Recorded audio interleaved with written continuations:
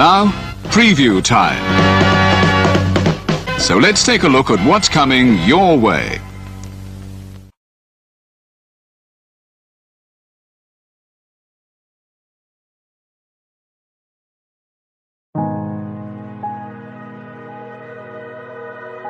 Gary Hebert, the man, the myth, the legend.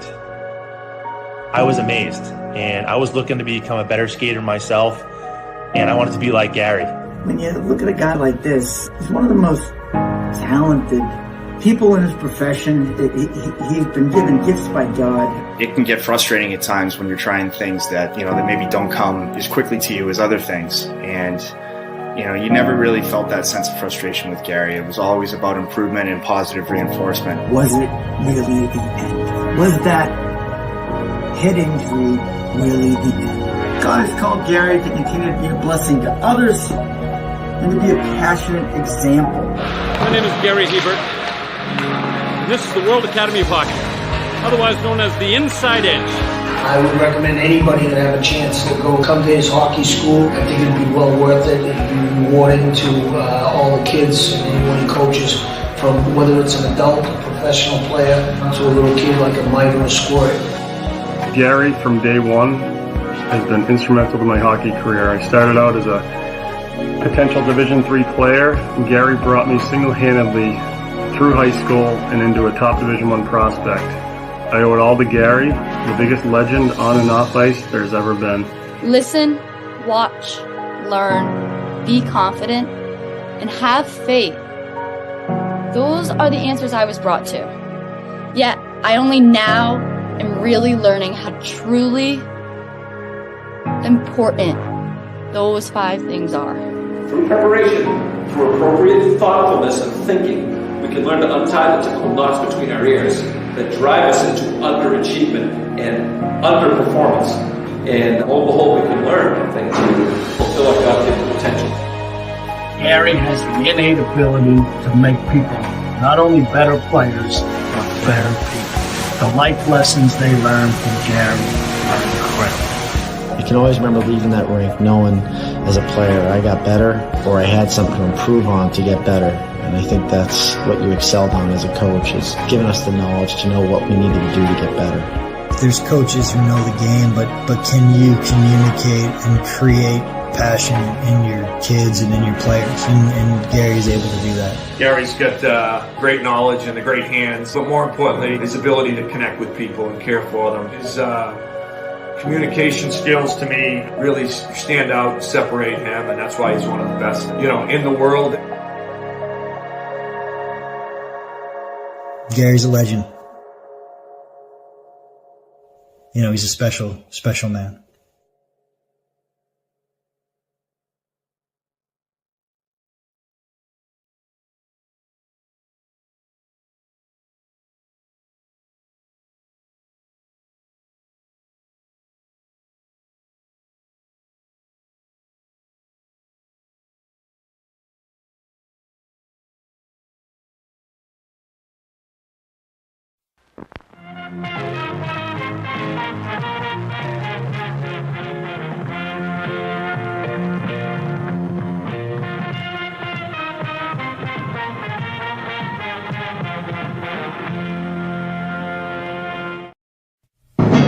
The Jeff Meacham Network's Multiverse of Media. For over 15 years, the recognized symbol of excellence and the standard bearer in coverage of sports and entertainment.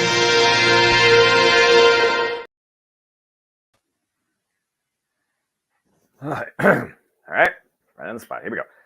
Ladies and gentlemen of the JMN Multiverse of Media, welcome once again to the live watch-along event scheduled for 2024 for It's Sunday. You know what that means. We are going to see what people choose to define their legacy, what they're willing to do to create history, to be known as the greatest, to hold the prize, to rise to the occasion, to go above the pressure, for every path taken, for every moment to be given. This all culminates tonight in AEW trying to cement a dynasty. Welcome, everybody, once again to the JMN Live Watch Event Schedule here at the JMN Multiverse of Media. You know what this is, Brian, the simple man, the simple brand, and the voice of JMN Forever, great for professional wrestling.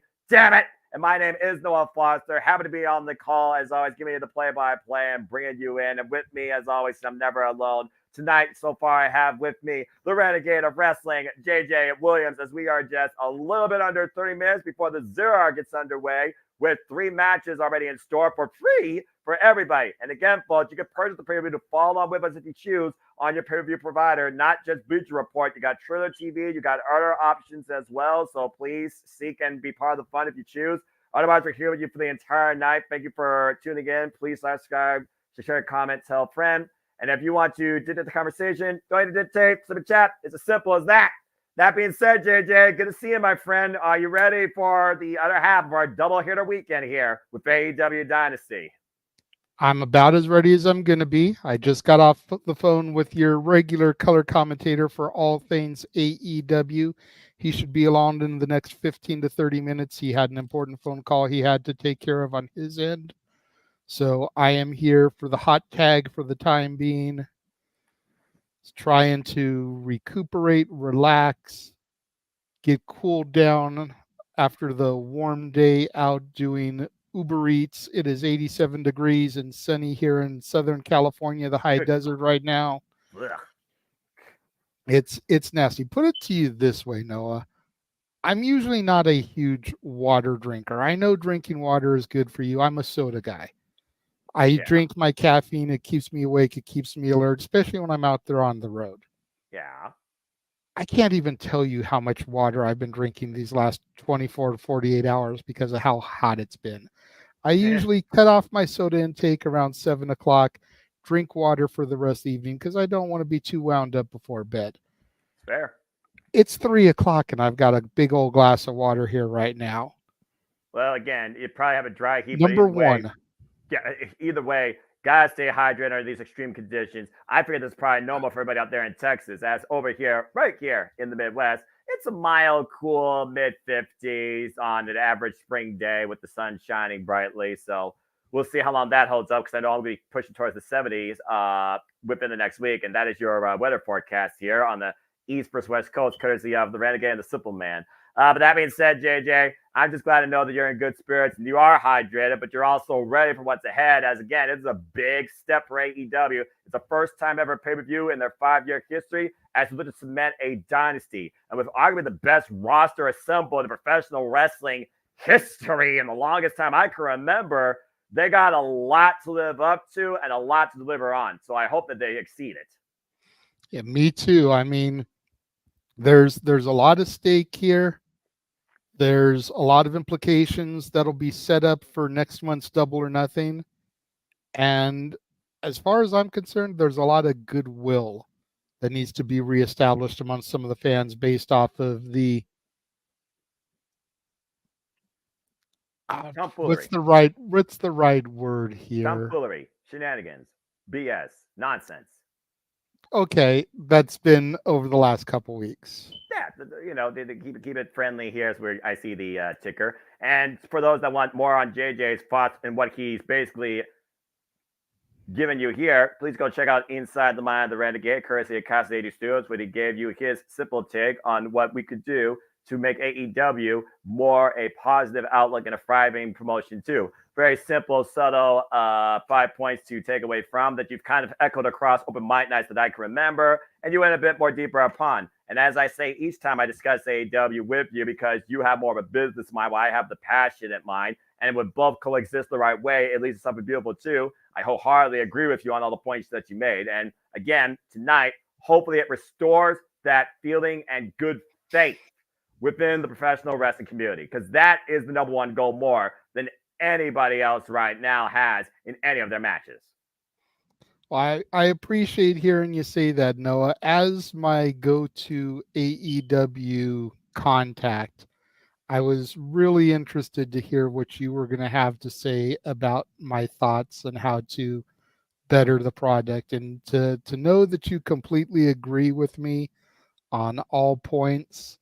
That makes me feel good. That makes me feel like I'm not on an island unto myself, that other people out there share the same sentiment. And now if we could only get the curly-haired wonder who's going to be on the air from 6:30 Eastern, 3:30 Pacific, till probably 9 p.m. Pacific, midnight Eastern, with his content this evening. If we could only get him to take notice and realize that we're not trying to bury him, we're not trying to criticize or overly criticize. No. If anything, we're trying to constructively criticize, and there's a difference. Yes, it's called feedback. Personally, simply put, it is constructive feedback from fans that want to see AEW thrive, for we believe in what this company's roster, presentation, and business can actually bring, because AEW is good for professional wrestling. No matter how else you want to say it, there's no buts. AEW is good professional wrestling with the opportunity that it presents and the extra outlook in experience. It's just a matter if corporate structuring can finally get underway to restore a positive balance. It's as simple as that. And it's not even just AEW that's good No. for professional wrestling. It's all competition. It's the National Wrestling Alliance. It's GCW. It's MLW. It's TNA. It's AEW. It's VPW up here in the high desert. All professional wrestling companies that exist out there, regardless of what level their stage is, are good for the business, because they are developing further talent, getting exposure and experience in front of large crowds. That way, if they ever get picked up by one of the bigger companies, put onto television, they're not going out there with a big case of stage fright because they've never wrestled before in front of people. Yeah, especially the international talent that are trying to just make a new life and make the ultimate opportunity here in America. Shout out to the producer man whose name on the marquee were over the timer, Jeff motherfucking Meacham. Howdy, gents. Happy Dynasty Sunday. I apparently misread my schedule by a lot, so travel pending. I should be at LAX in time to watch most of our coverage. Well, that'll be great. And again, shout out to good old JM, Jeff motherfucking Meacham. Again, folks, please show your love and support to the mega JJ Williams and Jeff Meacham. Super chat, show some love, give us a super sticker. Please like, subscribe, comment, tell your friends, share the links. Shout out to everybody also in the chat, including our longtime friends across our different platforms here. Daniel, Safety, Sandy, Cape Rayer, Wesley. Good to see you all. I hope everybody enjoys the ride and enjoys along with us, whether you're watching it on your own feed or getting immersed through our reactions and commentary coverage for this feed on any of the channels here at the JMN Multiverse of Media, keeping you in tune with all, as JJ put it, all the wrestling, all things wrestling, all the promotions, professional wrestling, AEW, WWE, NXT, Ring of Honor, TNA, and NJPW. And of course, we'll talk more about that later, I'm sure, with a balance of intermissions we'll have out during video packages in between certain matches. But JJ, I think without further ado, and shout out to Greg Mayer, we got a hell of a card in store for us, and it kicks off very soon with the 0 Hour, which I imagine is going to be like 30 minutes talk time in that as well, and then probably get our first match. Why don't we go ahead and get right into it? That's basically what I'm thinking too. I figure we're going to go live here at 6:30 Eastern, 3:30 Pacific. 30 minutes of bullshit, and then the first match will probably kick off at the top of the hour. Yeah. Let's go ahead and take a look at this tag team grudge match here as Orange Cassidy, a betrayed friend, tags alongside one of his only friends left in the wrestler, Katsuyori Shibata. These two men with nothing but bad blood for their opponents in Shane Taylor Promotions, St. Taylor, Lee Moriarty. You look at this match at the forefront, it starts off with St. Taylor Promotions constantly barraging Katsuyori Shibata, hooks and times an accessory, and Orange Cassidy, the latest casualty, laid out underneath their banner thanks to Anthony Ogogo and that freaking right fist debilitating liver shot. Of course, we saw with a right hook from Shane Taylor that Lee Moriarty was able to pin Katsuyori Shibata with the Fang in a trios match, but Katsuyori Shibata got his win back on Collision in a one-on-one match. Fast forward a little further, Orange Cassidy and Trent, which of course we'll talk about another singles match, they were involved in the latest AEW World Tag Team Championship tournament and unfortunately lost to somebody else we're going to talk about here very soon in our own eloquent way. And Trent had had enough. Trent, who has been a best friend, a partner in training, literally part of this crew since day 0, AEW, has turned his back on seemingly his true best friend and maybe the best friends in their entirety. But there's still a lot of unknown. Is it just tired of losing? Is it something personal that goes beyond professional? And will we finally get an answer, not just from him, but maybe what Chris Statlander was echoed in her ear? Chris Statlander, who's not involved in this card. The bottom line is this, though. Orange Cassidy is out to prove a point, not just to those that betrayed him, but also to those that have defied him, such as Saint Terra Promotions, who have taken him extremely likely. And Katsura Shibata, it's the wrestler, enough said. And Shibata has nothing but tremendous respect for Orange Cassidy ever since their one-on-one dream match encounter over the AEW International Championship. The bigger story here, JJ, is a battle of mentality. Shane Terra talking about Rumble, Bad Men Rumble, STP, the baddest thing coming in AEW. Orange Cassidy, though, he's kind of a lost soul, I feel like, right now. No go in his backpack, and seems like he has no friends in his corner besides those that he have left so far, it seems, in Chris Statlander and Katsura Shibata. Chuck Taylor still unknown. So what's your take on this grudge tag match in Orange Cassidy's mental balance? You know, this match is very intriguing to me because Orange Cassidy, on the surface, I feel like he needs this match because of everything that's been going on with him and Trent and the falling apart of the best friends. Mm-hmm.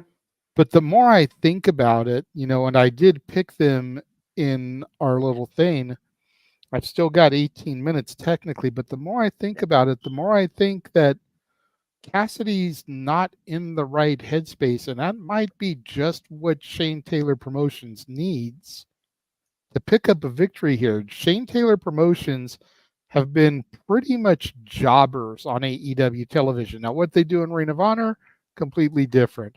But as far as the primary AEW product, they've been jobbers for the most part. And I feel like all that could change tonight with the big victory here over Orange Cassidy and Katsuyori Shibata. Fair. You also got to consider the other factor that could be at ringside. The newest member of Shane Terra Promotions, Anthony Ogogo. And Orange Cassidy knows firsthand what he's capable of, that debilitating right hook liver shot that knocked the wind out of him after Orange Cassidy was able to get the win over Shane Taylor, but Orange Cassidy was still laid out. And I also wonder, as you flip between those grabbers, was a brilliant idea. Is this before? Is this after? Does it matter? Does Trent's influence physically get involved here versus the mental influence he's had on Orange Cassidy? Sometimes emotions can be your greatest strength, but also your biggest downfall. But I think just for Orange Cassidy to try and find some sort of way to move forward, he kind of is in a must-win situation. You would think that, but like I said, I think that the unknown of Chuck Taylor, the fact that Trent could always get involved and cast Orange Cassidy the match, the fact that we don't know where Statlander stands, I think all those things could ultimately be the undoing of Orange Cassidy. And what if Shibata turns on him in this match? That would be the ultimate WTF moment for me, because I would see no reason why he would do that. But it's still, again, if Orange gets out of line, will Shibata lead by example, or will Shibata let Orange figure himself out without laying a hand on him? Let's not forget, Shibata is a man of integrity, a teacher, of course, of the LA dojo. Ren Narita, might I add, the literal son of Strong Style before he sold out to House of Torture. And for those that don't know, by the way, a couple of clip notes here. To JJ's point, of course, I host Super Predicting Prediction Leagues, and your opinions matter too. You still have time. Follow me on the social medias. Find my YouTube channel. Find my Twitter. I'm just going to give it to you. You still have a chance to fill in your predictions for AEW Dynasty in full. I will give you all again till 6:30 p.m. Eastern Standard Time before I close the form, and your predictions are final. And again, Ren Narita is going to challenge John Moxley for the IWGP World Heavyweight Championship at the Ntaku. But prior to that, Powerhouse Hobbs, big opportunity. And again, we'll talk more about that if we get a super chat. It's as simple as that. But thank you for that little highlight, because I think it could come into play here with the history of Orange Cassidy and John Moxley. How's that for a segue into the Forbidden Door? A whole different direction for Orange Cassidy. And again, could come up here. But I just think right now, with the fact the story surrounding this more so revolves around Orange Cassidy, I think there's better progression in him actually trying to find a way to win and confront his former best friend. I think it will also add more tension to that if Trent tries to get involved here and fails to cost Orange Cassidy the match. But again, we'll see. Again, there's more depth to this match than originally was put up here, and I like that. And again, it also shows people what's going on AEW, who is presented, what is delivered, and what could be ahead if we're being perfectly honest, and we truly don't know. So we'll see. That being said, I may regret going against my initial gut instincts, but change me to Shane Taylor Promotions. Noted. You're officially STP, but I'm going with Orange Cassidy and Shibata, to say the least. Speaking of which, let's talk about the traitor himself. Why Trent Y? And by the way, folks, he got his last name back. Trent Beretta, and this graphic pretty much defines his attitude since turning on Orange Cassidy, going one-on-one against Matt Sydal. What's funny here in context, these two have history over years, going all the way back to their first encounter in 2013, I believe, because they've been in and out of Ring of Honor and New Japan Pro Wrestling. And Trent, under a former name, was previously in a triple threat against Cabana, along this guy, and lost. So there's a long history here, but this is the first time ever one-on-one match. And this all stems off with Trent's behavior, throwing that chair in Matt Sydal's face after Matt Sydal and Christopher Daniels were coming to Orange Cassidy's aid this past Wednesday on Dynamite, as he was laid out by Shane Taylor Promotions in the end. Again, Trent has not spoken a word except when he whispered to Chris Statlander, and he asked Chuck Taylor, to Big G's point, is he your best friend or am I your best friend? The original two best friends. And here I thought Chuck Taylor was the one that was going to implode. Boy, was I wrong. And again, Trent Beretta, former tag team champion alongside Rocky Romero, who also has mixed feelings about this, Roppongi Vice, and of course, Roppongi Vice, no strangers to Matt Sydal and Ricochet, feuding over the IWGP Junior Heavyweight Tag Team Championships. That being said, if Trent's going to fall on this new attitude that maybe I could do things on my own and finally I'm going to do so, he has to send a statement here. I think there's a bigger statement in winning than just trying to bludgeon Matt Sydal in disqualification to send a personal message to Orange Cassidy. Your take, JJ. This one, I love Matt Sydal. I really do, but he's just a jobber at this point. He's enhancement talent. He's glorified enhancement talent. Him and Christopher Daniels both. Right. Trent Beretta is going to take this match. He needs this to solidify his heel turn even further. Probably going to end up beating the piss out of Matt Sydal, which will bring out Daniels and, Christopher Daniels, and maybe we'll end up getting a match with them on Rampage or Collision here in the next couple weeks. Or Dynamite. No, they're not going to put him on Dynamite. You never know. They're going to be on Rampage or Collision. Let's be real. Trent, Dynamite. Daniels, Collision or Rampage. Let's be real. Love the Fallen Angel, but let's call it the way it is. Shout out to the Ring of Honor OGs, by the way, former tag team champions in their own right. But yeah, and again, I think at this point, this is the match that gives us the real first message since Trent's betrayal against his best friend. Trent's gonna win. Yeah. Hands down. That being said, where's this match? Listen to JJ talk about this match first, because I know he wants to. He's interested in this and has more context. I'm not gonna say another word. Go ahead, JJ. We went back and forth about this one on simply predicting for longer than I thought we were going to spend on a 0-hour match. Right? And we will bypass the fact that this unification match should be on the main card. Yeah. And the FTW title should be on the 0-hour, especially since it's a non-recognized title. Yeah. But I digress. Yeah, and I echo that. Continue. You've got the Acclaimed, who just take Max and Anthony and their history with Austin and Colton Gunn. When they lost the AEW titles, they lost them to the Gun Club. So on the one front, you're like, well, history could very easily repeat itself here.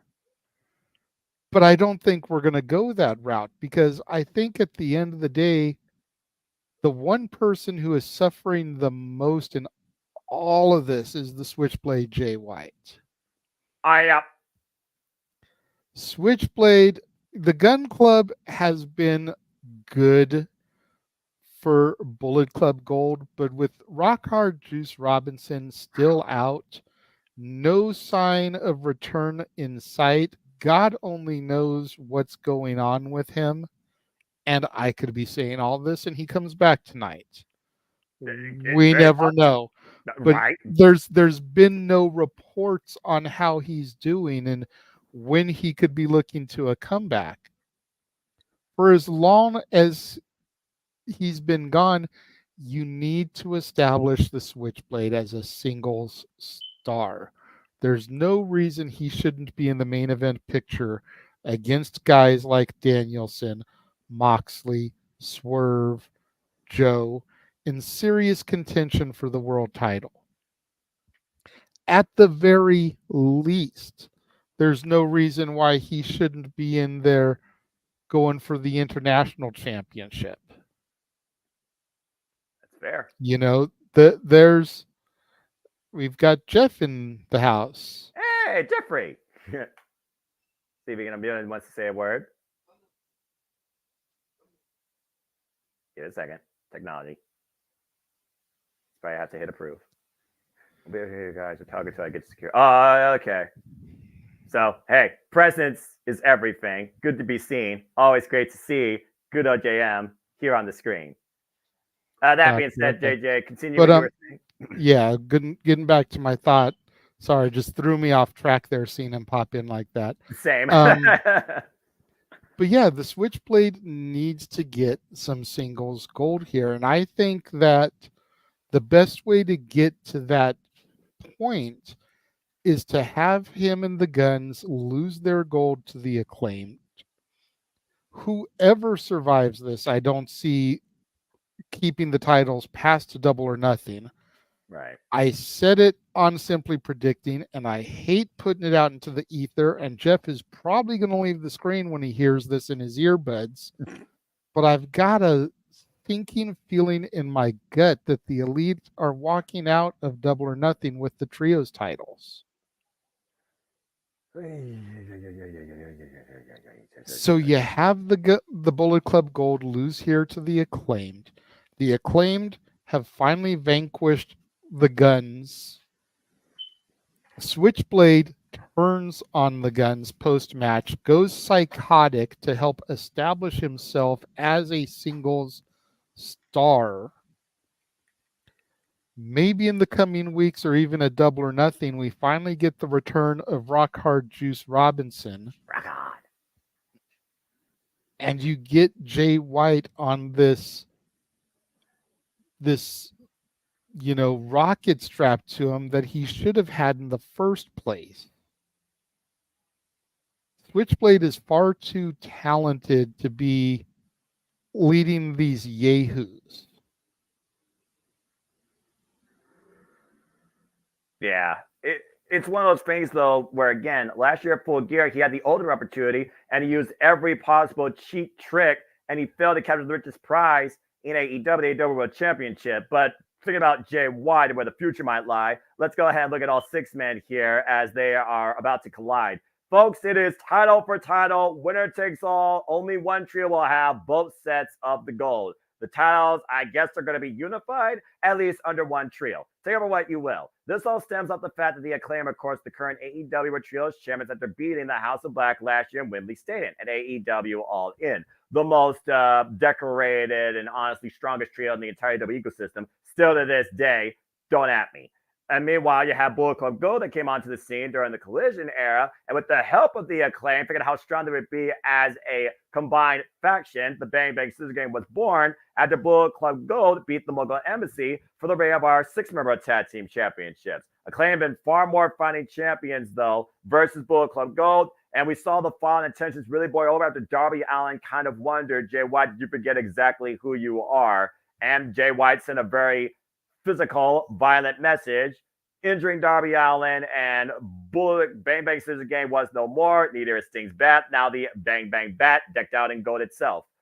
Tensions have really boiled over, though, after Jay White and Bullet Club Gold, of course, went to Billy Gunn's house and were looking to smash the TV, hit and run. But the thing here is, as we saw last night in Collision, to your point, following up history with the Acclaim and the Guns over the Ring of Honor Tag Team Championships, they renewed that, and it was, for those that don't know, spoiler alert, 3, 2, 1. Beep. It was Bullet Club Gold heisting a win last night with an assist from Switchblade Jay White. That being said, it's a trios match. It's 3-on-3. First time ever trios match here. I look at the identity of the Ring of Honor titles, and I look at who could present the AEW trios titles more. But I also think about your past come back to bite you. When, to your point, talk about Rock Hard Juice Robinson, when does Darby Allin return and exact revenge on Switchblade Jay White? You're talking about Jay White trying to become a singles competitor. I think that's a singles program waiting to happen. James Hebert, welcome to the feed. So that being said, everyone might love the Acclaim, but tonight I think I might only have 2 words for you, and that's guns up, because at the end of the day, Switchblade Jay White is the guy that always dictates, always has a plan. And the manipulative nature of Jay White, I think, is going to be the ace in the end. But that's just my take. I think Bullet Club Gold is going to dethrone the Acclaim. And we'll see what's next for the Acclaim as a trio or as a tag team. Again, it was Billy Gunn's last run. Once he loses this title, does he need to do anything else? I don't think so. But I think the Acclaim's run will be done. It's fair. I mean, the boss man, the silent boss man at the bottom there says if they want any use of the Acclaimed, it's a must win. And I kind of agree there. You know, you're going for the guns here, and don't get it twisted. I love the Bullet Club Gold, but Jay White is a star. I agree. You need to get him away from Heckle and Jekyll. Accurate. James, you're the deciding vote here. I've got the Acclaimed taking the gold here. That way Jay White can break off and become the superstar he is destined to be. Hopefully. Noah's got 2 words for everybody. Guns up. Where do you stand? I stand on Guns are going to win, but I do... the whole idea that the Acclaim can't bounce back from losing them, I disagree, and I only say that because the Acclaimed have... Number one, they've already won the tag titles in AEW. There's also the Ring of Honor tag titles they could go for. And I mean, quite honestly, them going for the freaking titles is way better than the freaking what's happening with the OGK.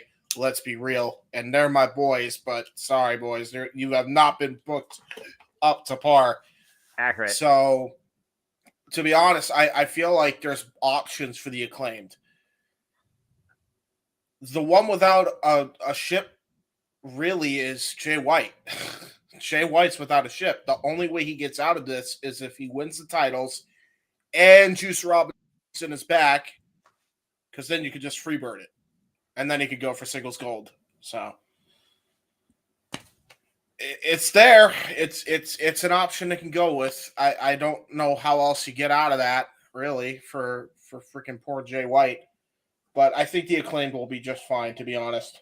I feel like Billy's going to manage them anyway, because why wouldn't you want to have a big, gigantic manager that can also help, get rid of any outside interference every now and again, That's kind of how they started anyway, to be fair. Just go back to their roots when they all became a thing. Fair point, JJ. He's got a fair point. Hey, if it ain't broke, don't fix it. So I still say, to James's point, you talk about how do you get Jay White out of it? You have him snap and go even darker heel. He's just too good for this. And I barely even saw his Japan shit, and I know this. Like, what the fuck? How does Tony Khan, a wrestling uber fan Mark who watches New Japan to the point where he snatches up every fucking free agent that he can get from there, just like he does to WWE, not know what fucking good Jay White is? And the guy that's maybe seen 1 or 2 New Japan shows in his entire fucking life gets it. No, trust me, all of us get it. I've been getting it. I didn't say you didn't get it, James. I said, how does Tony Khan not get it? Well, I get it. Yeah. To be honest, we're not Tony Khan. Well, there aren't a lot of things I can give him a pass on, and because they're few and far goddamn between these days. I'll give him a pass on Jay White for this only because Juice got hurt. If that wasn't a goddamn factor, I'd be right there with you, JJ. But the fact is, Juice got hurt. Who else were you going to slide into that spot? It was Jay White. It sucks. It sucks. You don't want to see him relegated to that. No. But who else did you have in that spot? You didn't really have many other options, which is part of the problem on TK's end because, I don't know, you should probably put more members in, I don't know, the fucking Bullet Club. I'll give him that. I'll give him shit on that all day long. I think there has needed to be more members in the Bullet Club Gold any damn way. There's plenty of people on the roster. There's no reason why you couldn't slate somebody new in. But if they wanted to stick with the 4, stick with Jay White and then freebird it.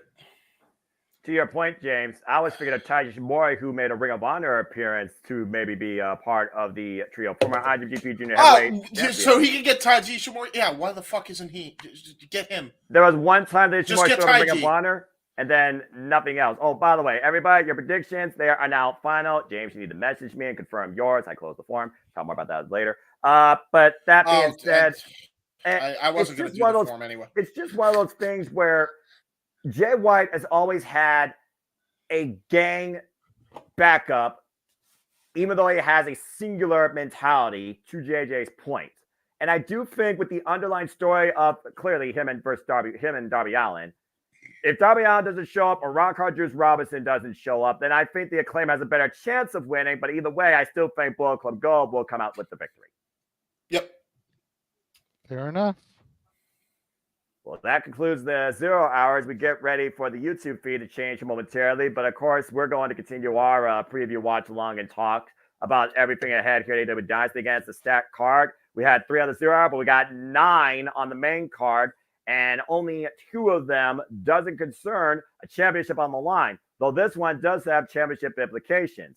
It is, of course, the trios match with, again, the most defined trio in AEW, the House of Black, Malachi Black, Buddy Matthews, and Brody King, taking on, I forget what Adam Copeland called them, Adam Copeland, Eddie Kingston, Mark Briscoe. Adam Copeland, of course, the current TNT champion, Mark Briscoe, the new Ring of Honor World champion, Eddie Kingston, star NW Strong Openweight champion. But the key focus here is Malachi Black and Adam Copeland.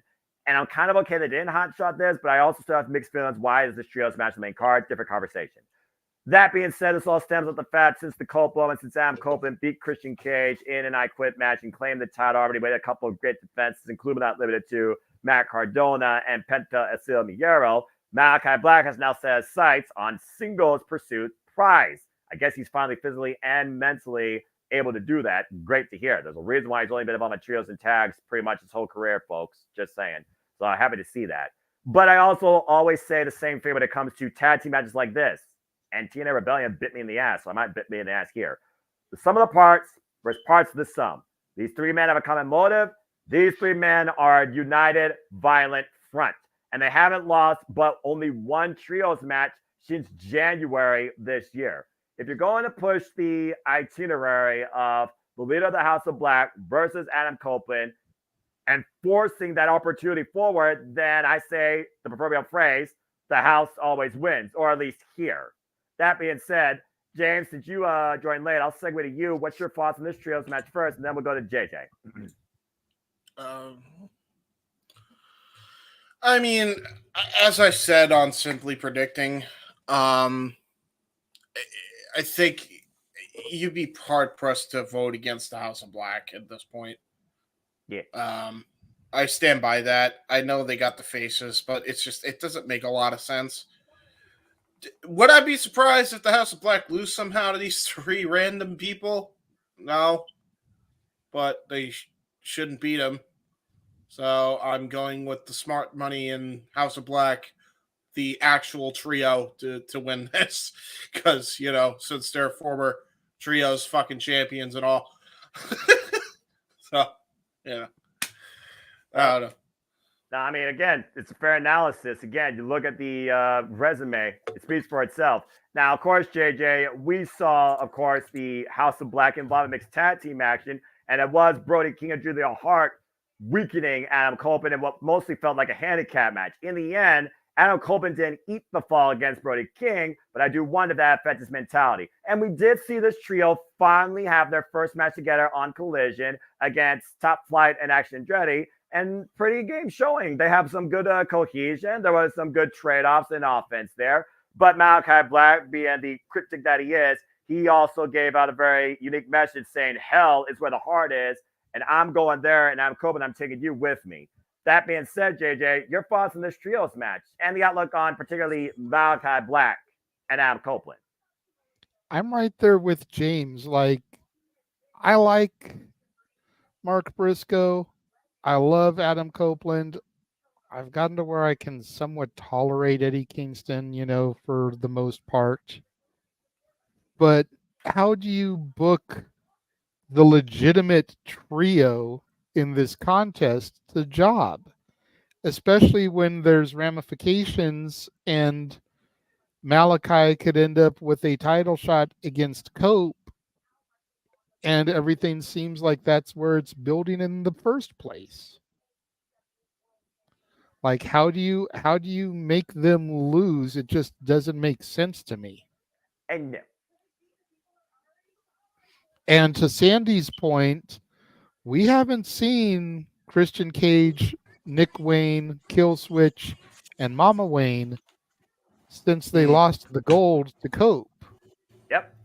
How do we know we're not going to see that trio rear true. their ugly head here? Yeah, and the other issue to me also, and this was just the booking problem. It's like, why didn't you just split these up into 2 matches? It's not like the show doesn't go on and over the time anyway. Like, to me, it's obvious when you have the TNT champion, you already had the House of Black win against Willow and Adam anyway. That should be Brody King's in. He should have a TNT title shot already.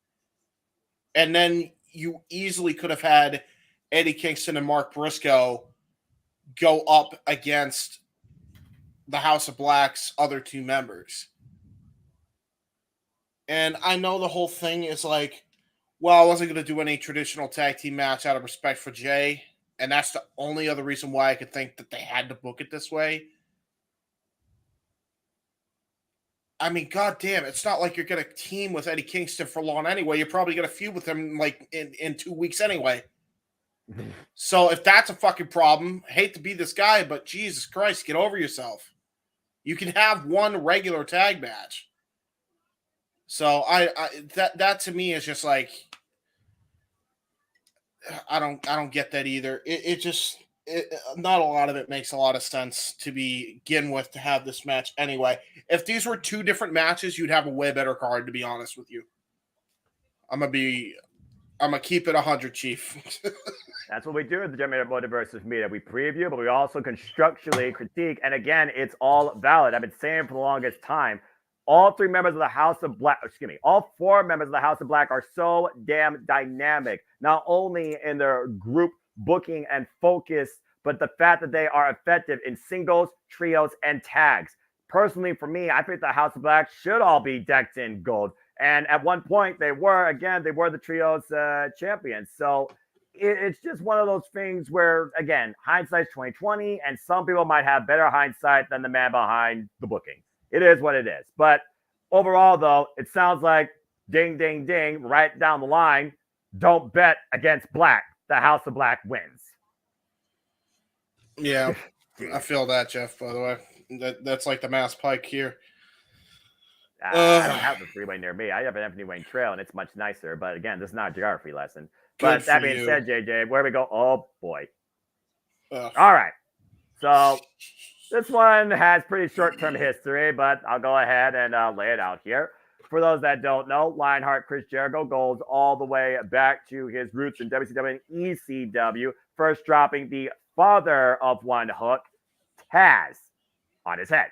And of course, suplexes galore. And Hook, of course, gave Chris Jericho that. And out of that, Jericho has basically given Hook respect because you showed me a lot of what your dad showed me when I first faced him in my first match here in the US.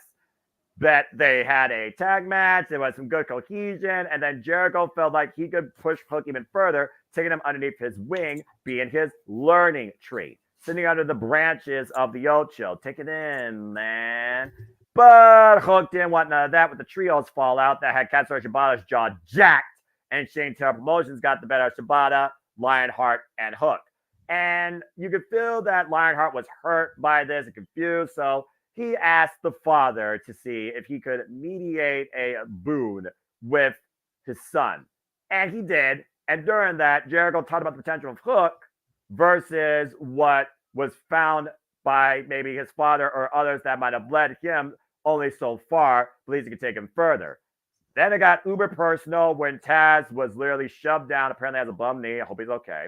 And at the end of the day, you don't mess with anyone's damn family, even if you're a cold-hearted zero-fuck killer. So we're going to run this singles back, and the FCW title is a consolation.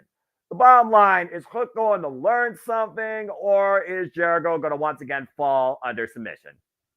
JJ, let's start with you. Jericho wins. Plain and simple. Yep.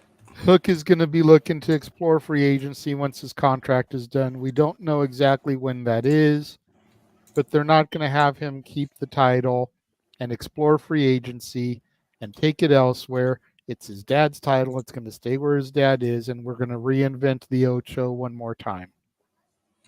Constant character reinvention, simple as that. I mean, how many names did we list on Jericho's AEW career of name changes? Just saying. Too many. Yeah, exactly. Former Ring of Honor World Champion, former AEW inaugural AEW World Champion, previous challenge to the AEW World Tag Team Championships, previous challenge to the AEW Trios Championships. To my knowledge, I don't think he's challenged for the TNT Championship, and he has not been involved at all so far again for the Continental Championship, but wouldn't surprise me. So once again, the character reinvention, 50 plus years of age, 30 plus years in the game, the Ocho, La Demo God, the Wizard, the Champion, the Ayatollah of Rock and Rolla, the Influencer, insert name here. Now the learning tree. Lionheart Chris Jericho gets another accolade at the expense of somebody he believes he could use as a protege. So we'll see.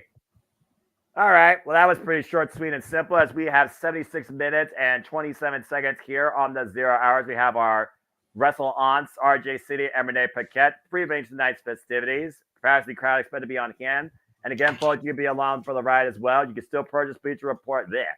Dynasty if you choose, not just on Bleacher Report, but other avenues as well. But again, the 0 hours free, so follow us you choose on YouTube. Renee looking lovely as always.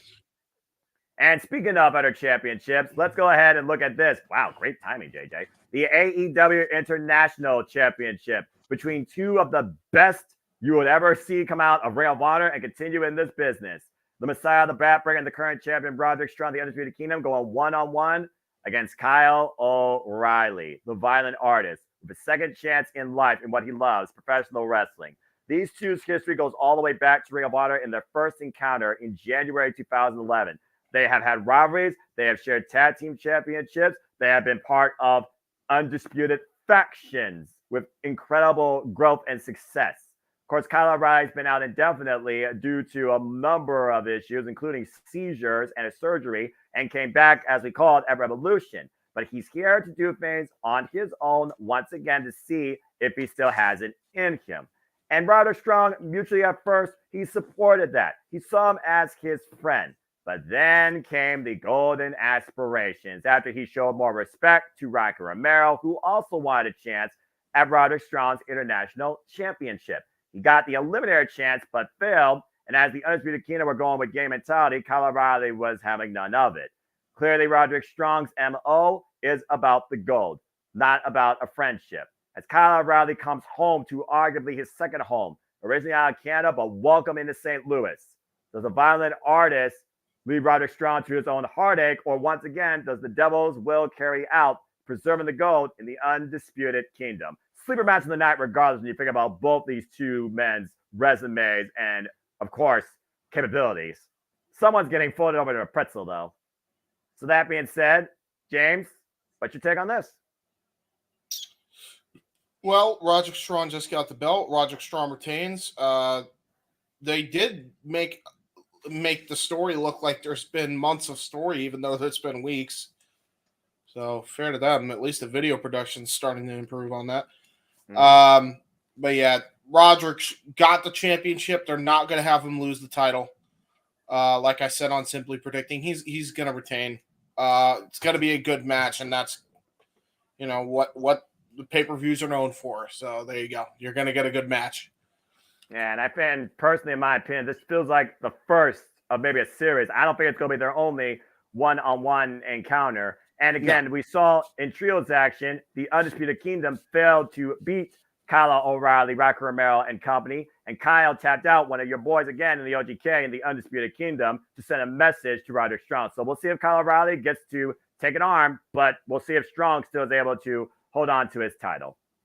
That being said, JJ, do you have anything further to add? Nope. John Moxley, nope, quote unquote. Simple as that.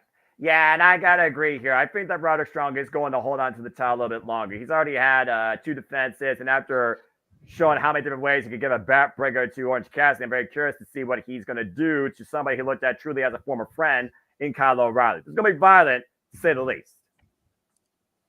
All right. Well, as we keep moving on down this card, oh, here we go. And by the way, thank you to those that are tuning in so far to our coverage, our pre-show watch along here, and our pre-show take of the entire AEW Dynasty card. Joe Davlin, Brad B, good to see you. That being said,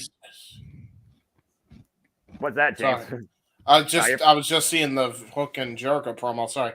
Continue. No, you're fine. As we're watching the 0 hour on YouTube, and of course they're running down the card at their own pace and order.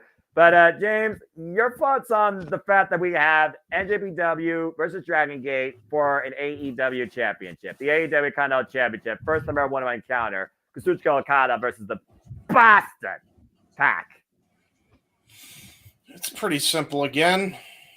Continental Champion's going to retain because he just won the damn belt.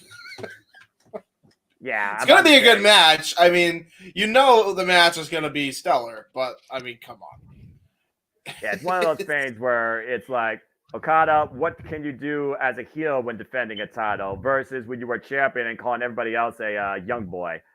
And of course, we saw Pac trap Okada in the Brutalizer last night on Collision after that trios match where FTR and Pac got the better of the EVPs and Okada with Pac pinning one half of the Bucks.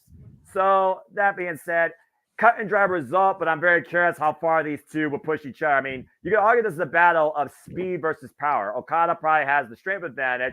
Pac clearly has the speed advantage. We've seen that in teasers throughout their trios encounters with the Death Triangle. It's one of those things where a match is going to leave suspension disbelief, but it's one of those few things you just don't do. You don't bet against the Rainmaker. No, not on pay-per-view. Especially not on pay-per-view. Yeah. All right. JJ, anything further to add regarding this? Like you, I'm kind of curious to see how Okada is going to do here as a full-blown heel. I love Pac.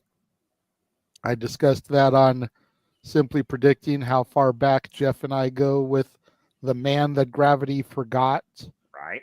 Before he became Neville, before he became a bastard. But to everyone else's point, Okada is still pretty new to having gotten the championship. Much like Roddy, he's not going to just drop it right away. But it's going to be a banger. Damn right it is. And let's keep in mind, for those that don't know, whoever holds the Continental Gold will, of course, preserve it and defend it in this year's Continental Classic. That likely will be on the road to AEW World's End. So again, this title also has its own identity and its own stakes. And there are also no seconds allowed at ringside. Yeah. Good. Oh. Who wants to go first? I will just go. I will make it simple. If people want to know more of our thoughts about James, sit your ass back down. We're not going to be doing this for too long. Sit down. Save Aw, the stick for. but it's save the gimmick now. Save the stick for during the actual it. match. I was ready. I was ready to Save the go for stick it. for during the actual match. Let's All hope right, all right. I'm going to try to keep this as short and sweet as possible. So by the time, if y'all had just let me do the thing, we probably would have been moving on by now anyways. That's fair. Everybody that's watching the multiverse knows how we feel about the EVPs involved in this matchup. You can go to any episode of Open Mic Night, hear us discuss it. You can go to Inside the Mind of the Renegade. You can go to any of my reviews of For the Love of Wrestling and hear it. You can go to Simply Predicting. It is what it is. It really comes down to this, simply put. The Young Bucks, unfortunately, are going to go out of this with the belts. However, if they want to try to restore good faith in the viewing audience after the shenanigans they pulled with the videotape a couple weeks ago, FTR will win. Yep. That's the bottom line. Yep. Everything in the story dictates that the Bucks are going to win this, whether we like it or not. Let's just be real. But if they want to restore faith in their fan base, they will let the FTR take this. Bottom line. Because the Renegade said so. I'm just also going to say this based on what we've seen, of course. Also, other outside factors come into play. Speaking of outside factors, members of the House of Black, please rise for your Dark Empress as Julia Hart defends the TBS Championship against Willow Nightingale. Looking to turn that smile upside down into a frown and once again preserve her dark crown.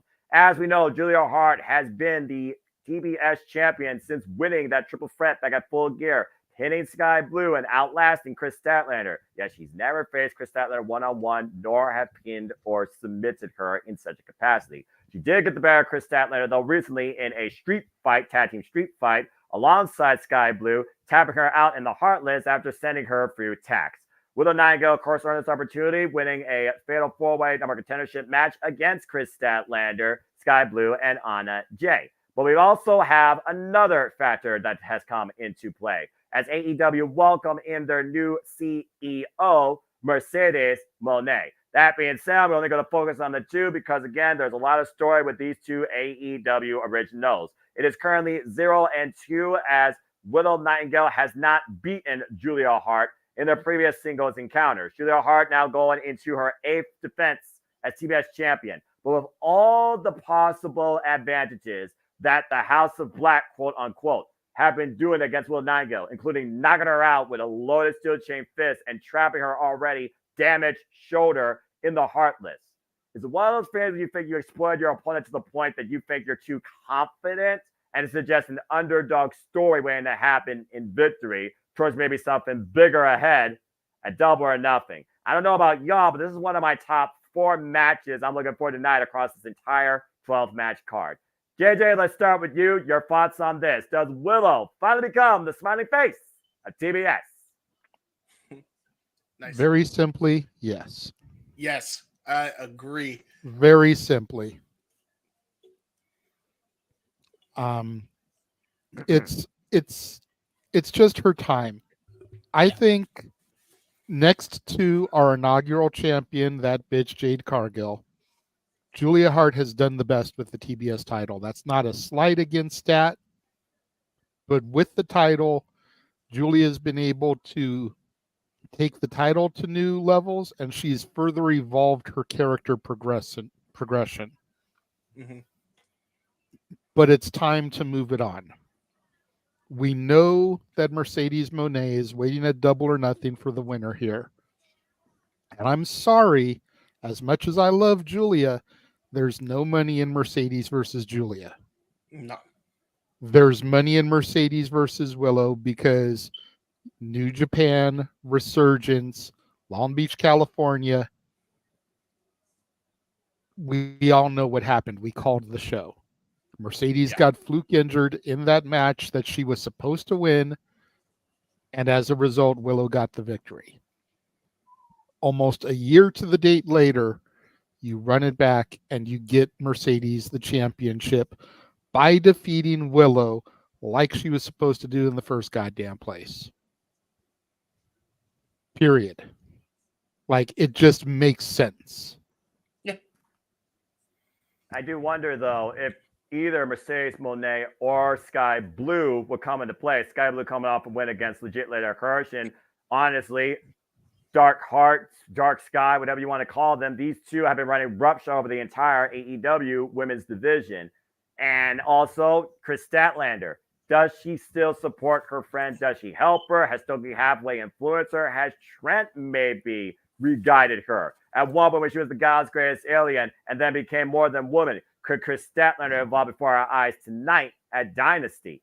Again, there's a lot of outside factors that come and play in this too. But I do think that this is one time where the house may bust because the Babe with the power of bomb might finally get her first title in AEW. Good luck, Willow. You're gonna need it though. This is not gonna be easy. No, but I think Willow should win it so you can have a great match with Mercedes. You should do it. Do it. Well, I mean, Mercedes says she's looking to mix up with all these women in AEW. So why Julia Hart and Mercedes may not scream money? It's still a one-on-one encounter we've never seen that could be very promising, especially when Julia Hart, still so young in her career, is thriving with this new character confidence. 4 years wrestling experience, folks. 22 years of age. The sky's the limit for Julia Hart if she continues on like this. TBS power or not. True. All right. Where are we going to go from here? Oh, fuck me. You don't have to go timeless for time's sake. I'm gonna. Hey, this is a whole different level of shtick. That's the only right. thing not black and white is the damn picture. So allow me to eloquently bring you up to speed on this timeless presentation tonight at Dynasty. Timeless Toni Storm, the current AEW Women's World Champion, ascended to stardom in Hollywood, defeating Hikaru Shida at Full Gear. She survived the World's End against Petite Rico, dropping her on her head. Then at Revolution, she overcame a ghost of her past and upgraded her tattoo in the process. And of course, maintained her AEW Women's World Championship. Toni tapped out. Since then, though, somebody that is also a previous AEW Women's World Champion that never lost the title, had to vacate it, has her body failed underneath the pressure, has earned this opportunity, hitting Toni Storm in a tag team match and earning a contendership, beating Mariah May, Toni Storm cosplayer. It's a matter of which Thunder Rosa do we get, the one with the face paint or the one underneath the face paint after Toni Storm disrespected her culture, her identity, her family, her legacy to professional wrestling.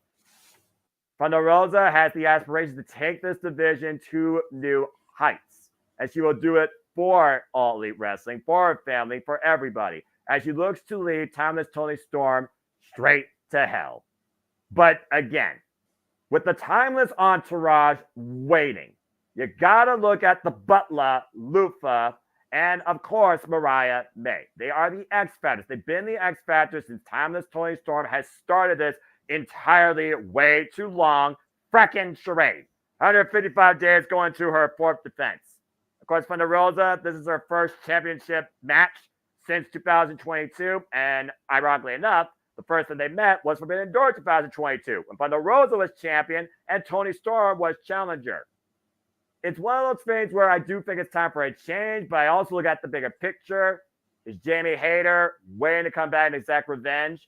Ironically enough, Jamie Hayter was the last defense of Thunder Rosa before Thunder Rosa had to vacate the title live in Cleveland. And I saw that, and it still hurts me to this day. I think Jamie Hayter bridges this on both sides. But I look at what do I want to see ahead? Who deserves the bigger moment, the bigger chance, the bigger stage, the spotlight? I was torn on this, but I'm going to go out on the limb and say it's got to be Jamie Hayter versus Toni Storm at AEW All in Wembley Stadium. And in order for that to happen, that Toni Storm has to retain the title. God damn it. James, your take on this match before we get into our first bit of action here on the 0 Hour. Toni Storm retains. She ain't losing that belt until Jamie Hayter gets it off her. JJ, anything further to add? Nope. If she didn't lose it to Deonna Purrazzo at Revolution like she should have, she sure as hell ain't losing to Thunder Rosa. There you go. Well, fair enough. Before we get into arguably our double main events, folks, we're going to go now to the 0 hour. As Ashley gets underway, our first match, Matt Seidel's in the ring, which means it's Matt Seidel versus Trent Beretta. Oh, man. Getting booed out of the building, coming out to the theme of the best friends. You know, it's bad when Trent has better heat than your EVPs do, by the way. Just want to point that out there. Well, again, it's his first match since betraying Orange Cassidy on Dynamite. And look at the hands out little segue here. Again, we haven't heard a single word out of Trent Beretta since that betrayal to Orange Cassidy. Of course, that fallout happened on April 3rd after they lost to the Young Bucks in the AEW Tag Team Tournament semifinals. Of course, Trent Beretta right now, we still, again, have been trying to figure out the mindset of this man. And Matt Seidel, with no love lost towards him, got a chair thrown into his face after coming to the aid of Orange Cassidy, as we are just under 58 minutes away, folks, from Dynasty taking the airways internationally and domestically. And again, you can still order this on your local pay-per-view provider or Bleacher Report if you still choose to follow that platform. Bell rings were underway. Referee Mike Posey in play. First time ever singles encounter. Let me know when he starts clubbing Matt Seidel. Well, yeah, he's clubbing in the front, and now he's clubbing him on the back. Trent Beretta right now. Starting out very aggressive here, James. Yeah. I was trying to get it synced. What's your timer at? 57:23. Pop up. Nice round of takeover by the yoga master himself. Namaste. Oh, nearly took Trent's head off. All right, let me know when the timer gets to 5:14. You mean 57:10? 57:14. It's already past that, dude. I'm at 57:7. 57:6. Look at it, dude. Just tell me we got 57 minutes. I got you. Right now, again, you see Matt Seidel controlling the match, but Trent also not allowing him to move forward. Trent's on the outside. Oy. That was a ridiculous speed of the kick. Yeah. Let me know when it gets 56:44. Yeah, all right, I'll let you know. And referee might pull this down his count. Nice drop kick there. 56:44. Trent right now trying to get back in this match. Now we're synced up off the apron and just flies with the Trent. That big splash off the apron right now. Matt Seidel in control in the early going here. Of course, Matt Seidel, no stranger to Trent Beretta or his former best friend, Chuck Taylor, or, of course, Roppongi Vice running mate, Rocky Romero. As, of course, Matt Seidel and Ricochet used to feud with these two over the IWGP Heavyweight Tag Team Championships. And you know that very well, James, being a longtime friend and follower of New Japan Pro Wrestling and Wrestle Kingdom. Yes. I mean, we've literally seen Trent Beretta in chaos alongside running mates Tomoyasu Ii and Toru Yano. At one time, he was a friggin', oh, man. Seidel with the leg, Trent the cover. You got that, too. Did not expect him to pull out a move that is more synonymous with Melina Perez than it is Matt Seidel, but to each their own. I mean, you know, flexibility is key, regardless who's delivering that artillery, if we're being perfectly honest here. And again, Matt Seidel, he has that heavy yoga background. That is fair. Good to see his brother Mike Seidel, by the way, at ringside, recently coming back from injury. And Trent right now using the ropes to his advantage. Now hooking up Matt Seidel. Oh, man! Oh, nice brainbuster. Yeah, sheer drop brainbuster, and you see Matt immediately grasping the back of his head and neck. Look at that. Yeah, and you could just sense the frustration. You could sense the viciousness that is on that man's face, that is on Trent Beretta. This ain't your best friend. This ain't anybody's friend. This is a man that's sick of being overlooked, always having to put everybody else's happiness over above everybody else's. Gee, I know that feeling. Again, how many times can you lose before you just get tired of losing? Again, previous challenger for the tag titles, previous challenger for their national title against Orange Cassidy, might I add. Previous challenger of the TNT Championship, previous challenger of the Continental Crown. Trent, arguably one of the biggest workhorses in All Elite Wrestling. and it's showing for nothing. Yeah. Trent right now controlling the pace of this match. Matt Sydal on the outside. Yeah, and he's not even breaking a sweat. Arena. That's the thing. He's not even breaking a sweat. Now he's just stomping away at Matt Sydal. And that's really the story of that man. He's tired of being overlooked. He's tired of always having the opportunities pass him by. And I think he was jealous of Orange Cassidy, if I'm perfectly honest. Nice up kick there by Matt Sydal. Oh, man, with the Saito. Yeah, brilliant Saito. Here's a cover, hook of the near leg, far leg, and a 2 count. Great Doomsday Saito, right on the back of the head. To your point, Matt Sydal immediately grabbing in the back of his head and neck again. Maybe a stinger effect in that left shoulder. Yeah, and therein lies part of the attack. I think that's the game plan, and really that's a vicious type of strategy by Trent Beretta. He's trying to injure this man. He's not even trying to win the match here. He's trying to hurt Matt Sydal, but a nice spinning heel kick. Shades of Owen Hart there.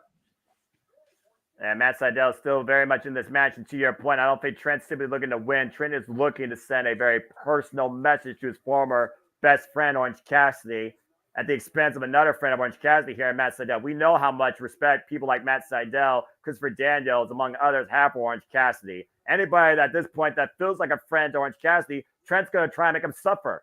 Missed the kick, waist slop, German suplex. Matt Sydal lands on his feet, though. Able to follow up, went for the rising knee. Oh, great bounce back. Missed the rising knee, hit the Van Daminator. Now gets a hook kick down, cover, hook the leg, and a near fall.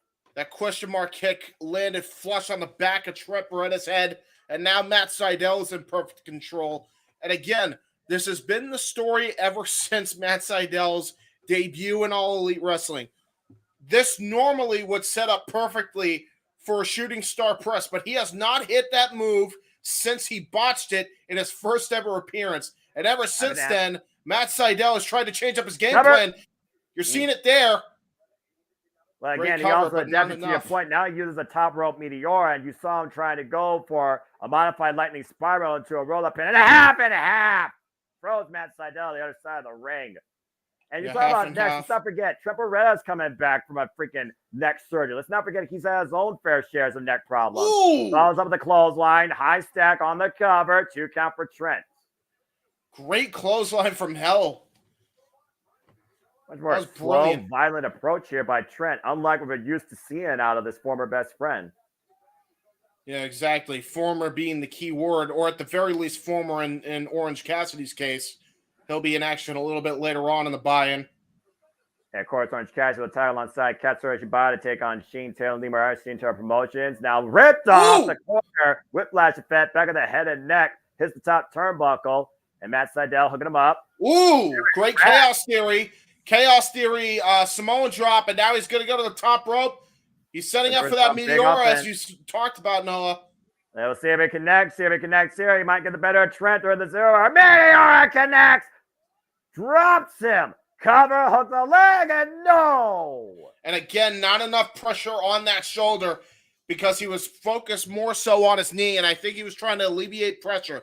You saw him, Noah, right after he hit that Meteora, he clutched I think it was his left knee, and that was not good. You could tell he landed on that funny, and he was trying to alleviate pressure. That's why there was not pressure over the shoulders. That's why I said he should overcome his fear, go for the shooting star press, because shit like that can happen. Oh, no. Oh, alley-oop by Trent. Slipped out from underneath and drops Trent head first and top turnbuckle, pump handle. Uh-oh. Oh, my God. God style pile driver. Cover 2. Trent. No. How did he kick out? He got spiked on the top of his head. The punishment to Matt Sydal, the resilience still within him, allows him to survive in this match. And to your point, I think Trent can't believe it. When was the last time we saw Trent pull out someone like that? Well, I mean, considering the fact he also spiked him on top of his head, I'm shocked that Matt Sydal's even conscious. And Matt Sydal, of course, right now, just trying to get feeling back in his neck and shoulder. And Trent right now looking to square up possibly for that Busaiku knee. That's it. That's exactly it. And think about that. Shit. That was the move that he used against Orange Cassidy. We betrayed him. Oh, Hell's Gate! Hell's Gate by Trent Beretta! And no choice but to tap there with all the damage done to the neck. He had to tap, but Trent not letting go of the hold. Again, insult to injury, message sent violently to Orange Cassidy. And Posey, come on, get Trent off him before he causes the permanent damage. Seriously, Mike Seidel may have to come in here and really start roughing this guy up afterwards. And to your point, Max Seidel coming to the aid of his brother. Oh, shoot, Max Seidel's going to be next. Oh, no. There's a shot from behind by Trent, the coward. Again, whatever it takes to win a match, whatever it takes to hurt Orange Cassidy without putting his hands on him anymore physically. Now just teeing off against Matt Seidel here. And Chuck Taylor! Wow, Chuck Taylor of all people. Well, again, Chuck Taylor's been in the middle of all of this. He hasn't picked a side. He hasn't said anything. Hold on. Grab the mic.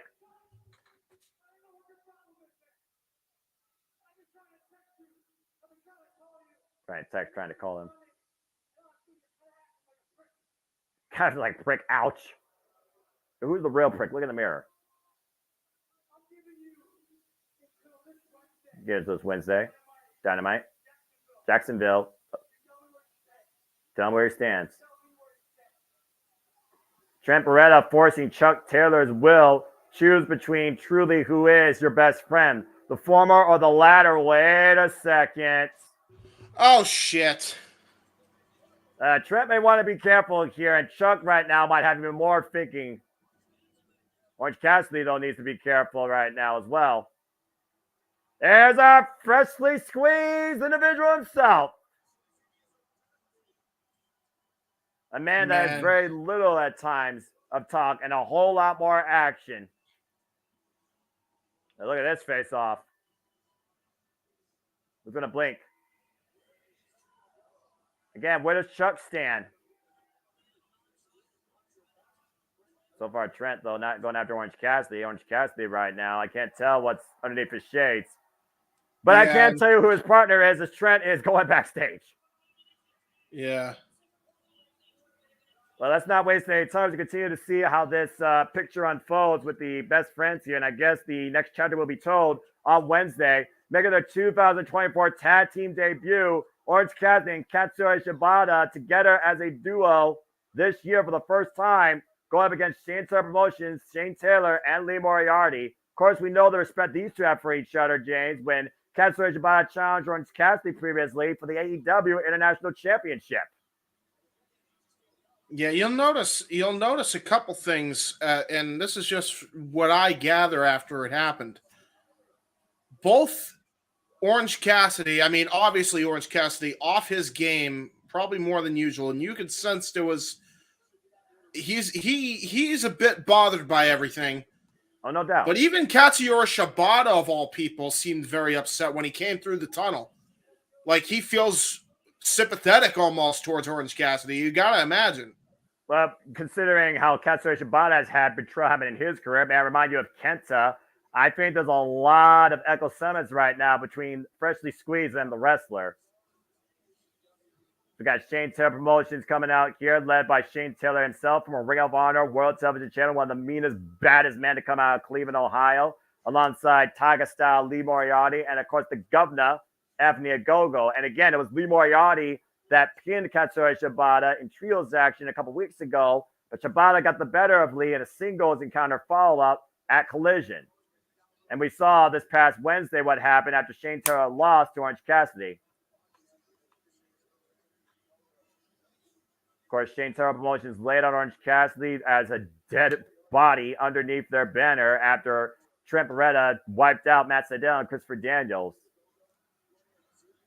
Anthony Ogogo joining commentary. So, again, that Golden Glove boxing right hand is not too far away. Orange Cassidy knows exactly what that feels like. Oh, he's on commentary. Okay. Yeah, so we get to hear the man speak at least again for the first time in months. So that's fun. Dude, people probably forgot he was British. Referee Brandon Martinez. Yeah, dude. That's the conversation itself, as we're 45 minutes away from the Dynasty pay-per-view taking place. Bell rings underway. Continue. There we go. I'm just going to say, man, I wish, as much as I love hearing Anthony Ogogo, but I can't hear him because I'm doing commentary with you, so I can't even fucking hear him.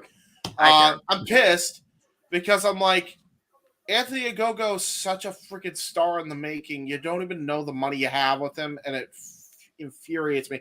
I'm always going to be a supporter of Anthony Ogogo. He should be in this match in replacement of Shane Taylor. Shane Taylor should be the one on commentary, putting both over how great these young guns are. Lee Moriarty, we know how good he is, but not enough people get to see how good Anthony Ogogo has not only improved, but only gotten better. Such a quick learner, an absolute natural in the game, and you wouldn't know it because nobody gets to see it. And it frustrates me. Well, I mean, I can understand it frustrates. It's almost like one of those fans who think Shane Taylor should play the manager role versus his competitor role. And in a way, I do agree with you. But also, Shane Taylor offers that most experience. So, in a way, while he's been, taking Lee Moriarty underneath his wing, it has allowed Lee Moriarty to take a lot of opportunities. Whether it's Blackpool Combat Club, whether it's Daniel Garcia, whether it's previously challenging Adam Copeland, of course, for the TNT title, before he was even TNT champion. Orange Cassidy trying to skip out of the submission hold and does so. And a kip up. Waistlock. Just taken down. Great waistlock takedown. And don't get me wrong, we know how great Lee Moriarty is. I'm not going to take anything away from him. But I want to see Anthony Ogogo get some of these opportunities, especially now that he's with Shane Taylor Promotions. That's why I'm so annoyed that he is not involved more with this group. I feel like he should get some title opportunities down the road for sure. Well, hopefully that's a sign of things to come as AEW looks to establish a dynasty tonight. Orange Cassidy trying to counter out the attempted armbar. Lee Moriarty still maintaining control of the left arm. Orange Cassidy trying to reach for the ropes. And Lee bringing it back towards center, though, keeping him close inside the body. And wait. Put his hand in his pocket. Hand in the pocket. Orange Cassidy engaged. And Lee Moriarty trying to transition his hold and unable to take the right arm out. Wait. Now both hands in the pockets. Orange Cassidy fully engaged. The fact that Orange Cassidy can be so technical without using his hands is ridiculous. Well, I mean, it's not even the fact that he was technical. He just frustrated Lee Moriarty with his mind games. I mean, this is the MO of Orange Cassidy. You know this. And this is the MO of the wrestler right now. Big uppercut. Oh, no. Poor Lee Moriarty. No. He's just literally brought to Shibata. Shibata with the cover, lateral press. It's a 1 count. Former Ring of Honor Pure Champion, of course. Former IWGP Never Openweight Champion. One of the most purest athletes you will see in this ring, a student of Antonio Inoki.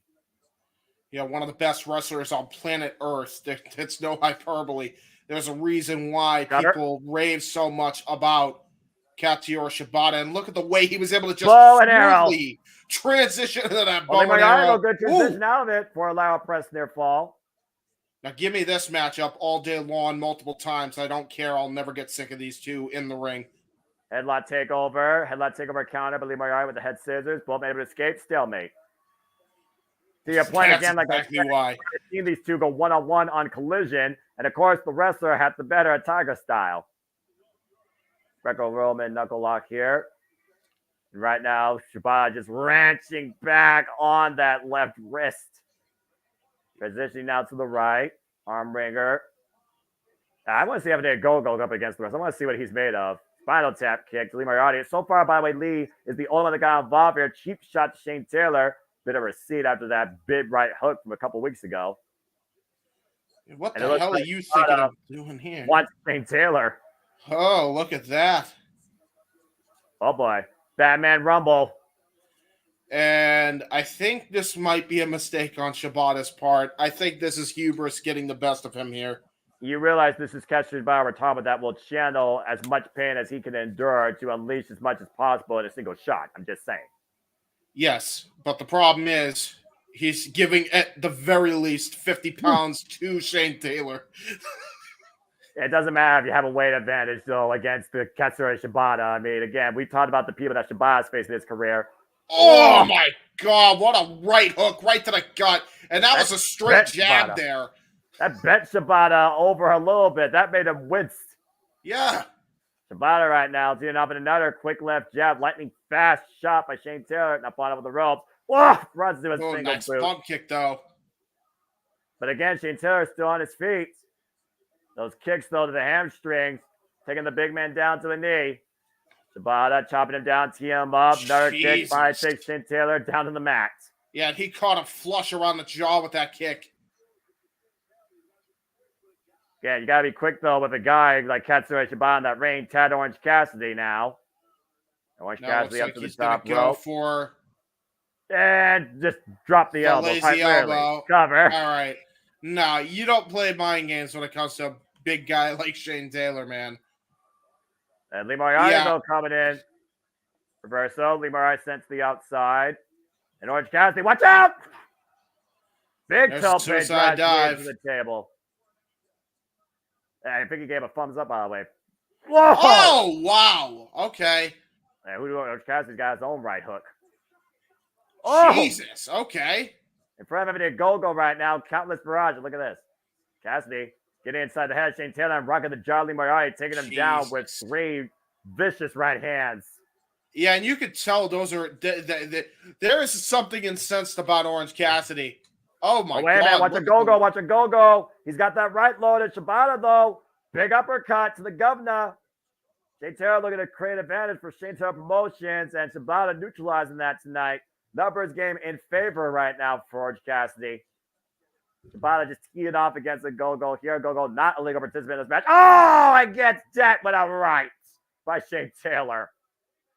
What a haymaker. And thus the tables have turned. And to your point, Lee Moriarty taking advantage of Orange Cassidy, turn him around, big uppercut across the apron. Now braced across the apron, and Shane Taylor, guillotine leg drop. Just like that, Shane Taylor Promotions have turned this match a complete 360. Orange Cassidy in a world of trouble. Take a look at this in the replay, James. Yeah, that guillotine leg drop absolutely smashed Orange Cassidy's cavities in his chest. And now he's going to try to wear down Orange Cassidy. Again, all they needed was that moment of opening there. And now look at that. Now he's got him trapped with his hands in his pockets just to play their own mind games. And light him up like a Christmas tree with that open palm strike to the chest that collapsed him. Yeah, I think I know who he's been training with lately. And his first name Paul, last name White. Well, you might be right. You see the expression of Lee Moriarty's face change there. Well, yeah, I mean, he just did a whole perfect open palm shut strike. Snapmare by Lee Moriarty goes for the cover. Lateral press, gets a 1 count, poor positioning. Orange Cassidy able to kick out, though. Right now, they're just wearing down Orange Cassidy. Might be looking for the abdominal stretch here, though. Yeah, time-tested submission here by Lee Moriarty. Of course, absolute submission specialist here. Yeah. Well, again, we talked about Tiger style, and again, the technical background taking the likes of Jay Lethal to the limit. Oh! Jesus! There's a cover. Is that enough here? Gets a 2 count. Airplane spin into a reverse backwards torture rack into a side slam. Again, Orange Cassidy, though, we know how far he's willing to destroy his body for the victory. Trying to fight out of that corner. Nobody to be found, though. And Shane Taylor, again, teeing off against Orange Cassidy here. A boxing background coming into play heavily. Yeah, but all 3 men actually are skilled. All 3 men in Shane Taylor Promotions have boxing experience, but right now, it almost didn't matter any bit. Oh, wait a minute. Transition the front face lock. Orange Cassidy trying to counter, though. Now hook it up. Lee Moriarty, the bat drop, looking for the sunset fall. Reaching out for the tag. And wait a minute. It just walks off and tags from Shibata. Jesus. That works. Oh, God. Single leg kick. What happened there? Yeah, high boot connected to Lee Moriarty and Shane Taylor. Follow-up jumping high boot to Lee Moriarty in the corner right now. And just teeing off against Tiger style. Now Sam up for, Oh, jeez. Hesitation. Drop kick in the corner. That's vintage Shibata right there. That's strong style if I've ever seen it. There's the butterfly suplex. Cover, lateral press, and a 2 count. Front headlock suplex, by the way, to put in more general terms. And now the abdominal stretch applied by Shibata. There's a whole lot in, and Shane Taylor trying to force the break, and does so. But might have just infuriated the wrestler. Yeah, you think? Oh! Oh my God! What an open palm strike! And I think Shane Taylor just left from. He just had his brain smashed over from planet Earth all the way to goddamn Neptune. Holy shit! What an open palm strike! That man's head bobbled more than D'Lo Brown off that single shot. As Shibata and Orange Cassidy right now putting the boost to Shane Taylor in the corner. Yes, stomping a mud hole in this fool. And now no! team offense with the hesitation drop kicks. Double hesitation drop kick. Shades of almost a variation of the Imperium hesitation drop kick. There's a pump kick by Lee Moriarty taking Katsuyora out of the ring. Break. Damage done on the back though. Ah, make a wish. God damn it. Yeah, you heard the pop. And once again, the stud dominator. Don't suplex Orange Cassidy is the lesson still don't today, understand folks. that rule, James. Up and around. Oh! Whoa! Great reverse suplex. And into the rings of Saturn into a crossface variation of it. Brilliant. It's called the Fang. It's called the Fang. Reverse by Orange Cassidy, though. 2 count. That's cradle, though, by Orange Cassidy. Now looking for the backslide. Lee Moriarty, shoulders down. 2 count again. Still maintains wrist control. Now looking to hook him up. Transition. Counter by Lee Moriarty. Front face lock. Counter by Orange. Once again, both these men looking for a grip up around. DDT! Wow! That was just brilliant counter wrestling by both men. Are you kidding me? Orange Cassidy with the yellow pad off. Shane Taylor coming in, though. Goes for the right. Goes to the left. Ducks to the knee. Oh, a headbutt. Oh, Jesus Christ. What a headbutt by Shane Taylor. Might be looking for the pile driver. Package pile driver. Shibata, though, with the sleeper. Rear naked choke on Shane Taylor. Forcing Shane Taylor to relinquish his hold. Orange Cassidy slimming out from underneath, though. And again, these 2 men are not legal. And when a go-go coming to play, eats a single leg kick for his troubles. PK connects to Shane Taylor. Lee Moriarty coming back in, though. Runs in with the knee strike. Orange Cassidy back in the ring with Lee Moriarty. Looks to follow in. Cazadora roll for reversal. Hook both legs. Reversed by Lee Moriarty, though. And look at this clutch. Look at this clutch to the bridge. Ooh.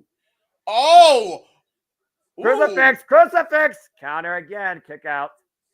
Missed the kick. Missed the Izaguri. Orange Cassidy able to scout it. Orange punch connects. He was just waiting for an opening to hit that punch. Cover 2. That's a win for this best friend. That was ridiculous.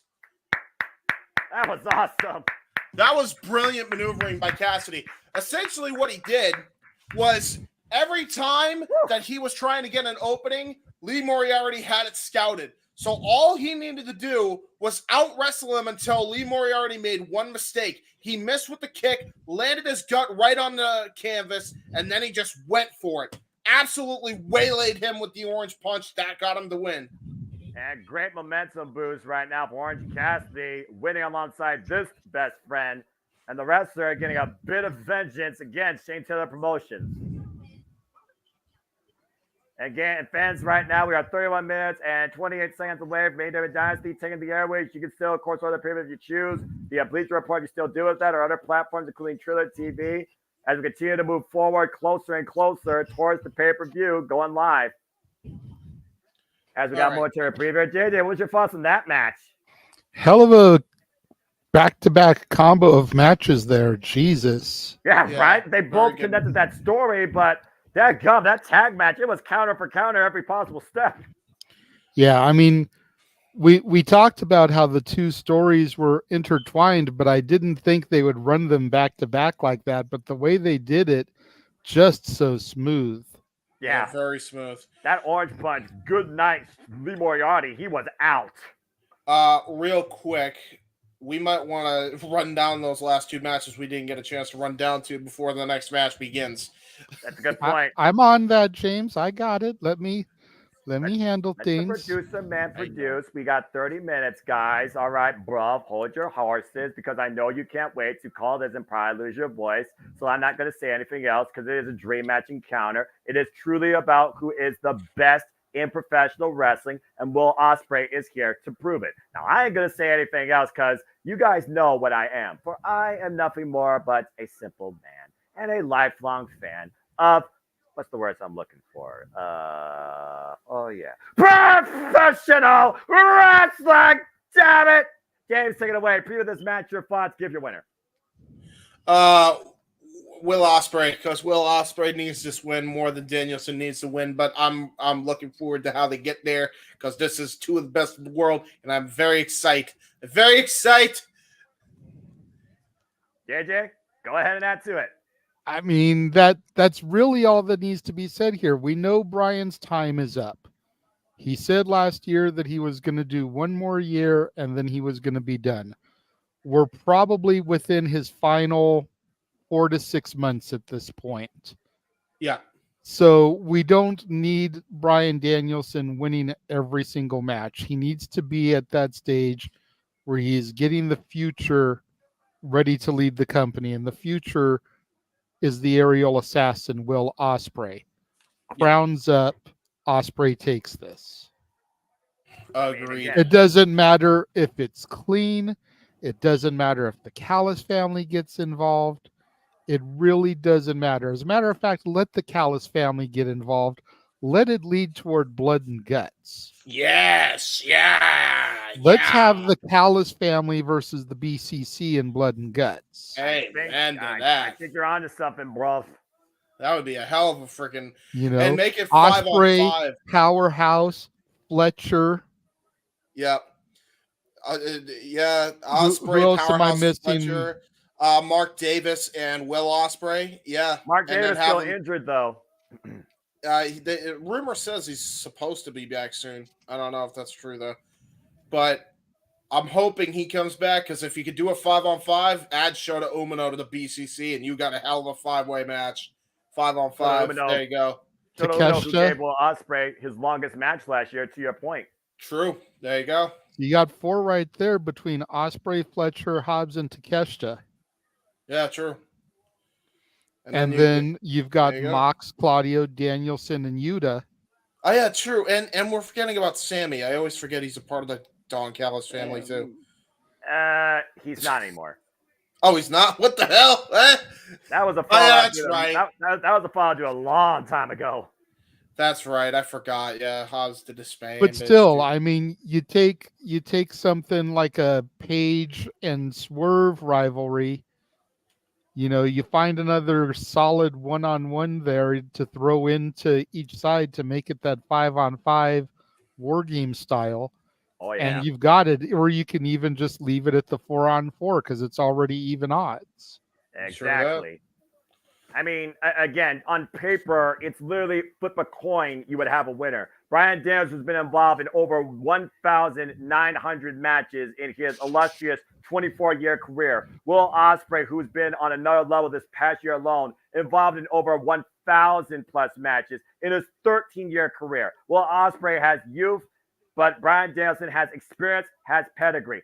Will Ospreay said himself, to call himself the best wrestler in the world, he has to be who he calls a living legend in the American Dragon, Bryan Danielson. A person that William Regal christened as the perfect wrestler, going up against the all-elite bruv in a singles encounter for the first time ever. I cannot wait for this match. I am so damn ready to call this, lose my voice, and probably go more than I've ever gone before on play-by-play reactions.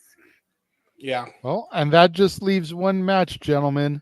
Does a Samoan named Joe continue to reign as champion, or are we all residing in Swerve's house? Is Swerve the guy that finally will live up to the potential he believes in himself and fulfill that promise made after finding his spot and creating it last year at Full Gear? Started off at Wrestle Dream, escalated into Revolution, only to be hindered by a personal agenda no longer in play. After being Konosuke Takeshita, after showing Samoa Joe, I won't stay down. You can break me, you can bludgeon me, you can make me bleed, but if that's all you got, I'm taking your title. Who is willing to go further for the richest prize in All Elite Wrestling and truly define this dynasty? Who holds the keys to the kingdom? If it's not Swerve's time now, I don't think it'll be Swerve's time ever. It has to be Swerve's house. And I know, JJ, you echo the sentiments of Noah. I'm the one that's on the outs. I think Joe retains because I think there's too many outside factors that are going to screw Swerve over. Too many. See, my thing with this is I feel like Swerve should win at the biggest stage.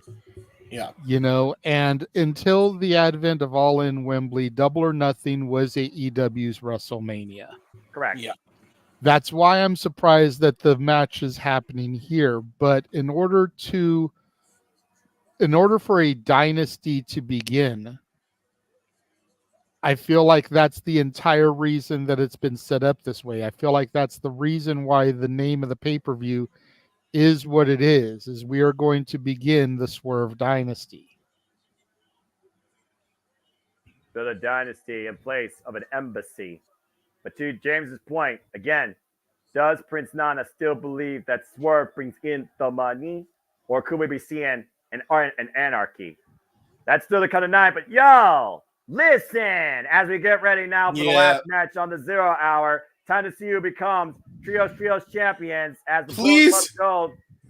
Please don't botch. Please. I like how Pop put this here. It's Swerve's house, but Joe's the landlord.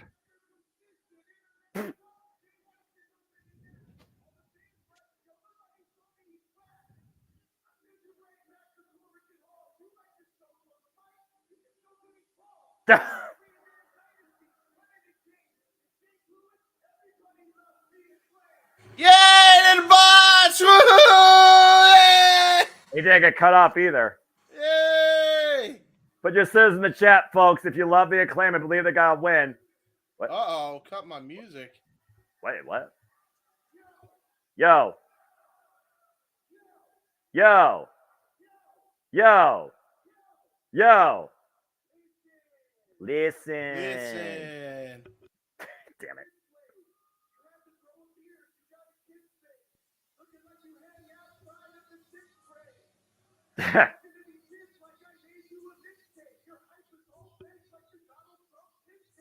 Oh, no! Oh, my God! God.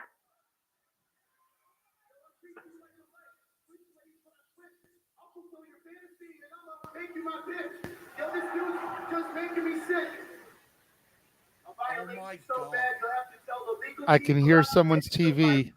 Oh, no, don't say that. Don't say that. Don't say that.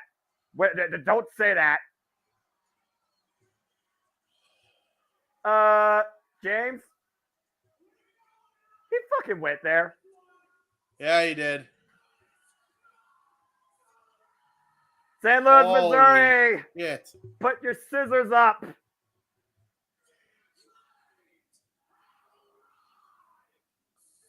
course, Daddy Ass has to wear the title backwards. It got weird.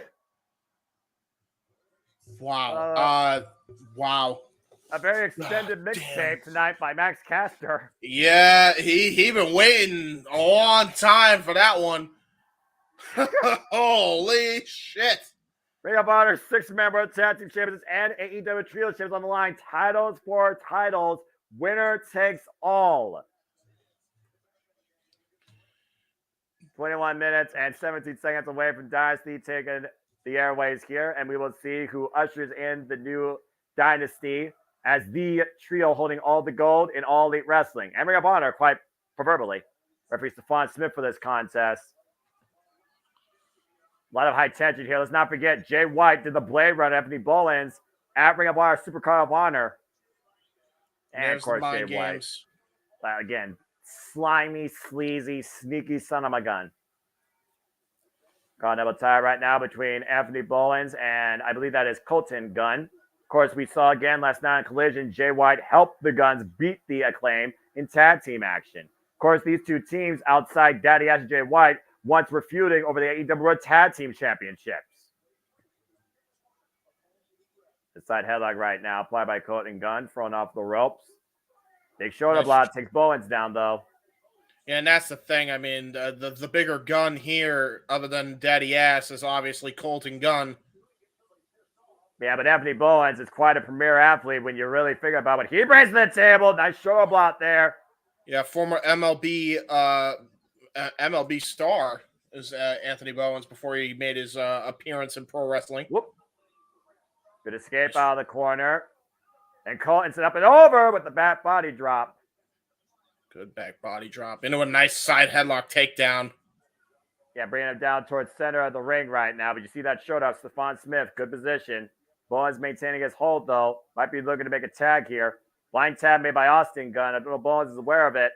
And Austin Gunn right now looking to pick things up. There's the toe trip up. Bowens rolls near his corner. We know how personal this is, especially between father and sons. Speaking of which... shit. Oh, boy. Shit. Well, you talked about it being personal. Well, I mean, the thing that the younger generation lacks here is discipline. So, Daddy Az looking at... Wait a second. Get up, he says. Well, that's very noteworthy.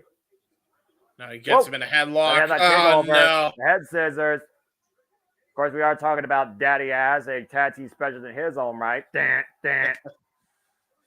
You didn't know? Well, your ass better stop being disrespectful to your papa. Irish whip denied off the hip toss, testing the clothesline. Austin Gunn, hip toss, lands on his feet. Good escape there. So far, keep up with this exchange against his father. Up and over again. Now the waist lock since Daddy Az on the ropes. Taken down with a clothesline. A Colton Gunn taken down. Jay White.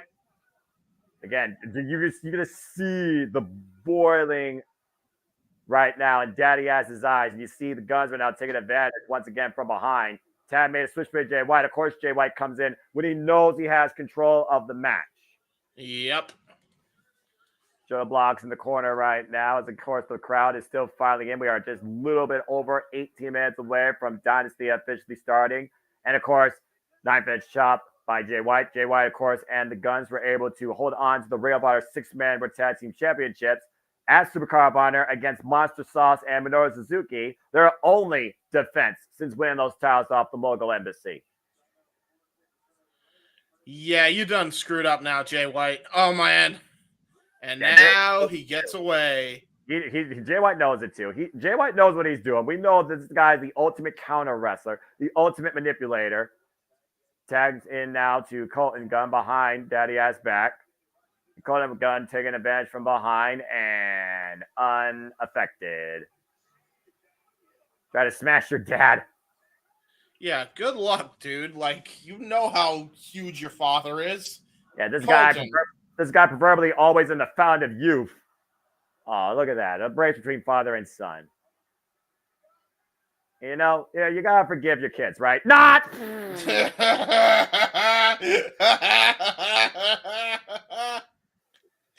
Got absolutely smashed up with that jab right to the jaw, man. Well, that woke up Colton Gunn, brought him back to reality for the time being. Max Caster in the ring now. Back elbow strike. Snapmare. Into the rest hold. Side headlock. Oh, wait a minute. Wasn't really a rest hold. He didn't get any reprieve. Yeah, Colton right now trying to take advantage here with the wrist hold, but able to create separation. Max Caster does. Great hip toss. Deep arm drag. Deep ass Steve-Ball guest. And now he's getting that arm lock in there. Yeah, trapping the left arm, but again, you see Colton Gunn trying to create separation. Blind Tiffany Bowens, sunset flip. Bowens, though. Oh, man, that's breaker backstabber combination. Oh, my God. That right hand deck Jay White. Gets to the midsection. Hooking up Austin Gunn. Smooth sailing body slam by Max Caster. Oh, Shades no. of Norman Smiley. Uh-oh. Things are about to get weird. It's a scissor party tonight. Well, and they're about to scissor his timbers. Oh, jeez. And there's the leg drop right to the gonads. That's not what's up, folks. Tab made to Max Caster. The Acclaim right now taking control for the time being of this trios match. Again, both sets of gold on the line. Irish whip right now. Max Caster misses, though. Sent up and over to the floor. That was a great trip up by Austin Gunn, and that's what you always have to watch out for when it comes to the Gun Club. They always know right when to absolutely capitalize on a situation. All they need is a moment. They'll take a mile into the barricade. Goes Max Caster, courtesy of Switchblade Jay White. Yeah, Jay White's MO has always worked smarter, not harder. And that you can tell by the fact they've been Ring of Honor six-member tag team champs for as long as they have been, with very little work defending them. Again, they've been the Ring of Honor six-man tag team champs for 95 days, 1 defense. The Acclaim have been the AEW Trios champions, though, 238 days, 11 defenses.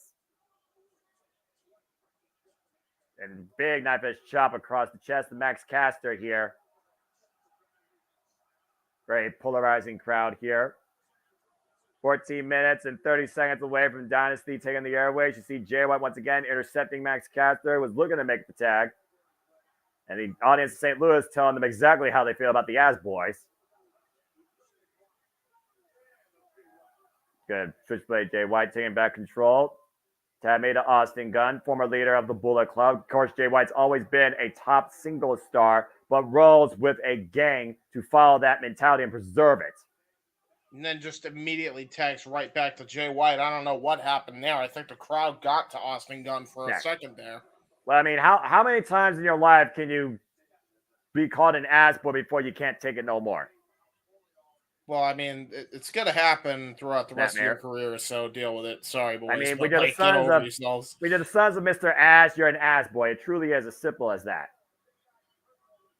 Nice jawbreaker, though, by Max Cass to the Colton. And tag made to Austin. Both the Guns trying to take advantage. Slips underneath. Tag made to Bowens. Yeah, good job, boys. Bowens right now lining up Austin and Colton Gunn. Combination offense here by this 5'2" athlete. Irish whip reversal. Austin set off the ropes. Now Bowens looking to follow up. Listen to the clothesline. Austin ducks underneath. Changes direction. Intercept. Back elbow strike. Jab. Chop. Kick. Great offense by Bowens. That was brilliant offense by Bowens. There you go. Now Jay White once again trying to play interceptor. Oh! Yeah, intercept this.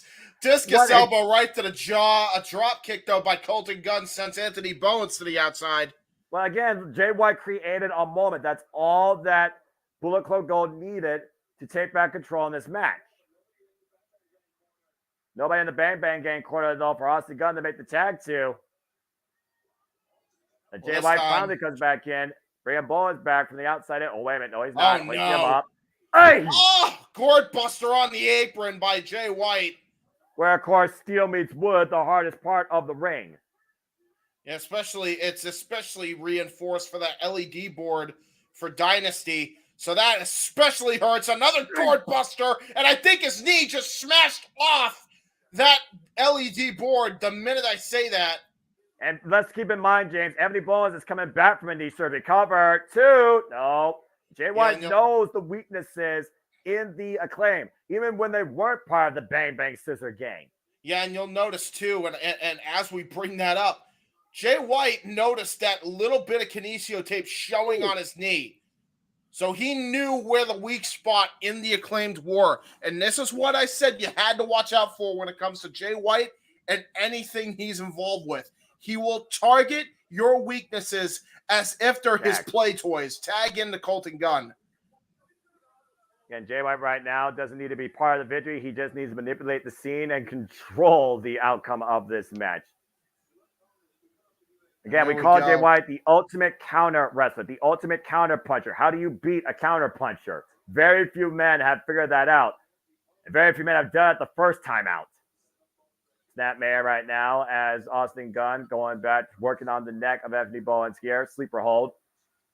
Now, granted, there's also history of neck issues when it comes to Anthony Bowens, but I don't know why you don't go for that knee. You take out his wheel. You take out a large majority of that man's offense. I don't know why the Gun Club aren't attacking the knee like Jay White has done.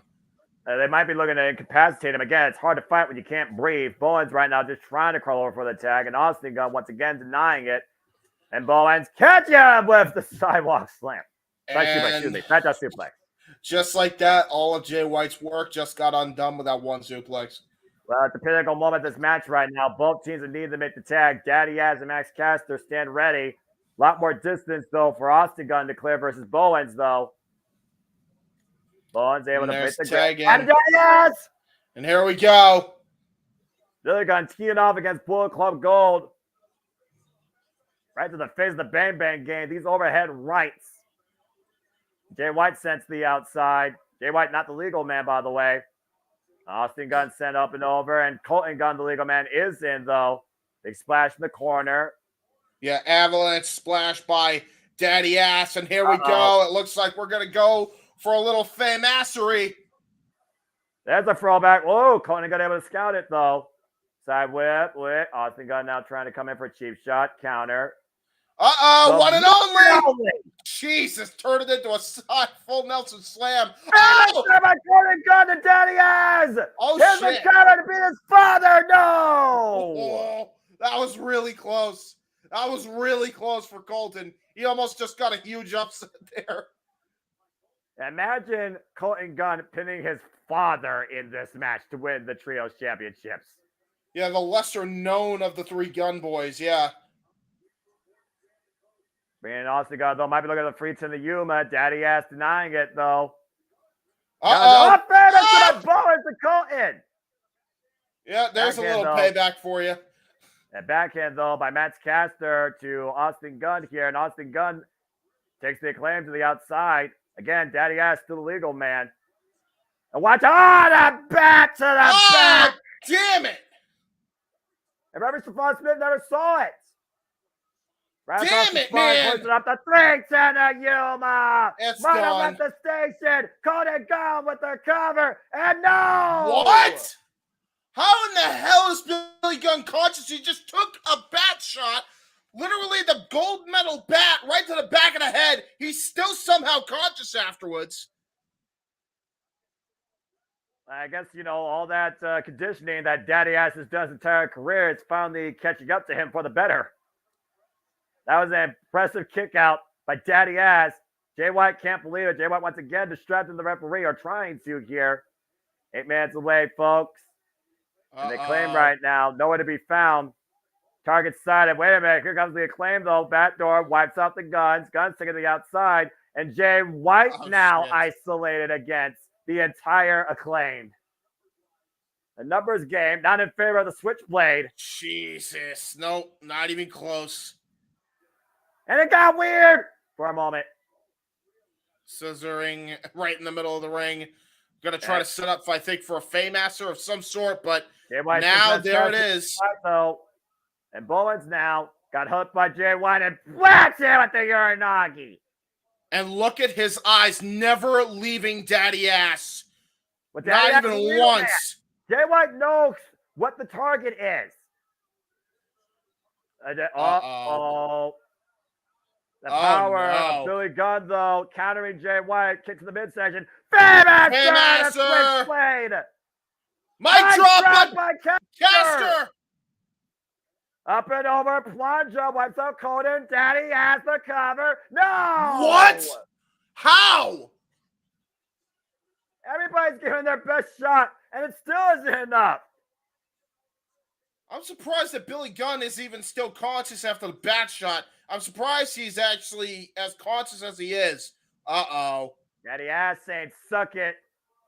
Looking for another famous sir. Jay White counter. Jay White hooked Daddy Ass. Blade Runner denied. The roll up by Daddy Ass. A kick out. Jay White able to escape again. Blade Runner! Blade Runner connects. Shoots the half. The cover of Daddy Ass. Ball Club Gold wins. Wow! That's all it took. That's all it took. Just like that. Wow. Switchblade Jay White with the final shot needed. Blade Runner to Daddy Ass. Lights out for Billy Gunn. Bullet Club Gold, not only Ring of Honor, but AEW Trios Champions. Guns up in St. Louis. And you want to talk about getting all the gold. That's ridiculous right there. Yeah, look at that sight. And I don't think they're even close to done. The unified World Trios Champions in AEW history. Your inaugural champs, Bullet Club Gold. And of course, that Blade Runner coming off the weekend spine from that baseball bat shot earlier, James, to your point. Sudden impact. Bullet Club Gold with all the gold. And silver in tow. Titles unified here as the 0 hour is just 5 minutes from being accomplished, and we prepare for AEW Dynasty. And we've already recreated the outlook on the trios division. But again, what will be the outlook on the AEW World Championship? The richest prize in all elite wrestling. Who will hold the keys to the kingdom and define this dynasty? Samoa Joe or Swerve Strickland? But still, incredible trios match. Also, I called it. And I got to say, it could have gone either team's way. It was that damn close, JJ. Yeah, it was. And I thank thought you. Billy had it there. I really That did. close. That close. And James and I thought he had it. Before we continue our conversation, I want to give a thank you to everybody out there at JMN Multiverse of Media. We appreciate all your love, support, viewership, and engagement. Hope that you'll continue to enjoy the ride here at the JMN Live Watch Event Together 2024, as we'll keep you in tune of our coverage all night long with AEW Dynasty and continue to roll around for the year 2024 as AEW, Ring of Honor, NXT, WWE, and maybe Japan Pro Wrestling, and of course TNA dictate it. Well, guys, we've run down the entire card at this point. We have less than 5 minutes before we switch over to what we're going to use, Triller TV, to take in tonight's pay-per-view, AEW Dynasty. That being said, does anyone have any last thoughts, last takes, quick hype, or just anything else in their mind as we get our last video package here? And again, we are just minutes away from Showtime starting up tonight. No, I'm pretty good here. James? I'm all set. I'm ready to go. Oh, by the way, are you going to be watching this on Triller? Because I feel like if you do, it might conflict. Because remember, there was one time where we did, when it was Fight TV, the feed cut off for me. So, well, that was different. That was a different service. I forget what it was. But basically, me and Jada used Triller last night. No issue. So, all right. Sounds good then. And we are just literally 2 minutes and 35 seconds away according to the Triller TV timer. And again, you folks can join us for the ride. You still have time to order the pay-per-view yourself if you choose. Either Bleacher Report, Triller TV, local pay-per-view provider. If you're watching internationally, you have selected markets like payperview.com. I believe there's Main Event TV, Foxtel for people down under in Australia. Even locally here, if you're just going out to try and catch the show and follow with us on your phone, check out your local Dave & Buster's to follow along with the show. And again, folks, we'll see at the end of the day what happens here. Again, our card tonight, the AEW International Championships on the line. Roderick Strong defends the gold against Kyle O'Reilly. TBS top of the line. Julia Hart defends against Willow Nightingale. In trios action, the House of Black takes on the TNT champion, Adam Copeland, Ring of Honor World Champion, Mark Briscoe, and of course, the NW Strong Openweight Champion, Eddie Kingston. We, of course, have the dream match, of course, between Will Ospreay and Bryan Danielson. First time ever one-on-one encounter, who truly is the best, the greatest in professional wrestling. AEW Tag Champions on the line in a ladder match. The Young Bucks go one-on-one against FTR for the 4th time. FTW Champions on the line as Hook defends against Lionheart Chris Jericho. Of course, the AEW Women's World Championships on the line as Timeless Toni Storm defends the gold against Thunder Rosa. Don't think that Mariah May and the Butler Lufer will be too far away. We also have the AEW Continental Championship on the line as Kazuchika Okada, the Rainmaker, defends against the Bastard Pack. And of course, in our main event, it all culminates with the AEW World Championship being defended as Samoa Joe goes one-on-one, looking to preserve his gold and finally break the hopes of Swerve Strickland. As we are just literally less than a minute away. It's a stacked night, a lot on the line, a lot to be defined, and we hope to see a dynasty truly created tonight. That being said, JMN Multiverse of Media, family, friends, professional wrestling fans, male, female, and other choices of identity. Is everybody ready to go? I am. Yeah, ready as we're going to be, I think. At this point, it's just get the ball rolling, you know? Well, again, I can't fast forward a timer as I'm literally looking at the final countdown on Triller here, 20 seconds before I can hit play, and then we'll officially get underway with our cold opening. Well, it's live for JJ. It ain't live for me. I still got 40 seconds left. We'll figure it out. I'm sure they'll have like a cold opener. I don't think the first match is going to be something that's going to drive us all to insanity. You got to start hot. It was a primary if it's the freaking I can't trios match. Yeah, trios match. Let's go with that. There, I got Watch Live. Now let's see what I get. Black screen. Waiting. Black screen. Fade to black. AEW warning. This is a warning from All Elite Wrestling. On behalf of the JMN Multiverse of Media, please follow the codes of conduct in the chat. If you don't, you will be banned. To dictate the conversation, don't need to dictate. Super chat, as simple as that. Black screen. AEW warning. All right, let me know when it goes black screen for you. And then James, what are you seeing? Samoa Joe's face. Well, it just took a minute to load. It just buffered on me, of course, as I think Okay. you were in sight for a second. Ugh. It's all right, we'll figure it out. Wonderful. Go ahead. Samoa It's Joe's telling me it's on more than 2 devices, so you guys have at it. So Triller did reduce it to 2. Yeah, okay. So JJ, I have it stream. If you want to watch the event, I actually have it streaming on my Discord. There you go, James. He's going to be part of this, damn it. I demand it.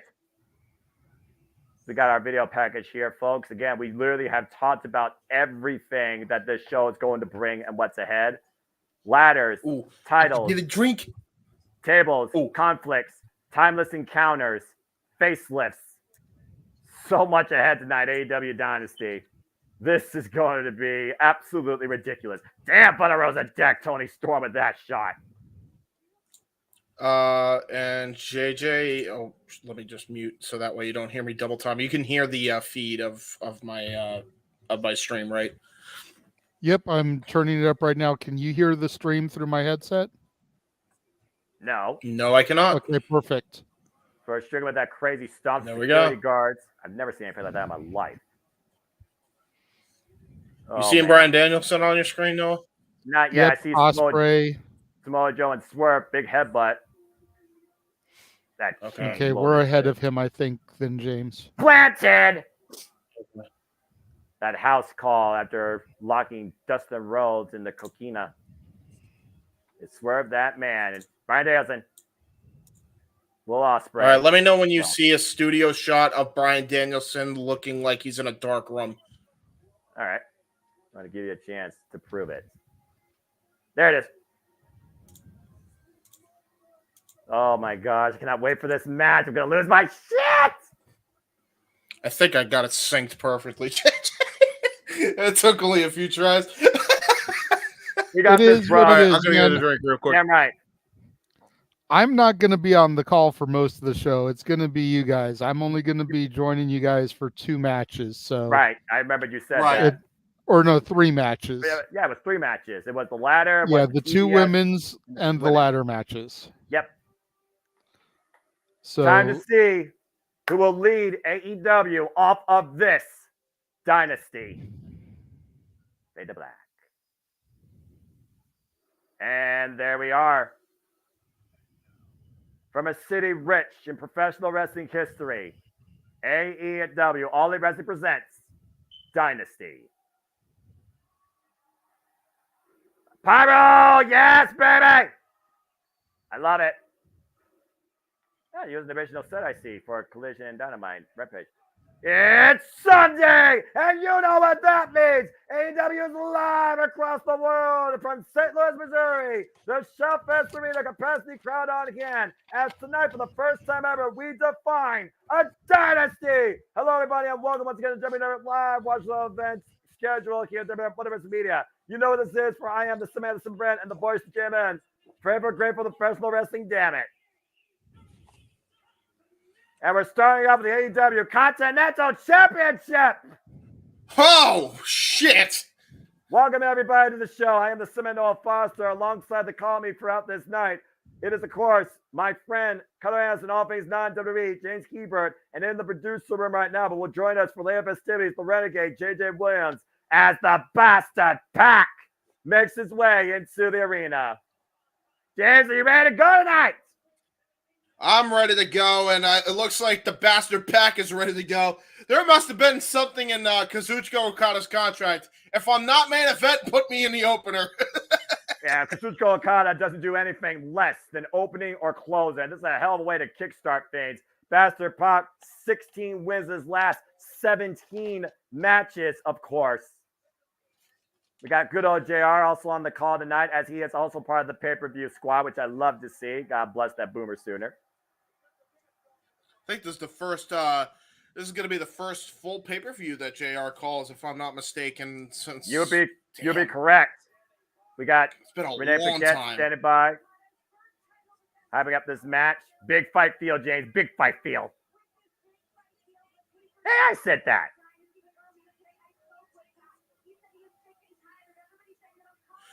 Noah, I got this thing like synced exact on my end. Nice. That's disgusting.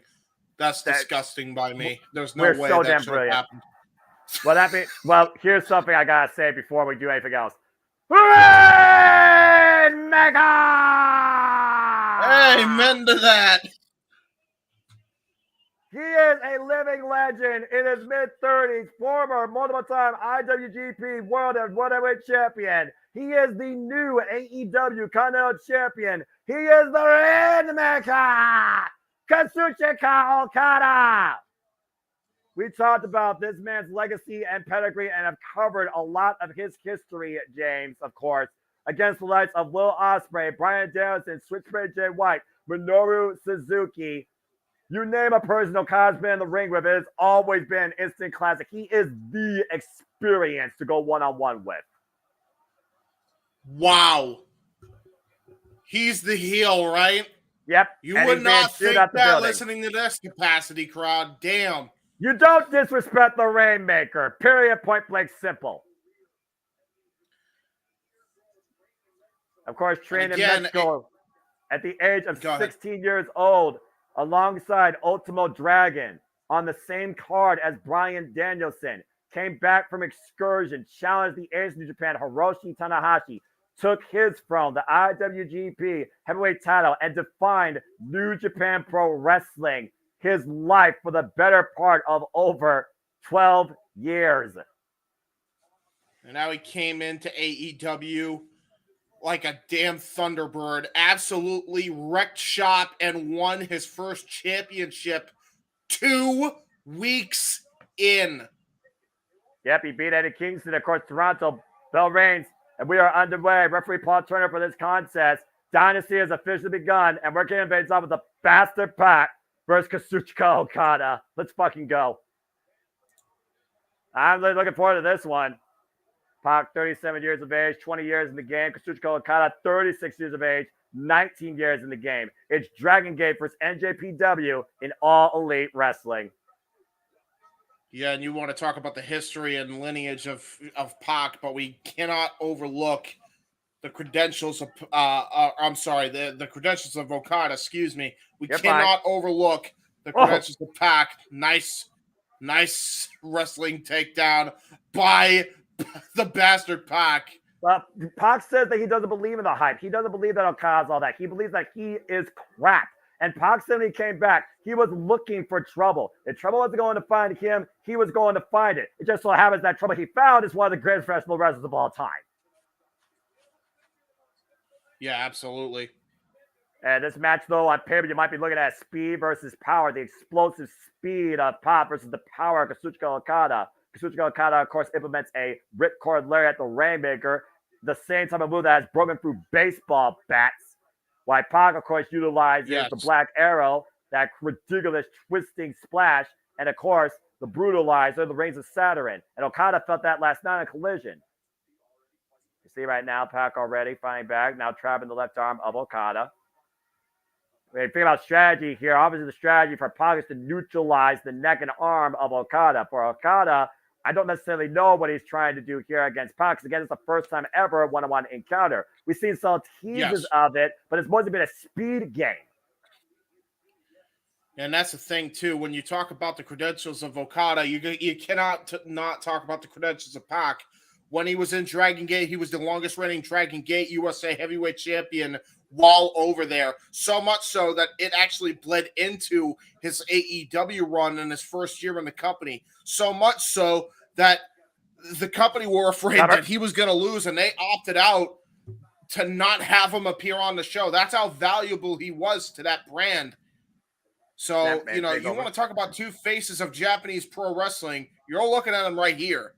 Of course, Pac, former AEW Trios champion alongside Death Triangle, Kazuchika Okada, former NJPW Trios champion alongside Hiroshi Tanahashi and Tomohiro Ishii. The only other title that ever defined his career, though, was always World Heavyweight Championship Gold. And, of course, Pac, who came in AEW, already has huge victories over the likes of Hangman Adam Page and Kenny Omega when he first came in. Imagine adding Kazuchika Okada, though, to that resume. Front off, though, off the Irish whip. Whirls the outside. And now Pac is like, why don't you come to the outside where I'm at? And now look at this. Like I said, it's going to be a test of speed. Take over to Harris. And this is why he's called the man that gravity forgot. And I think he's about to remind you exactly how physics work over the top. Pillsbury flop goes Pac. And lands perfectly on his feet and clears the distance. And let's keep this in mind, James. This is for the Continental Championship, a title that defines you as the Continental Classic first participant, first ballot candidate. First, of course, ran last year in December, won by Eddie Kingston, created the Continental Crown, a combination of the Ring of Honor, NW Strong, and, of course, the Continental Championship. After Eddie Kingston lost this title, though, Okada has officially broken that crown up. And the beauty of this title, there are no seconds allowed at ringside. And now Okada's in a very, very dangerous territory here when it comes to Pac. Pac has absolutely just started decimating the Rainmaker here. And you want to talk about more credentials. Here is exactly where he adopted that methodical style once he actually gets the ball rolling.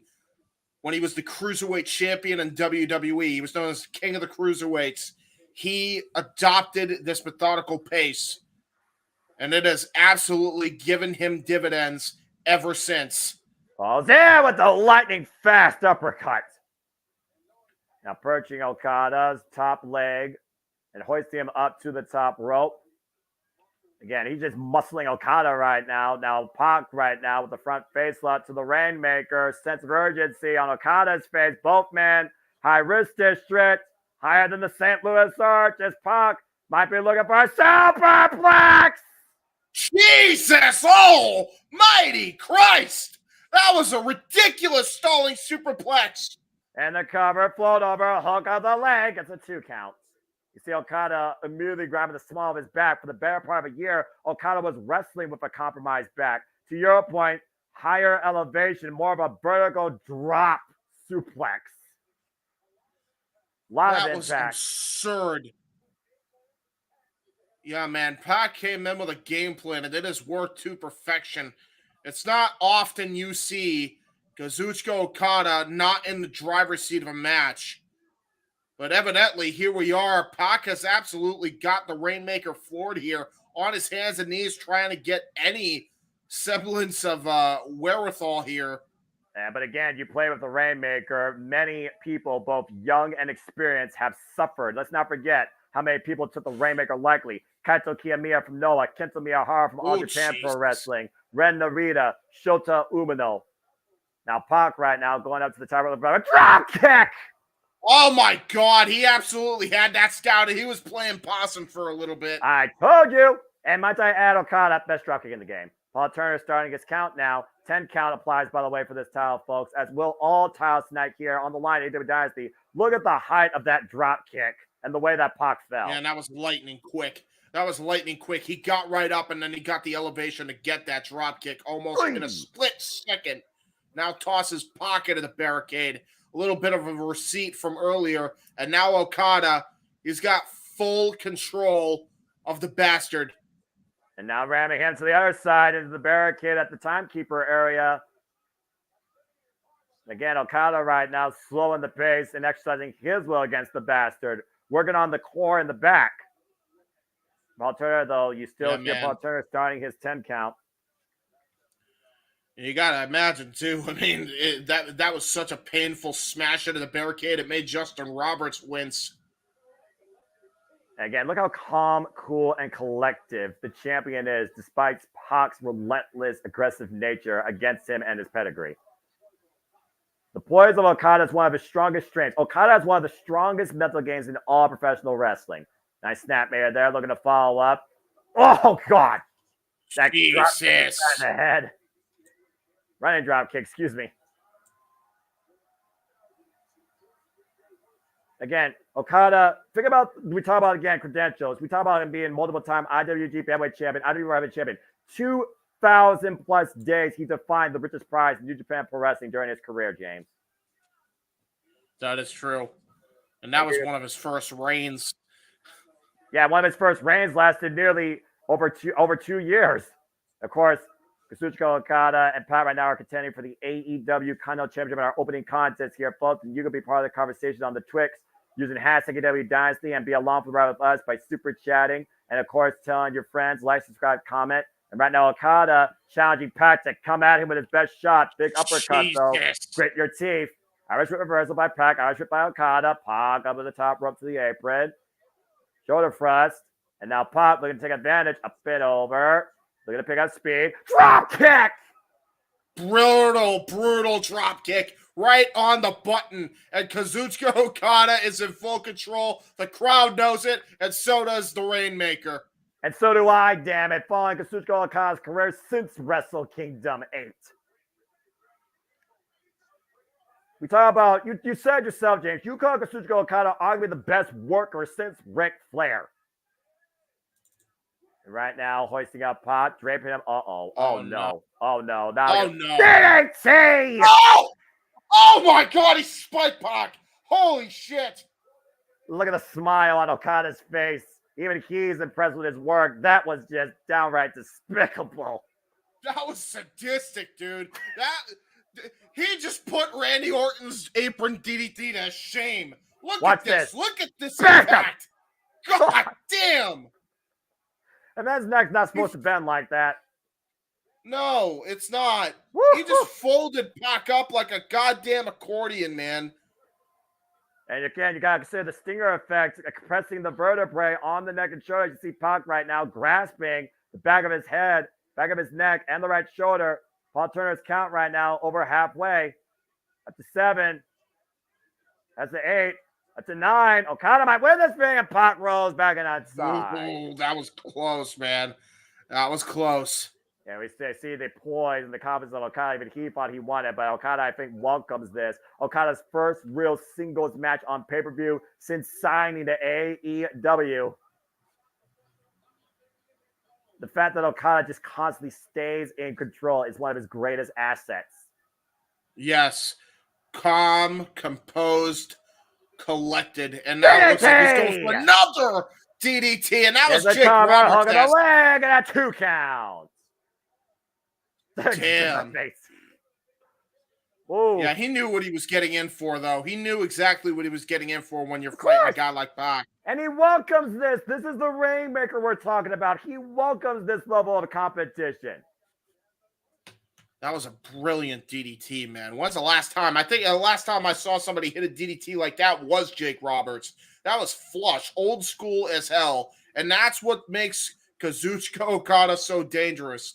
The conditioning of the new school wrestler and the old school mentality of moves, man. That's why he's one of the greatest of all time in this generation. Yeah, and even if you beat Okada, the thing that always makes Okada stand out, he will always come back. He will always stay true. He will always stay mentally focused. You can say that some people are the best sometimes, but Okada is just simply the best all the time because of the way he carries himself when it matters, when the bell rings. Big forearm smash by Okada. Now looking to hook up Pac, a bit over. Pac able to skip out the back door. Okada looking to follow in. Whoa! Okada set up and over the outside. Yeah, Okada may have gotten a bit overzealous there. Rare misstep from the Rainmaker. Got kicked right in the face. Top rope moonsaults! Oh my God! Talk about Dragon Gate USA. That was the Asai moonsault. Yeah, and that was from the top rope, springing up from the apron. He didn't even go to the corner. Incredibly hard to do and incredibly effective when connected. You see the tingling, though. By the way, I think he may have hurt himself, though. Look at the way he lands. Oh my God! Oh my God! He smashed the back of his head. And he's immediately grasping it. Moonsault. Yeah, he's immediately grasping to your point. Notice the discoloration on Pac's head, by the way, too. Yeah, and he's barely just about to get in. There might be something seriously wrong with Pac because that Asai moonsault, he landed it picture perfect. But the problem is when he went to lay down, he snapped back a little too hard on the mat. Of course, Pac also back in the ring. Of course, Pac obviously coming back from injury as well. Let's not forget about that. He's been out of action for months. It's one hell of a physical match. This is our opening match, by the way, folks. You still have 8 matches along with us to roll with. Professionalism is top notch here, though, with these two.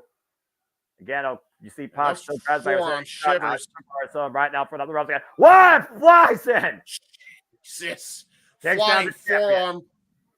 That's vintage Pac right there. The flying forearm, to your point. And Pac right now looking down at the fallen champion for the moment. Okada slow to follow up, slow to get back to his feet. Both of these men are banged up at this point, though. They've literally worn and teared each other out. And Pac going up to the top rope. What they're looking for here. Again, still grasping that neck, though. Look at the nail summon. Bam! Missile drop kick. Is it not? Got all of that. Hooks the leg. It's a 2 count. Jesus. That'll knock the wind out of you. Yeah, it sure as hell did. Look at the way he lands this, man. Boom. That forward right over force. the chest. Yeah, that forward force on Okada's chest, knocking the wind out of him. Yeah, if there was any problem with Pac in his neck, he definitely shook it off. Yeah, and again, Pac's one guy that does not show you weakness. Neither is Kazuchika Okada. You're not going to see a vulnerability on either of these men's faces. Oh, spinning soul bot. Just bent Okada over. Soul bot kick. Up kick, double over Okada. Brought Okada back up to his feet. Another soul bot. Bent Okada over. Pac teeing off right now against the Rainmaker. Falling up again. Okada able to escape. Again, right now trying to pick up speed. And Pac right now out speeding Okada. Big uppercut though. Jesus. And what's going to give here? Sidewinder rebound. German suplex. Oh boy. Pac landed on his feet. Yeah, he did. The flex man a cat. Oh man. Oh, Okada man. Drop kick. Shotgun drop kick by Okada. What a shotgun drop kick. I was not expecting Okada to pull something like that off. And the crowd comes to their feet so far in this opening cause of what both these men are demonstrating. What an exchange. Holy hell. Look at this. Well, Rebound German suplex by Pac. Okada rolls through. Shotgun drop kick. John Woo. Nice to meet you. Explodes Pac into the corner. What's their new tagline? Where the best wrestle? Well, you may have put the best in the opener. I don't know who the hell's going to follow this. And we just started the match. Crowd chant, this is awesome. I agree. Both men slow to capitalize, though. Both men slow to get up to their feet. The wear and tear of battle is starting to display. And this has been a physical battle. Nothing technical. Just downright physical, brutal, and hard-hitting. And I love it. Both men trying to regroup here. At this point, what do Niederman need to go for? Niederman's even gone for the finisher. It's up and over. Hooked up. Uh-oh. Uh-oh. Down. Oh, Jesus. Neckbreaker. Covered by Okada. Hooked the leg. 2.5. Yeah, it always turns it into an air raid crash right over the knee. Almost a variation of the Ushi-Goroshi. Was not able to get the victory there. But he definitely did some damage to that already compromised neck of Pac. Again, I was about to say that's a focus attack on the neck. A scoop slam. Drives Pac. And now Okada's looking to go up. Oh, I know what he's going for here. I've seen this combination enough times in my life. Okada going up to the top rope and Pac in the drop zone. Top rope elbow drop. Yeah, and that's the very same elbow. That's the very same elbow drop that broke Danielson's arm. Hey, and it looks James, like we may be going for the all-famous pose. James, call the cameraman and get ready to give me my wide shot. Oh,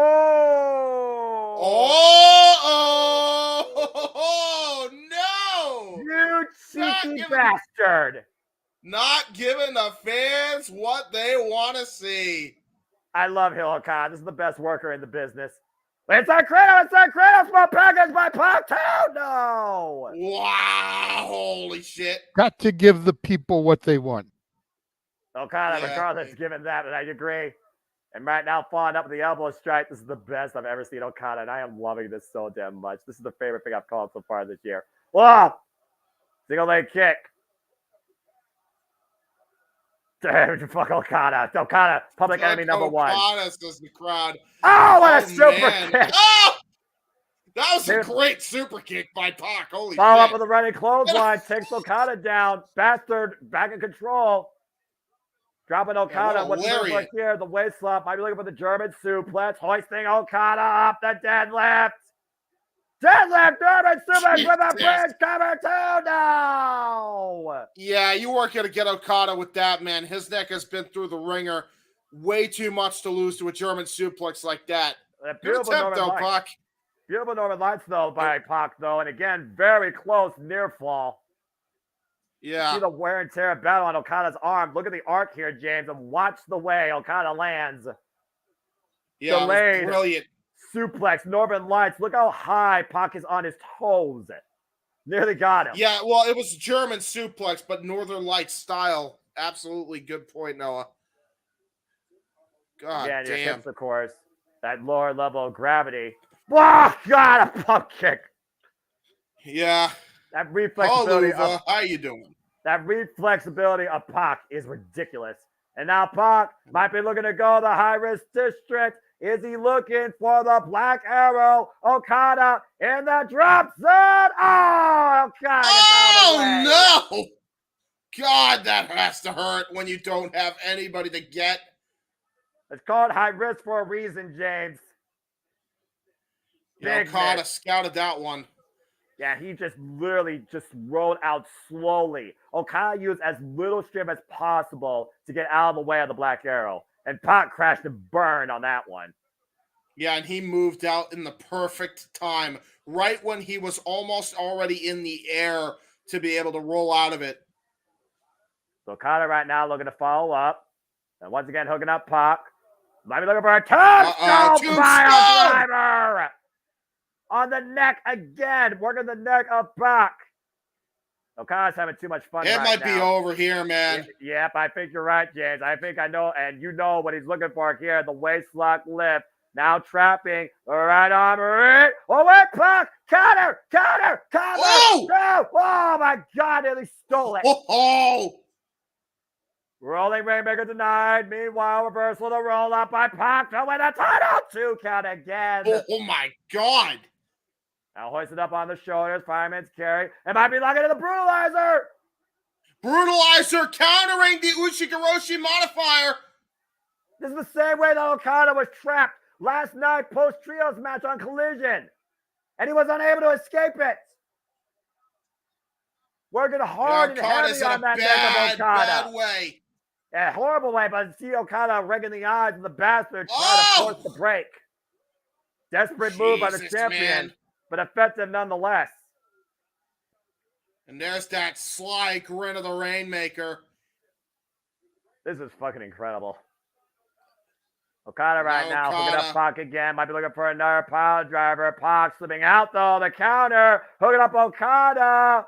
Oh no! Jumping tombstone. Oh my God! That was nasty right Spiked there. Okada on his head. And he might be looking once again to go to the high-risk district. Paul Turner, though, distracted. Okada, though, hooking the leg of Paul Turner. What the hell's happening here? Trying to protect himself. He's grabbing Paul Turner out of the way. Paul Turner. Oh, Jesus. And now right he's just kicking the shit out of Okada. Yeah, stomping his face. And now, once again, Okada might be literally down and out. Pac, once again, going up to the top rope. Can he connect? Pac, seek and destroy the bastard. Looking to take flight. Body and knees up with the Black Arrow. And I think I caught Oh, my God. Now hooking him up. Rainmaker. Yeah, count to 100, man. Okada retains. That was one of the most sickening counters of the Black Arrow I've seen. That was fucking amazing. He may have rearranged. He may have rearranged Pac's jaw for sure after that one. And remember, Pac had a debilitating injury off a misinterpreted Black Arrow into someone else's knees during the Best of 7 series. His past might come back to haunt him as Kazuchika Okada remains AEW Continental Champion. What an opening war! Holy hell. The prestige of the Continental Classic right now is in the hands of the Rainmaker Kazuchika Okada for the time being. the AEW Continental Champion chance again. You see to your point. God, dude. Right in the face and the nose. And watch this. Bam! Yeah, it was right in the jaw, man. Boof! And that right underneath the jaw knocked Pac back to England. What a fight, though, by Okada. He had to endure to hold on to that one. Hell of a first-time encounter. And I don't think even in defeat, the Bastard will take this one sitting down. Woo! Fans applauding the effort displayed by the Bastard tonight in our opening contest. And Okada, for that matter. You got to respect what both men just demonstrated there. Yeah, absolutely, for sure. That's professional wrestling, damn it. Even the Bastard's got to realize when he is beloved. Thank you, Pac. But I do wonder where Pac goes from here. Yeah, and you gotta imagine. Look at the look of almost frustration on the face of Pac. Like he's disappointed in himself. And we still got so much more to come tonight. He's our bastard. We love bastard shit. We love bastard shit. Oh, that was so damn good. JJ, thoughts? Hell of a contest to start things off. It's going to be really hard to top that, I think. That was so damn good. Well, we say that, but yeah, we say that, but Danielson and Ospreay. Yeah, I mean, there's plenty of matches on the show that can do it, but it's going to be hard. They seriously need to give the crowd a chance to like come back down from that. Well, that's why we got this DraftKings announcement. Speaking of DraftKings, I do believe we got a super chat, didn't we, JJ? Yes, we did get a super chat. $5 from Dwayne says, "Do you think we'll get Moxley versus Okada for the New Japan title?" That would be a weird freaking time warp if that happens. But James, he's never faced Jon Moxley, though. That's the thing. Jon Moxley has never faced Okada. Yeah. It could happen. Dude, it could honestly happen. Title for title, can you imagine? Holy if shit. Moxley gets 2 championships out of the deal. Oh, man. My gosh.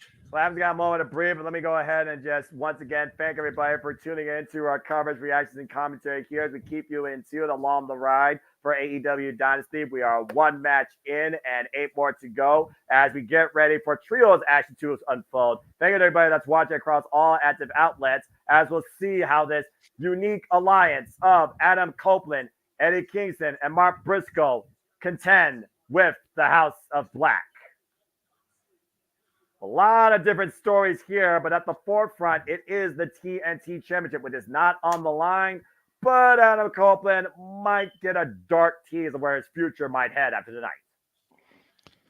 You know, we were talking earlier about the House of Black and the impending story between Malachi Black and Adam Copeland. Are Eddie Kingston and Mark Briscoe going to be able to even work together after Supercard of Honor? Well, the thing to that, JJ, to your point, there was an exclusive where backstage, those two men, they drank, they were iced, they were bandaged up, they both man up, and they're like, this is what I did to my friend. I like this guy. What do you think I'm going to do to you 3 Yahoos? Because I don't give a damn about you. It's something about Eddie Kingston's mentality where I don't think that's going to come into play. But I do think the crazy amount of cohesion and flexibility of the House of Black is going to be the difference maker at the end of the day. What an entrance, by the way. This is my favorite trio in all professional wrestling. By the way, right, number 5 in the AEW Trios division, former AEW Trios champions, 25 weeks long. And guess who they beat, by the way, for those titles?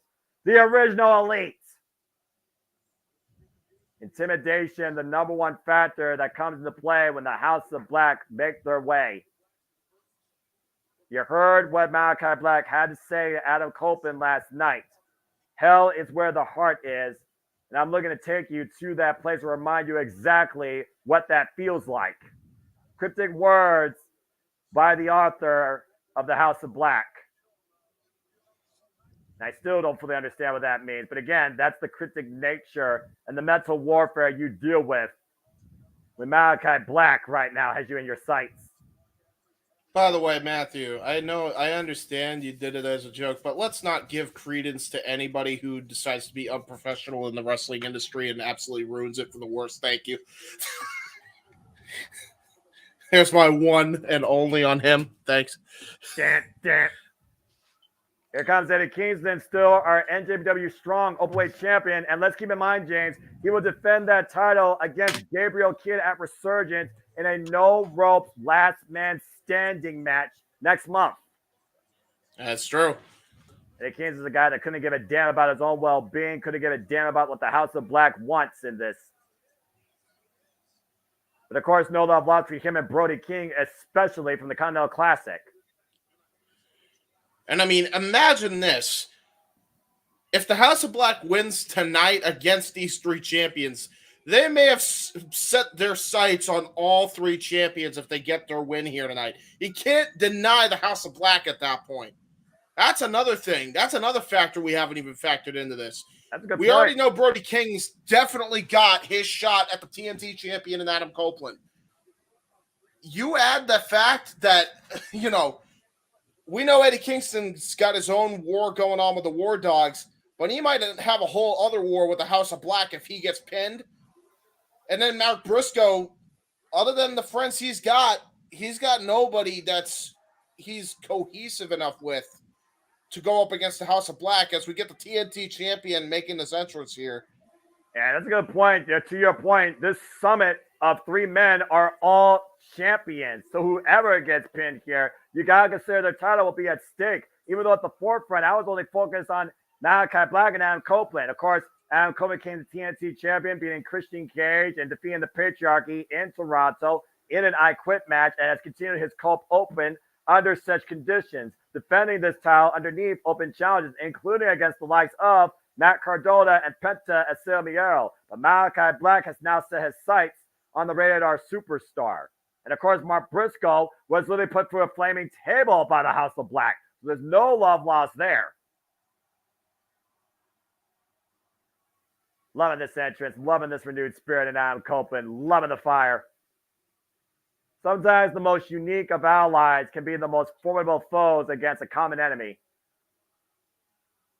But very rarely do you find the House of Black make a mistake or be defeated in trios synergy. As I said in our pre-show, the House of Black has only lost one trios match since January this year. Oh no. Eddie Kingston looks like he wants to go full on ghetto with it, but Mark Briscoe actually had to talk him down. It's like, let me have at Malachi here. Well, I mean, this is what really all started, to be fair, okay? This was the guy that literally said, I'm going to sentence you to extinction.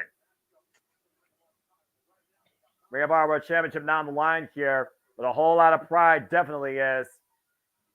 Malachi Black and Mark Briscoe squaring off. Of course, we see Malachi Black return back to strong form in singles action against the likes of Bounty Hunter Brian Keith and Christopher Daniels, sending both of them to the end. That spinning back heel kick that fades you to black.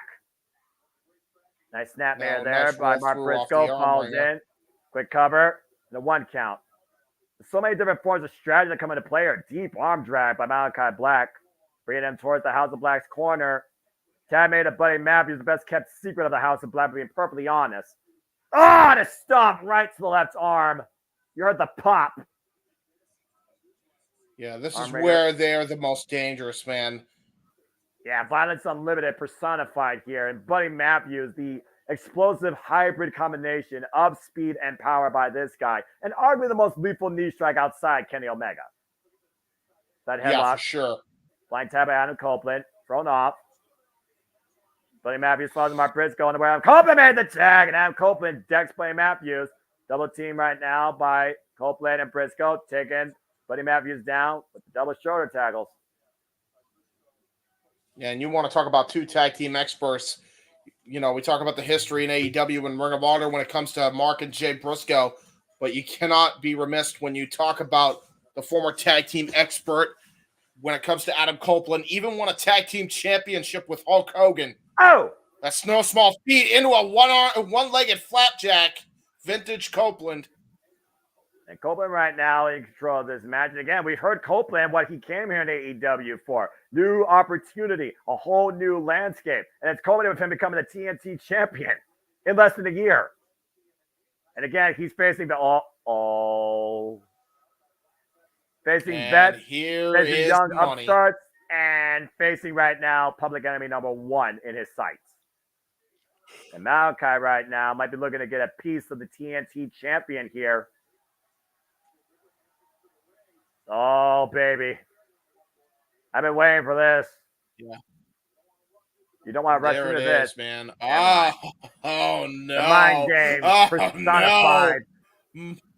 Big mind man. games and a tag into the big bad wolf.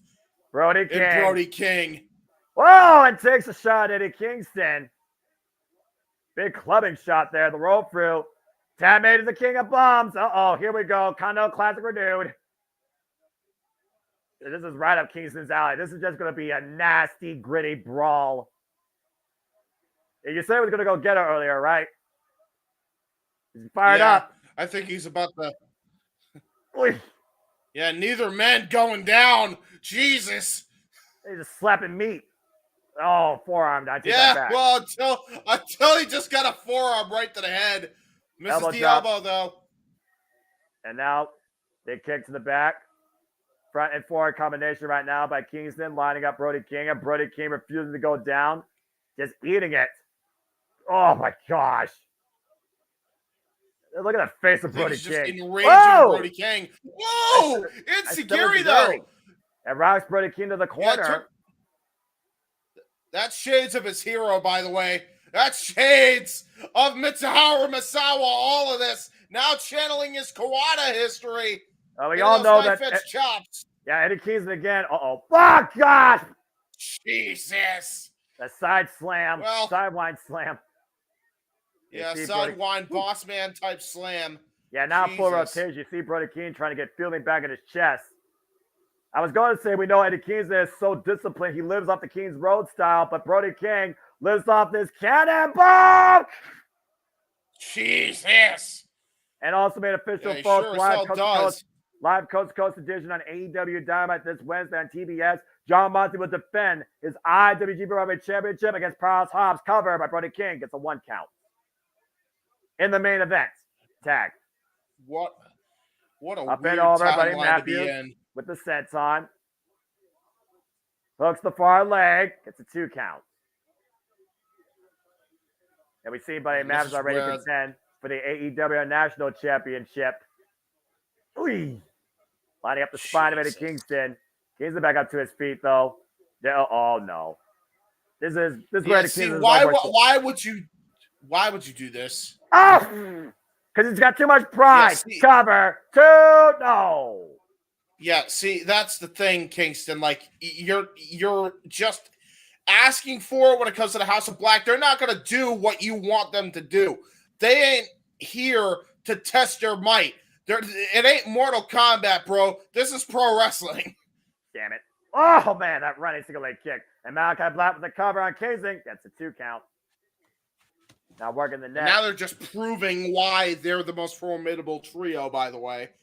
Again, like I said, former longest reigning AEW Trios champions, 25 weeks before losing them to the Acclaim last year at All In at Wembley Stadium. Big up kick. Knife edge chop, though, rocks Malachi Black, and Malachi Black gets his in, kind with a forearm. There's a striking ability here. We know that Malachi Black's more dangerous with his legs with that Dutch Muay Thai background. Oh, chop to the side of the neck, though, by Kingston. Back elbow strike, though, by Malachi. Falls in. Kingston gets the boot up, though. Creates separation. Wait for the end. Waist lock. German suplex. Jesus, he spiked Malachi with that one. And Malachi slumped. A pinnacle moment right now for Eddie Kingston to find his way to his corner and make a tab. Mark Briscoe and Copeland stand ready, trying to wheel Eddie Kingston. Tab made to Mark Briscoe. And there's the tag to Mark Briscoe. Here we go. Buddy Matthews. Karate on full display. Knife edge chops right now. Buddy Matthews lit up. Irish whip reversal. Mark Briscoe sends to the ropes. Touches the clothesline, though. Right now, outspeeding Buddy Matthews. Takes him down. Throws himself into that. Jesus. Yeah, that was a rolling elbow. Shades of Devon Dudley. Combination though by Buddy Matthews. Buddy Matthews. Come on, Yeah. Well scouted. Showtime. Is that Straight out of Sandy Fort. Redneck Karate? Yeah, again, the only man I know that knows redneck kung fu. Dangerous. Whoa! Whoa! Pele kick by Mark Briscoe of all people. Yeah, you don't see that often, even with his redneck karate. Yeah, it's a Gurry of sorts as he flies between the ropes and drops kick. Buddy Matthews hard into the barricade. Briscoe's not done yet either, James. Yeah, wait a minute. Oh boy. Well, this is where it starts breaking down. Yeah, this is where it gets bad. Break down eventually, but this is where the House of Black is at their most dangerous. Oh, man. Yep. Jesus. Oh, no. Oh, no. Oh, the chair. Get to the mid. Says it's no disqualification, by the way, folks. This is not a no disqualification match. And right now, Mark Briscoe drops Buddy Matthews and sets up a chair on the apron. What the hell is this crazy redneck faking? What the hell? Mark Briscoe with the run up. Oh, God! Oh! Cannonball leaping over the chair, using the chair as a springboard to take out Brody King. Well, that's a hell of a forward sets on flip. Take a look at the replay here. To your point, step up, launch over the ring post, wipes out Brody King. Rolling sets on. And right now, Buddy Matthews and Mark Briscoe up on the apron. Big forearm smash here. 6 of the best athletes AEW has to offer. 6 of the most ridiculous athletes. Always up a fireman's carry. Buddy Matthews fine bat, though. Looking for maybe a death by a driver. Able to fight free. Blocks the kick. Oh, God. Caught again. Brody King trying to play defense, though. Oh! That knee strike. Drops into the fireman's carry on Brody King. Roll it to five. Drive it to the barricade. That snapped his spine. Oh, that's weird. What happened? Hello. I'm back. All right. Sorry, I for some my Wi-Fi might be choppy, and I don't know why. You're oh, fine, what a knee strike! Damn. Yeah, by the way, and look at this rolling death by drive on the replay. The Brody King really crumbling Mark Briscoe. Inside the ring, Malachi Black is a 2 count on the Ring of Honor World Champion. There's just all sorts of hell on the outside. Good grief. Oof. And right now, Mark Briscoe's left arm being worked over by Malachi Black. Debilitating high knee strike kick. Right to the chest. Not going to win on Mark Briscoe. Arm ringer. Tad to Brody, the big man. Big Brody. All right, well, now somehow I'm behind you. Can you pause for like a second, then unpause? Yeah, absolutely. Damn. When you see that tag, just let me know. And then the change, but he chops in the corner of the camera, veering over the hard cam side. Well, I'm seeing him choke him with his foot. He's choking him with his foot. Oh, okay. Yep, I'm seeing that now too. And Brian, who's that? I always get the barbers confused. Mike Knox, he's the older one. Older, skinnier, taller one. I got this. Yes. House of Black regaining control here. All right. Let's see. All right, let me know when you get a tag to Malachi. All right, we'll do. Meanwhile, God, that knife is chop. Tag. There we go. All right, good. All right. Now, again, as long as, Wi-Fi, Mother Nature don't stop us, we're continuing this wild ride because I'm having a fucking great time. Irish whip, off the ropes, and lightning fast offense of Malachi Black with that elbow strike. And a cover, hook of the outside leg. It's a 2 count. And right now, Malachi Black has finally slowed this match down. Chin lock and driving his knee into the back of Mark Briscoe. Wearing down the Ring of Honor World Champion. While still jaw-jacking Adam Copeland. See Adam Copeland right now just Is it me that's breaking up? Just waiting to get back into this match. You seem fine on my end, bro. Is it me that's breaking up? I mean, I see you fine. I think it might be you, Noah, because because I'm not I get it synced up and then all of a sudden you cut out. That's what I think is happening. Well, everything's fine with my feed, and also I'm not noticing anything with you. But if you think I'm cutting out, I can try and refresh it myself. But I feel fine. What do you want me to do? I think that might the StreamYard. I think you're definitely going to have to, brother, because it's not me. I thought it was me for a second, but it's definitely not me. All right. Well, stand by. Sorry, folks. Technical difficulties as per fucking usual. That's what you get. Nice Irish whip by Brody King. Now here comes the simple man. All right, everything good now? Back up a strike. Falls in. Got Adam Copeland. Oh, here we go. Radar. Yeah, I think we're synced up now. There we go. Radar superstar. Fuck internet. Whoa, that big boot in the corner. How's that a boot from a freaking Canadian? Falls up, takes by and Brody King at the same time. I know terms.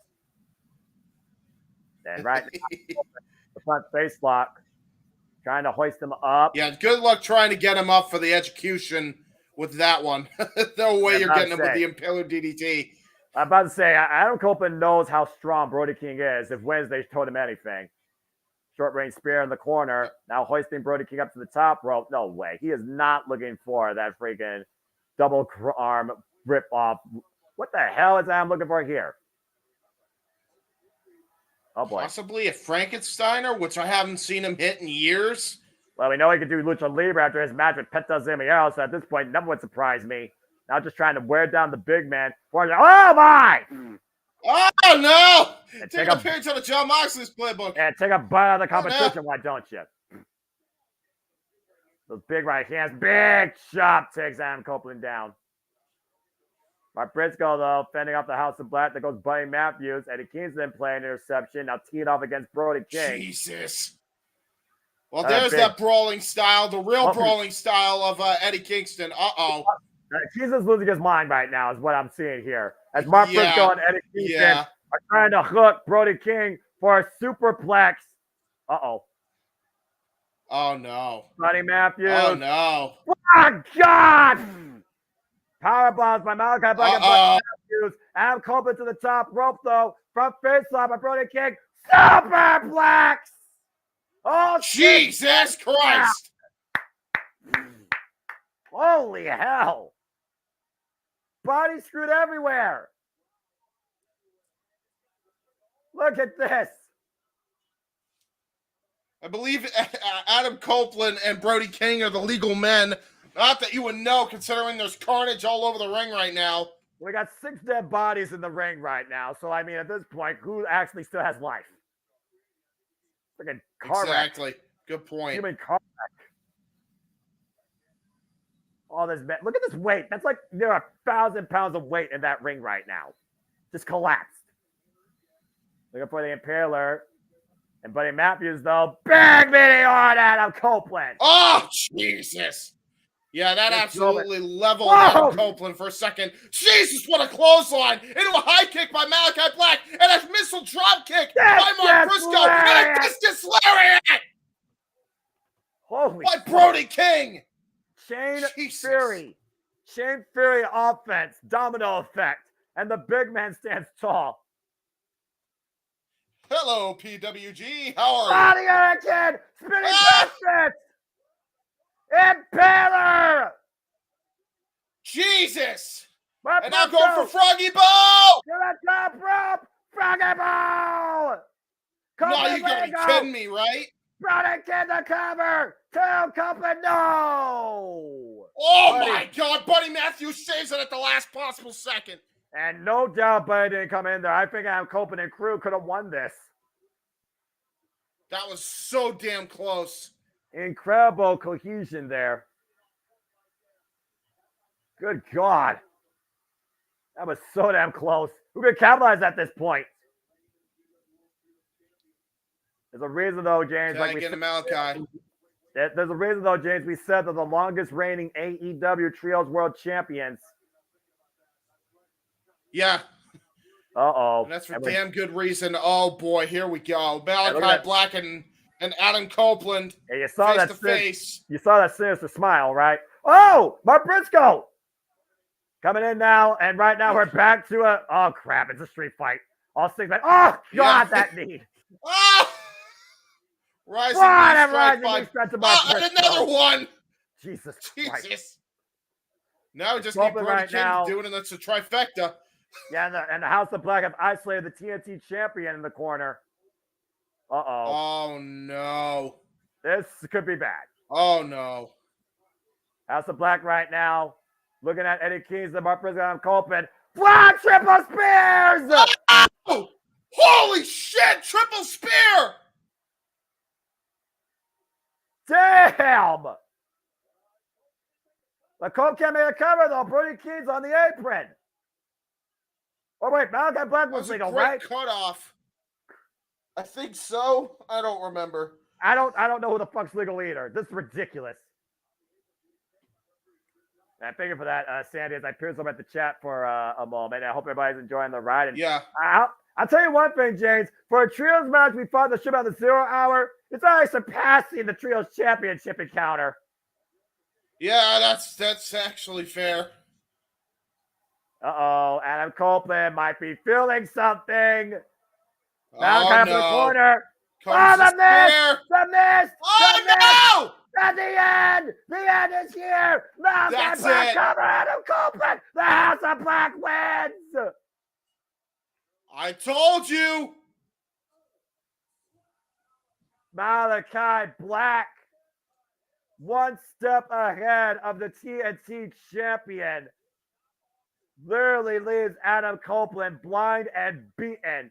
The House of Black wins. And Malachi Black just pinned the TNT champion. And think of this, Noah. All three of the people they just beat are current world champions. Take a look at the replay here, James. You see the misprint right in Adam Copeland's face on the rest back. And the end, that spinning back heel kick, lights out, fade to black, goes Adam Copeland, and the House of Black wins. What a match, though. If someone gets some water for Adam Copeland's eyes, that has to be stinging. That is tough. Yeah, Black Mist is no joke. Yeah, about to say, and neither is the House of Black. Once again, the MO carries. The House of Black wins as we have this momentary intermission. Please welcome to the screen, everybody, the man who's named the marquee from the airport, Jeff motherfucking Meacham. Hey, everybody. Oh, okay. Hello. Yes, live at the airport. God help me. Finally got it. Security actually pretty easy. I was just trying to order food from somewhere. That was the fun part. So we're good to go. Yep. And, hi, Joey. Good to see everybody. I'm not going to stand very long. It's a very crowded terminal. There's a lot of fights going out of this particular gate. So I was trying to find a quieter gate. It didn't work out. That's fair. That's what it is. I did try. So I'll try to pop in when I can. We just had a flight leave or board for Dallas, so it's going to be before it calms down a bit, but then it's going to be probably too quiet to be on. It's again, it's greatly appreciated, everybody here. I see there's a lot more people watching on the Sunday night, so that's good. I appreciate that. You can see clearly I'm indisposed. So thank you, of course, for holding it down. Love your store on the AWLA hat because I'm in LA at right near the farm. Pretty cool. That's really it. I'm just trying to do everything I can now because I do have to pop up. I'm getting the books from people. So, fair enough. But thank you guys. Appreciate it. I'm actually, Gabriel, heading to Phoenix tonight. I'll be there for the next, including tonight, 10 days. I'll be back the night of NXT Spring Break-In night 2. I'll probably be heading in the door as that show either ends or it's beginning on the West Coast.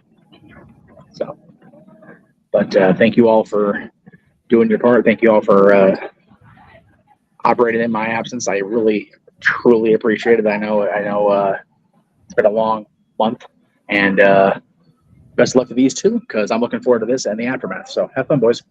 Appreciate it. Thank you, brother. I'm not freestyling either combined tonight. It's Will Nightingale, who's ranked number 2 in the AEW Women's Division, alongside best friend Chris Statlander. What? Oh, Willow's saying she's going to go do it on her own, and there's the embrace. Chris Statlander, who's been the strongest supporter of Willow Nightingale for the longest time in each respective careers. And there you see Willow's family at ringside as Willow Nightingale looks to claim the TBS championship here as she continues here at Dynasty. Aubrey Edwards are official for this contest. Again, James, this is for the TBS championship. This will be their third singles encounter. It's third time the charm of Willow Nightingale against Julia Hart. In the previous 2 singles bout, Hart has gotten the better of Willow. And Stokely halfway also at ringside on commentary. It's going to be interesting, man. It's going to be so interesting to see where everything goes. Oh, boy. As we just went to black, which can only mean one thing, please welcome in your Dark Empress and TBS champion, Julia Hart. With a house as a result, I go black. And I don't blame you.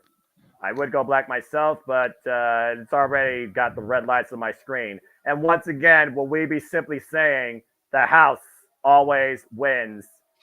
That is an entrance, damn it. Julia Hart, the best AEW original theme song. That I do agree with also. Julia Hart, folks, who's been our TBS champion since pinning Sky Blue in the triple threat at Full Gear last year alongside Chris Statlander, goes in now her 8th defense after overcoming the likes of Emi Sakura, Anna Jay, Trish Adora, Legit Layla Hirsch, amongst others. She has been champion now for 155 days. And of course, the history with her and Willow, Chris Statlander, and Sky Blue, her running mates. Arguably, Sky Blue and Julia Hart have owned the AEW Women's Division, but today you see Julia Hart and Willow Nightingale go at it alone, one-on-one, solo for the time being. As Julia Hart says that she's going to turn that smile upside down into a frown and hold on to her crown.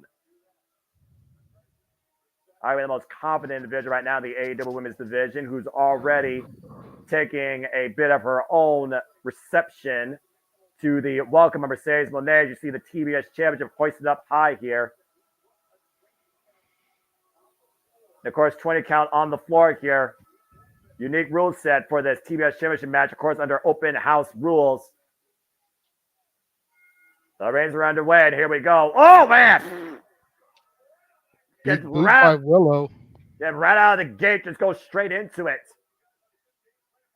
I mean, a good gameplay by Willow, though. Use your power, but I also got to consider Willow's physical conditioning. Remember, she was incapacitated prior to the mixed tag match, and then she was knocked out cold with a loaded chain fist and trapped in the Heartless. You got to consider what's the condition of that right shoulder. Well, I think that's why she's showing all this aggression right now, Noah. She's pissed. She's out for revenge. Oh! Jesus. Yeah, to your point. But again, what I said earlier during the pre-show, JJ, emotions could be your greatest strength or your ultimate downfall. That was a nasty fall for Willow there. And Julia Hart taking advantage of the outside with a House of Blast, the most dangerous, throwing Willow in the time. Oh, my God. Let's keep in mind, guys, this match has a 20 count on the outside. Open house rules. No, I'm surprised that the CEO isn't as ringside to get a closer look at this one. Yeah, she's probably watching from her office, if we're being perfectly honest, which, of course, to your point, she was attacked in the dark, and she has a pretty strong ambition that it was Julia Hart. But what if it wasn't? What if it was somebody else on their way back? Possible. Again, Mercedes Moné's got a lot of enemies, and of course, we wonder, is Willow Nightingale an enemy or a friend? We still have never seen the receipt after what happened at New Japan Resurgence last year, when Willow beat Mercedes Moné and became the first NWA Strong Women's Champion. Willow and to your just point, choked out there on that rope. Oh, there she is in the back watching. I told you. Yeah. And right now, reverse tarantula by Julia Hart working that neck of Willow Nightingale here. And you wonder if Mercedes Moné has a preferred opponent she would like to face. Well, you got to figure Mercedes wants to get in there with Willow. There's the rivalry. That's why I keep saying it's nothing against Julia, but there's no money in Julia and Mercedes. The money is Willow and Mercedes because of the past history. Almost a year ago to the day from when Double or Nothing will take place. And from face first, the top turnbuckle. And of course, Mercedes Moné arrived at Big Business, to your point, saying that she's looking to take this revolution global and mix it with every one of these ladies. Willow, no stranger to Moné. Julia Hart, a complete new enemy. Cover, hook of the leg, gets a 2 count. Aubrey a little bit slow getting down there for the count. Typical Aubrey Edwards refereeing. Well, you. And right now, going for the accolade, I'm gonna hold myself together. I'm not going to break. I will not be broken by you. I will not be broken by you. No, Willow we Nightingale. got broken last night at the end of TNA Rebellion. Yes. Anyway. Camel clutch here from Julia Hart to Willow. And again, Doesn't working have that. it completely locked in. You notice the other arm isn't draped over her knee there. Well, that just goes to Willow's advantage with her size and her strength. And Julia Hart right now trying to counterpoint that. You see the body shots by Willow, though, looking to follow up, and Julia Hart able to turn her around. Willow able to counter, though. And Willow now with her own sleeper hold. Brings it Yeah, for this is just center. gonna be a physical war. That's what this is between these two. A physical battle between these two. There's a lot of bad blood between both women. Yeah, we talked about Mercedes Monet and the bad blood potentially there since AJ Resurgence. Julia Hart and Willow's bad blood goes even further than that. In fact, the last time these two faced each other, it was over the TBS Championship, but it was only an eliminator match. And that was just the later half of last year. In fact, Willow was the first opponent of Julia Hart after she won the title. Planted! Spinebuster! High stack 2-0. All right, Noah, pause for a second, then unpause. I got you. Again, Julia Hart, who's also been rolling alongside Sky Blue, getting the better of Willow Nightingale and Chris Statlander, including in a street fight. Now, And Willow to Julia's following up. credit, you notice Sky isn't out here either. Ooh, Willow right. let Stat go to the back, and Julia doesn't have Sky Blue. But she does have Stokely halfway on commentary. Oh, man, missed a big drop kick. And Julia Hart right now might be looking to lock in the Heartless if she could turn her over, and she's got it. Heartless locked in, yep. Got it in deep. And Willow, though, able to counter right now. The power is still coming into play to Willow's advantage, trying to get back up to a vertical base. And Julia Hart losing her grip, trying to rework it. Willow, though, still too powerful. The Bay with the power of the strength. Look at Willow, though. Julia Hart refuses to let go. Now Julia trying to change position. And Willow sits in the cover, too, and nearly captures it. The sheer power from Willow there. Yeah, that that super was kick great had power. no effect, though. Another super kick. Willow refusing to go down, though. Willow feeling something here. Open palm strike. Last year's winner of the Owen, also might I add, former challenger to the Ring of Honor Women's World Championship in the main event on pay-per-view. First time ever in Ring of Honor history. And that's actually where Willow's momentum stopped. Believe it or not. Go ahead, JJ. No, it's okay. The moment's passed. Fuck. Oh, the top rope might be looking for that beautiful moonsault that helped her capture the title almost. Oh, no. Now, Willow, the clothesline wipes Julia Hart out. Uh-oh. Willow might be feeling something here. And Julia right now rocked, and Julia at the gut wrench. Are we about to see the babe with the power bomb? Jesus! Yeah, Willow's done it! Holy hell! Called it. Just like that, Willow Nightingale is indeed the new smiling face of TBS. Willow Nightingale, the new TBS champion. Man, I tell you what, Willow Nightingale's had a hell of a year since last year's Resurgence. Mm-hmm. Yeah, and it was all at the expense of Mercedes. And Stokely Halfway's got to be extremely happy about this, as well as Chris Statlander. And wait, we got. Oh, look at this. It's Statlander. Yeah. It's Stokely. The hug. You got to give the people what they want.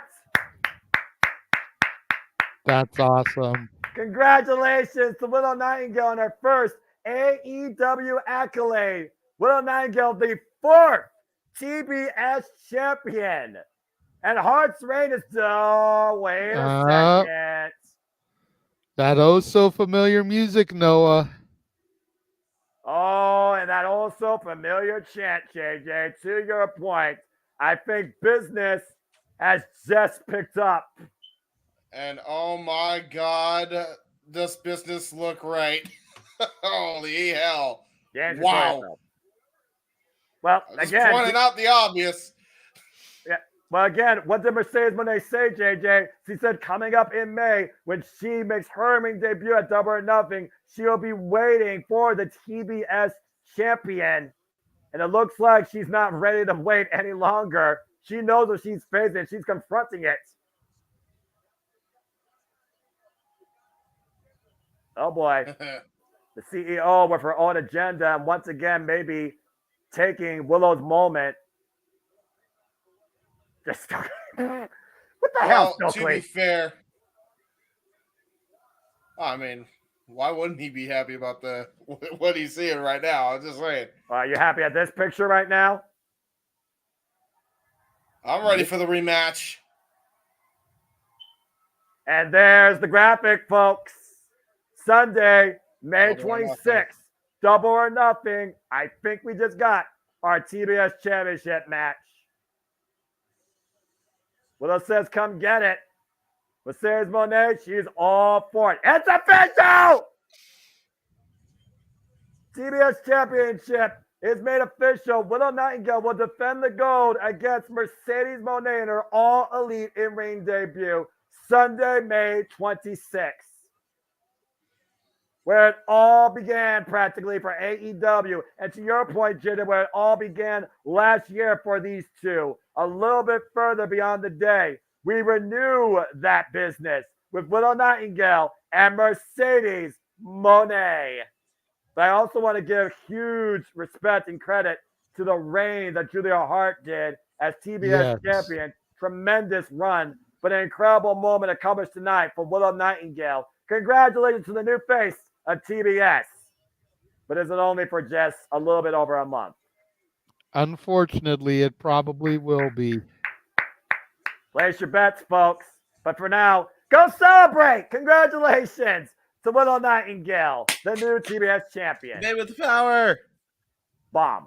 Woohoo! Well, as we just saw, again, folks, the next time we cover AEW here at JMN Multiverse of Media, we go back to where it all began and when the brand was first on our screens. The stars will be out. There's only one place where you place your bets and you have it ultimately at the highest of stakes. It all comes together as we come to you back at Las Vegas for AEW Double or Nothing, Sunday, May 26th, 8 p.m. Eastern Standard Time. Oh, boy. I'm just going to say this, though. Get the fuck away from Las Vegas for the show. Anyway. As we saw the end of Hart's reign as the TBS champion, we will see if Kyle O'Reilly will suffer an end of heartache as the AEW National Champion is on the line now. Roderick Strong defends the gold of the Undisputed Kingdom against former friend, now foe, Kyle O'Reilly. What the heck? As we get ready for this match, again, JJ, new TBS champion. Anything further to add before we get into this? No, I mean, it was predictable. Doesn't mean I'm any less happy for Willow. I felt like she should have been champion a long time ago. Same. I just think that she's got a great upside to her. Unfortunately, she's got Mercedes coming up. And to the cat's point, Mercedes had to come out and steal her spotlight. She's going to be a transitional champ till Mercedes gets it. It just sucks, but it also makes sense to the story. That's the thing, though. Sometimes a story, while it's logical, doesn't have to be the most in happiness. It's like you said, sometimes you've got to put business before emotions. And in storytelling, long-term storytelling, it makes perfect sense. I know, but at the same time, we could have let Willow have her moment tonight, and then when she came out on Dynamite, you could have had Mercedes come out and steal the moment. I think they're You know what I mean? And still giving her the thing tonight. Like, we saw her backstage. We knew she was watching the television. We knew she was taking note. She didn't have to come out and steal the spotlight from her. Agree. I think there's a reason, though. I think there's a bigger agenda for Mercedes at play at the end of the day. I think she wants the spotlight to herself because Willow took it from her for a year. So there's that, too. I don't think you can overlook that. It's one of those things, though, where, again, emotions aside, I do wonder, though, what this means now going ahead for both Sky Blue and Julia Hart. As we go to our Spanish commentary with the newly elite Carlos Cabrera alongside Ariel Levy and Alvaro Rios. College Cup Let me era know and when you All Elite Wrestling. let me know when you see the Undisputed logo pop up, Noah, on the Tron. I got you, brother. Kyle O'Reilly, the Vine artist, of a new chance, a second chance on live pro wrestling, returning to his second home proverbially, challenging former friend, now foe, the AEW National Championship. All right, here we go. Undisputed logo is on that big Titantron screen. That kingdom comes. OGK and tow. Still our Ring of Honor World Tag Team Champions.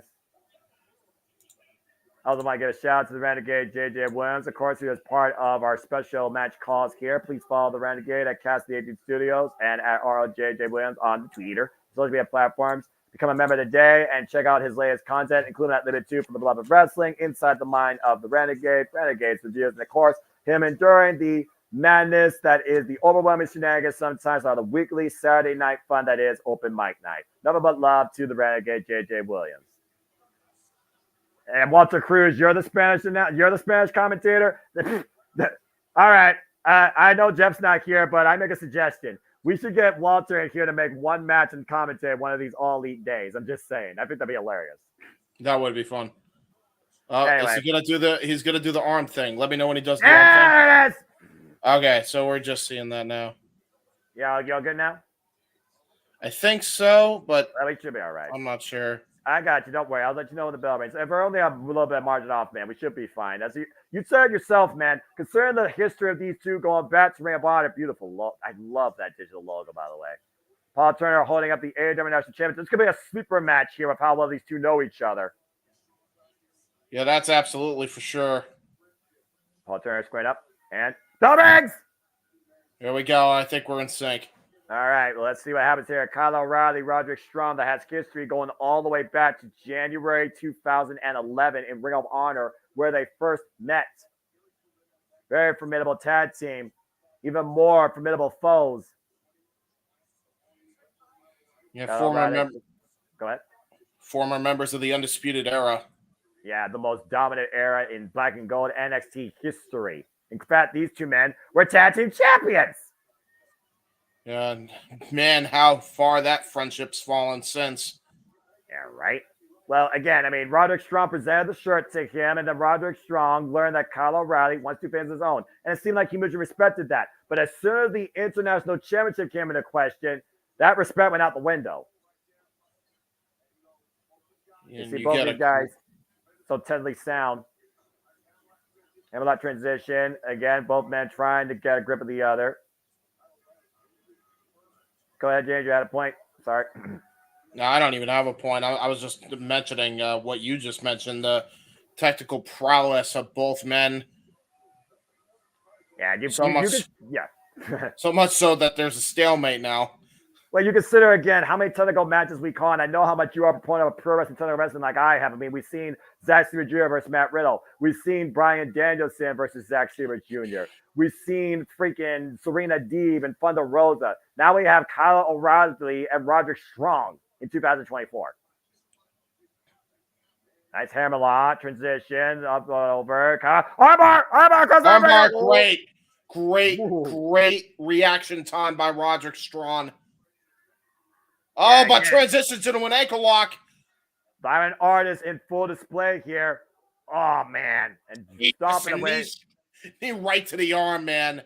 And you know he's stomping it up for the cross arm. Remember what happened on Collision to your boy? He literally made him tap out in that. Oof.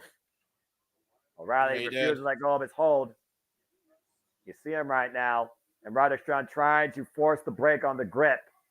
Now driving into the corner. Let's see if we get a clean break here. Nice knife edge chop.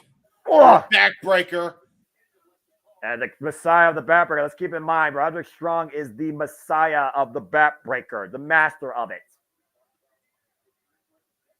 Talk about the career-threatening neck injury, though, that Kyle O'Reilly suffered along with his seizures. Kyle O'Reilly not even phased by that. Oh, my Lord. Jesus, the martial arts coming into play for Kyle O'Reilly, man. Yeah, Roderick Strong asking for a reprieve. Yeah, good luck with that one. I think that's out the window, considering how you've done all this. Yeah, right.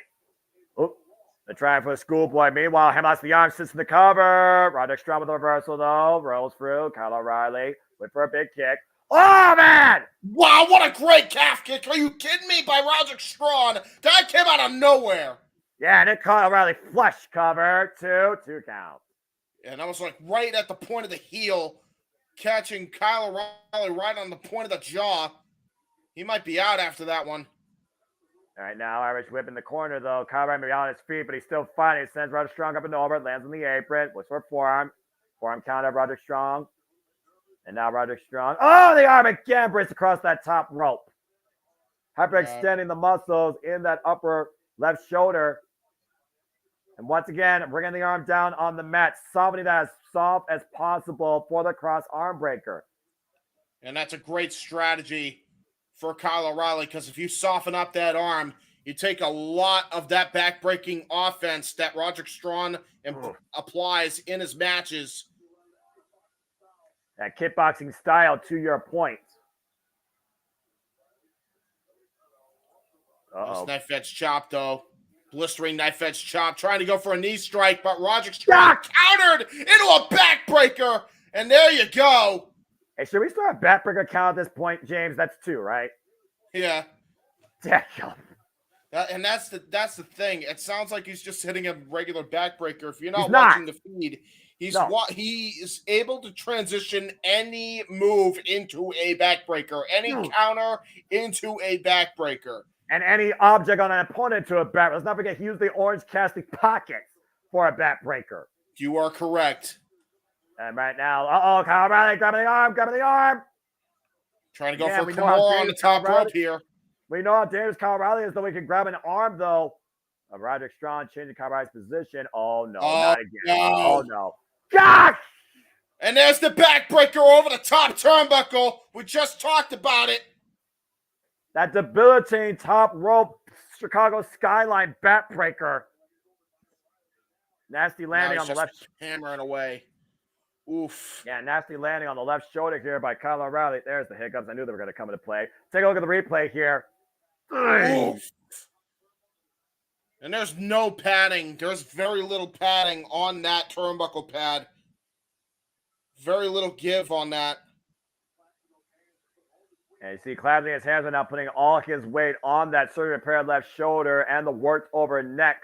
Think about how much the neck rings up with the impact on the back. Roderick Strong right now picking a target. But again, Kyle O'Reilly might be looking for a triangle here and hooking the arm in the process.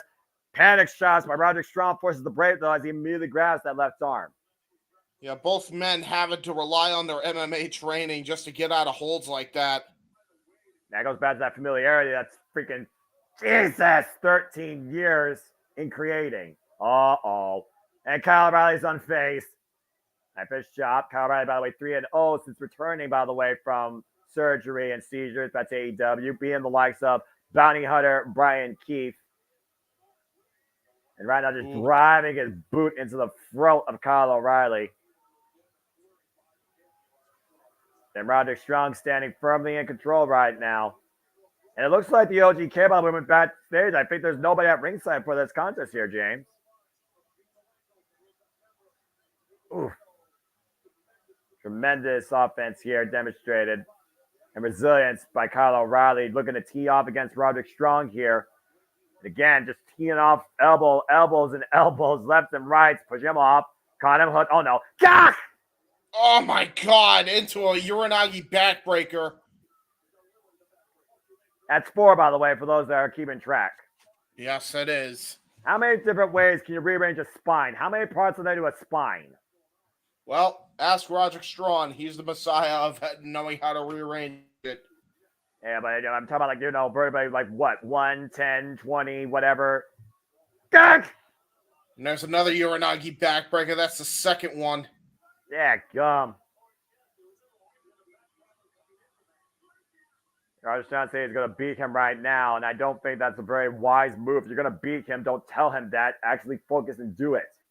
Don't give your opponent any idea of your game plan or how close you think you are to execute your game plan. It's a false sense of security.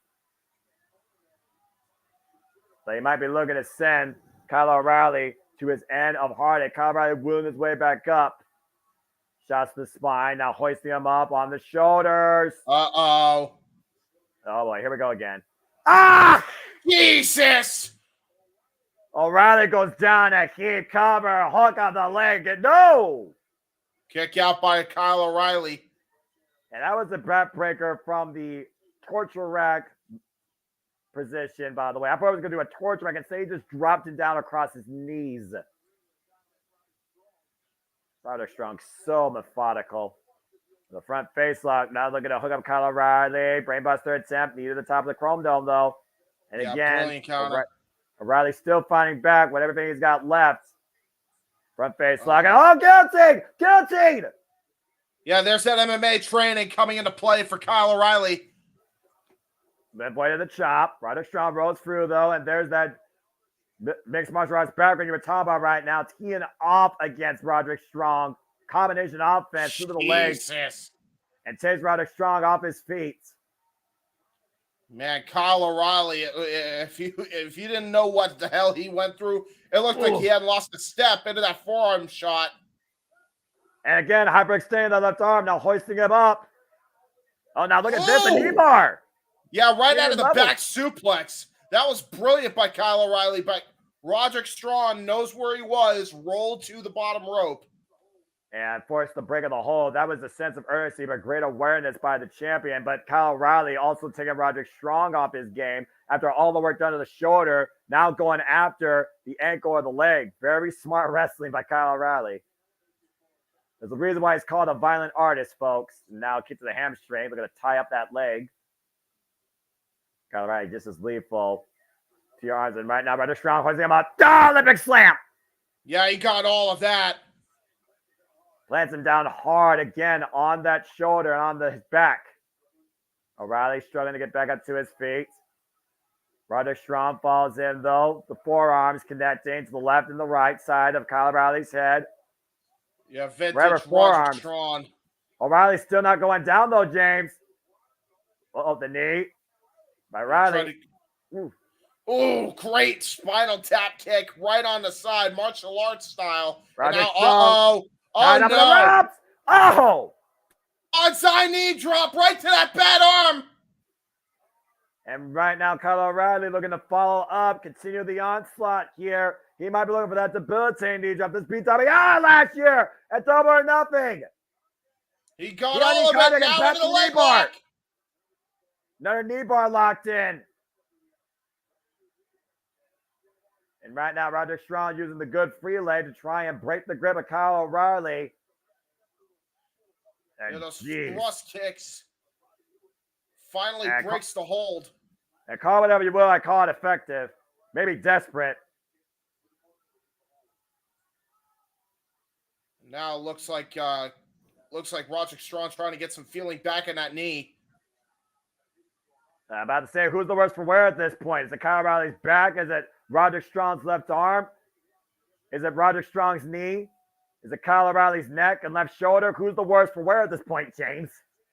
Well, right now we're about to find out because both men are trading forearm shivers. And not letting go of the grip. Uh-oh, pump handle. Oh, no. Oh, no. Jesus, pump handle, backbreaker by Roderick Strong. Damn it, man. That always looks like it sucked. Shoot the half, hook the near leg, gets a 2 count.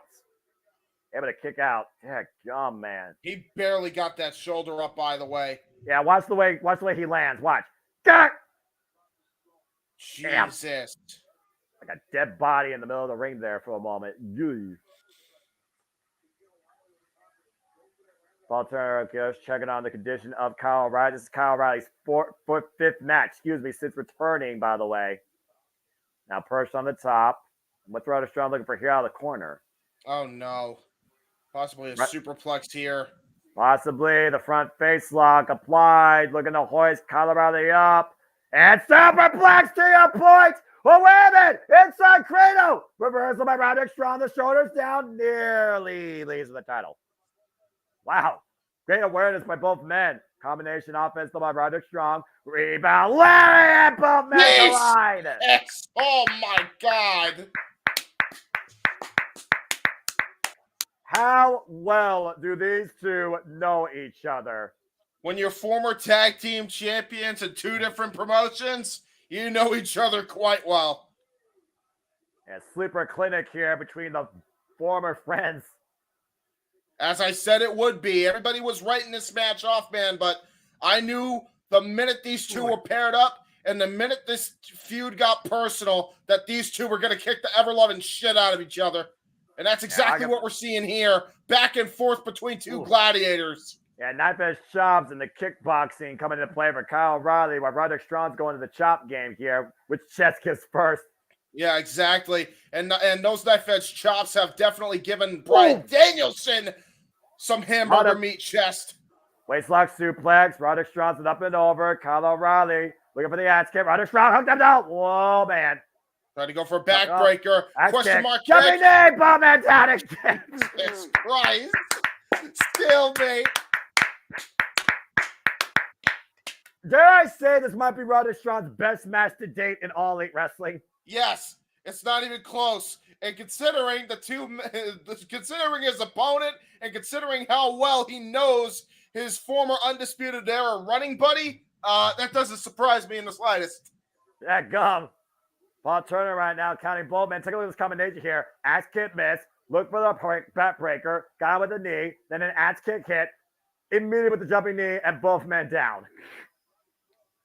Yeah, both men just trying to get themselves up on the ground here. Count to the 8.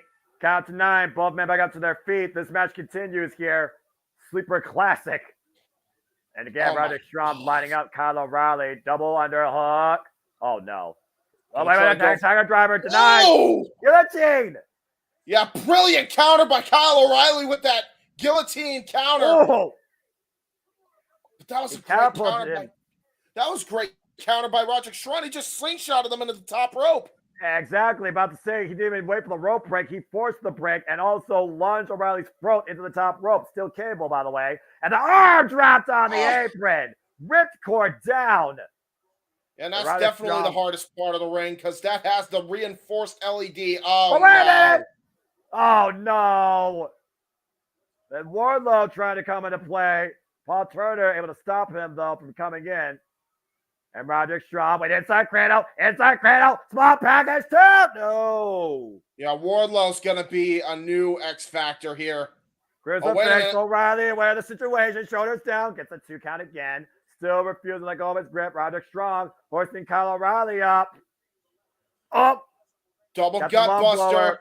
Rebound. Lance! Holy hell, he just took Roderick Strong's damn head off. And Kyle O'Reilly looking to hook Roderick Strong up. Brainbuster! Float over, cover, no! And a crossfire breaker! And Roderick Strong immediately, though, trying to restrain the extension. Yeah, absolutely. Getting that vice grip on that lock, trying to make sure he doesn't hyperextend that arm.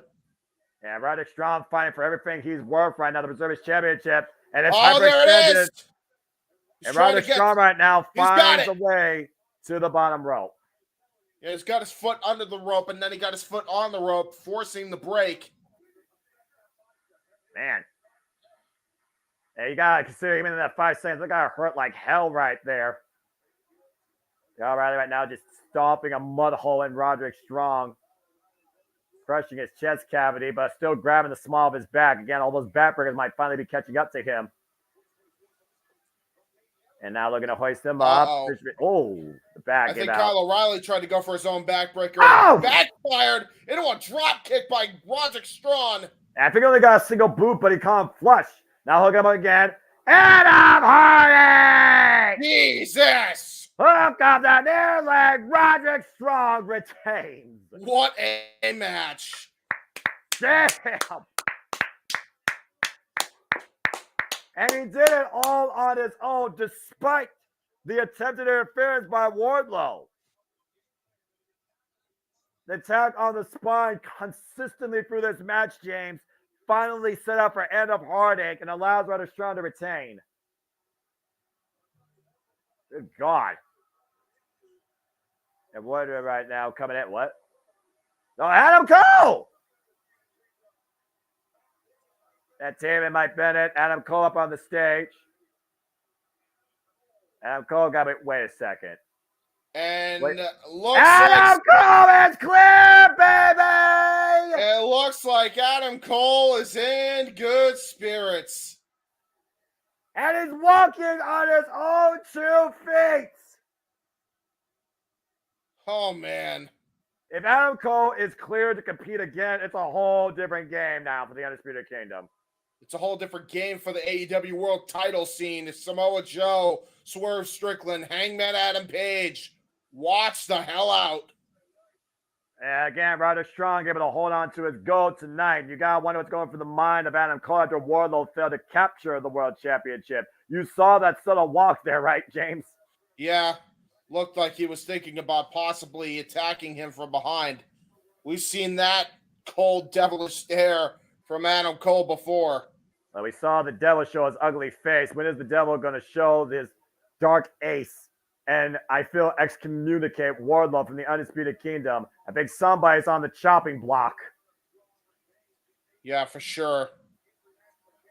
Roderick Strong, though, regardless, retains his AEW International Championship. What was a sleeper clinic against Kyle O'Reilly.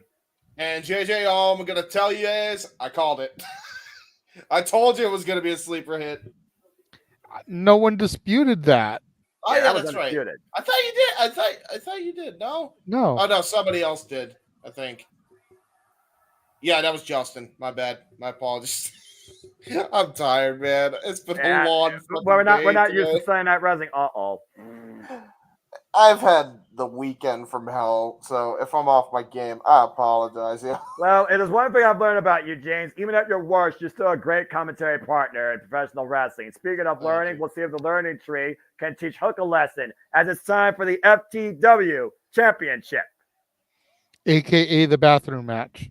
Well, damn it.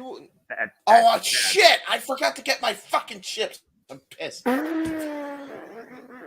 I was gonna get chips. I had a whole skit planned. I was gonna eat chips while the match was going on. I had to. Oh man. I still have these mini naturally flavored cheese sandwich crackers, courtesy of Aldi's, but I'm not ready to open them yet. So I'm gonna say if somehow we have chips around, I don't know. I'm gonna see what I can do. I need to eat something. I don't know. Like I wanted to eat chips because it's Hook's thing. He's got chips. Do you have anything near you right now that you could eat during the sing-along of Lionheart's theme? Or excuse me, there's no sing-along of Lionheart's theme, but just a play out of it. I mean, have General Gal. It's not chips, though. It's not crunchy. I need the crunch. Well, I suppose that's true. And speaking of crunch, I think Hook wants to crunch Jericho's head after pushing his father on that bad knee. Someone's going to be taught a lesson tonight, and it's going to be done with an FTW attitude. So I'll be right back. I'm gonna try and rush around the house and see if I can find something. Fair enough. Hurry up. Well, JJ, we know Lionheart's pedigree when it comes to professional wrestling, but I do wonder if Hook should be underneath this learning tree. No, there's no Hook under the learning tree of Chris Jericho. We already did a couple of years of NXT of people being under trees, and that didn't work for anybody. That's why we have a pair of grizzled young veterans on TNA. You know, this is the one match of the show that legitimately I can care about the least. Well, the shit with the Bucks is the shit with the Bucks, and everybody understands the shit with the Bucks. Yeah. But this match just really serves no purpose. And we've all said this needed to be on the pre-show, the 0 hour, the buy-in, the countdown, the free-for-all, whatever you want to call it. Because this really amounts to Jack Diddley squat. I guess that amounts to his 26 different championship in his illustrious career. If Chris Jericho wins this, meanwhile, I see a signal up in the sky, and it's not a bat signal. Santa! Oh, and by the way, this is under FTW rules.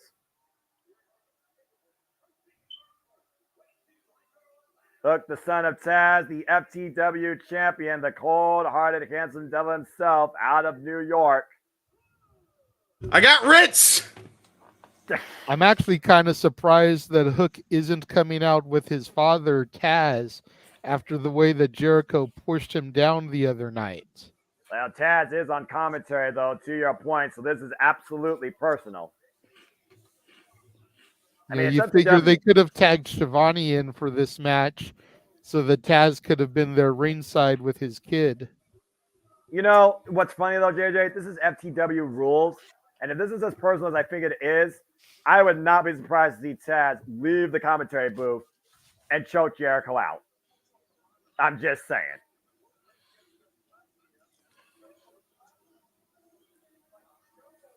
Again, as we know, this title again stems off the fact that Hook felt disrespected by Jericho after he pushed down his father, and the fact that Jericho feels like he could dictate Hook to a better future and career if he's underneath his learning tree. Well, I don't think he wants to be under his learning tree. I think Hook wants to be his own man, and that's where the disconnect lies.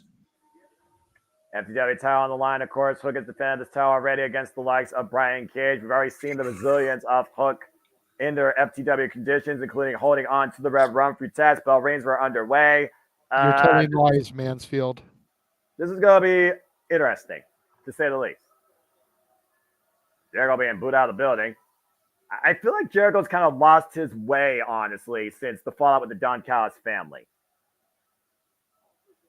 Offers a fist bump. And I mean, Hook also said he knows what Jericho's about, so I don't think Hook is necessarily surprised by this, but we saw what happened last time these two went one-on-one, right? It was a suplex clinic, and Hook found the win. That is true. But, I mean, man, Hook has gotten into a whole new gear since he's had this rivalry with Jericho. So, you know, we talked about this Roderick Strong and Kyle O'Reilly could be a sleeper hit. I feel like a lot of people are going to be sleeping on this match. And I don't know if you should in this case.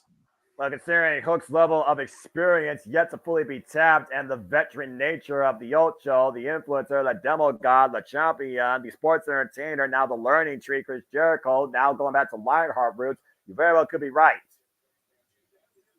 Again, we know Jericho's a heavy hitter, but we also know Hook is heavy resilient after enduring 10 minutes of hell against Samoa Joe and the FTW rules match against Brian Cage. Both of these men teeing off now, and Jericho getting the better of the exchange. The Irish whip reversal. Jericho front up the rope. Catches Hook coming in, though, with the up kick. And Hook, oh, man! What a Northern Light suplex by Hook, but oh, yeah. The suplex clinic is underway. No, Jericho taking up for a ride. Yeah, Jericho taking up for the ride. Head shoulder suplex. Clothesline to the outside. Bouncing around real quick, Jericho's brain is. Good grief.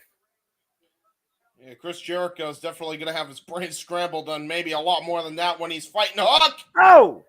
And that forearm shot. Yeah, he caught him on the arm. Didn't even catch him in the head. He didn't get all of it, but he got enough of it. I mean, hey, go for the arm. You neutralize a lot of that offense. You neutralize the Judas effect. You neutralize doing a lion tamer. It's a fair point. And Hook, of course, already beat Chris Jericho, but didn't beat him via submission. He beat him via roll-up. Oh, no, not on the table. Here. Well, here comes the personal bit I was talking about. Trying to make it personal with Taz once again. I'll say, Hook is his own man, like you said, James, a grown-ass man nonetheless. But there comes a point I do think where the father's instincts have to kick in, even for somebody like Taz. Well, that's the thing, man. I think it's been different in the Sinurcha household. But right now, speaking of households, in the ECW household, there was always tables, and there's no different here in this FTW rules match. And of course, FTW rules, no countouts, no troll occasion. Only way you win via pinfall submission inside the ring. And now Jericho with a table, hoisting up Hook, and woo, good escape. Powerbomb, waits, Doc! Jesus! German suplex right on the floor. Jericho's head may have smashed off the canvas. And you're going to get covered on the outside. Whoa. Yeah, I don't know, man. It might be false count anywhere. It is false count anywhere. This is the first time we've seen a count on the floor, on the outside under FTW rules. Look at this, by the way. The counter to the attempted power for the table, waist lock, and the deadlift German on the floor, to your point. And he almost hit the ring steps. What the hell? Uh-oh. Trash can lid.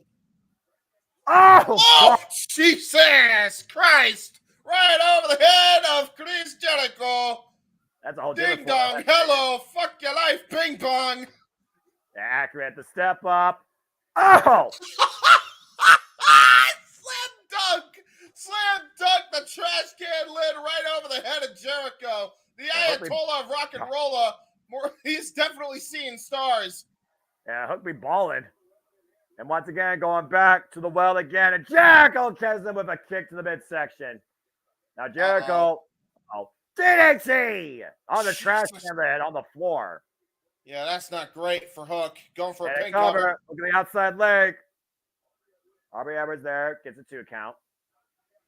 And again, the falls count anywhere. I think this is the first falls count anywhere in AEW history that Aubrey Edwards has actually officiated. I think you're right, honestly.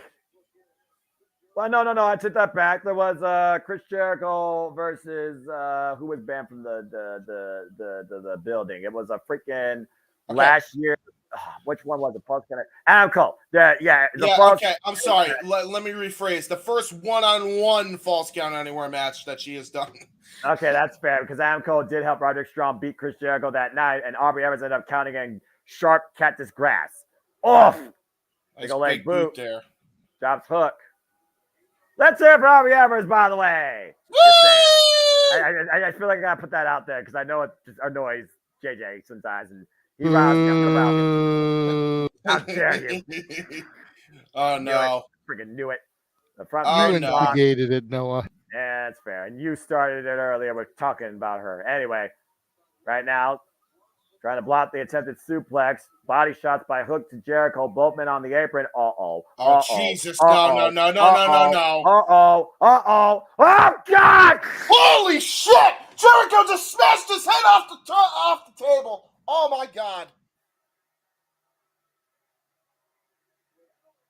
Well, that's one way to get fucked up in FTW rules.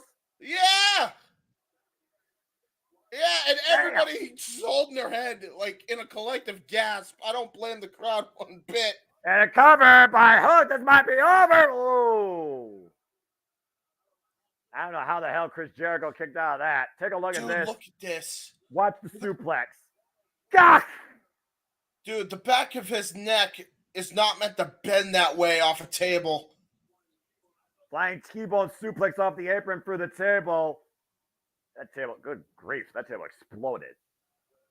Man, again, Hook just taking pages from his father's playbook. Remember, that's been done to Bam Bam Bigelow, of all people. Oh! That deadlift German Jericho looks like a dead body. Just slumped.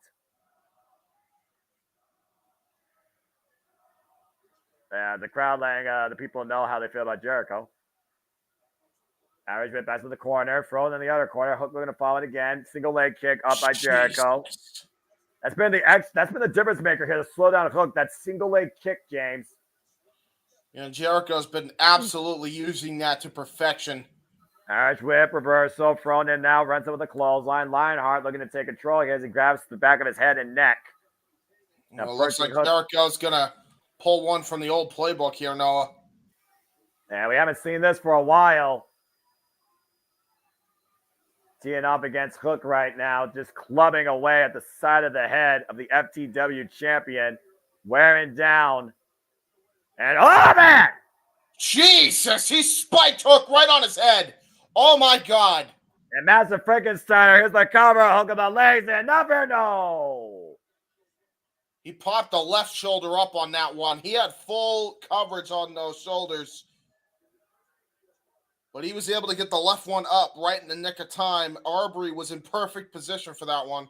Yeah, that was just, again, goes back to the resilience that we know that Hook has demonstrated since the start of his AEW career. Uh-oh. Oh, no. Get more toys in play here. Another trash can and a kendo stick. Well, we had the lid of that trash can. Now we get the other graffiti. Now we get the full graffiti trash can. Well, I guess it makes sense. Why do I think that trash can came all the way from New York? Well, no. Surprise me. Whoop! Jesus!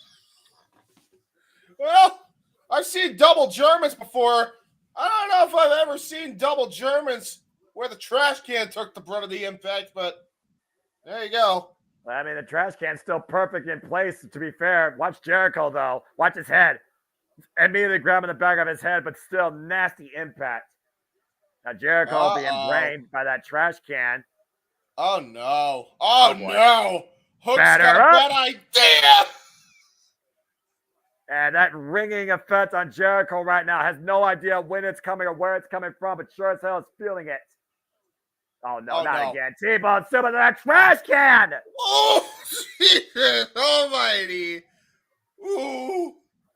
That might be it, seriously. God.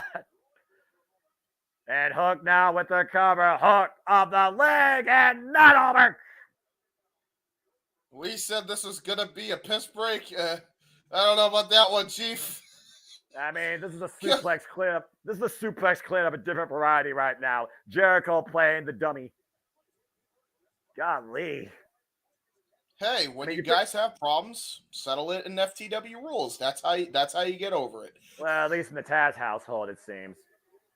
That's Again, true. though, how much more punishment can Jericho's neck take here? How many different ways can Jericho's neck turn and twist and become pressed?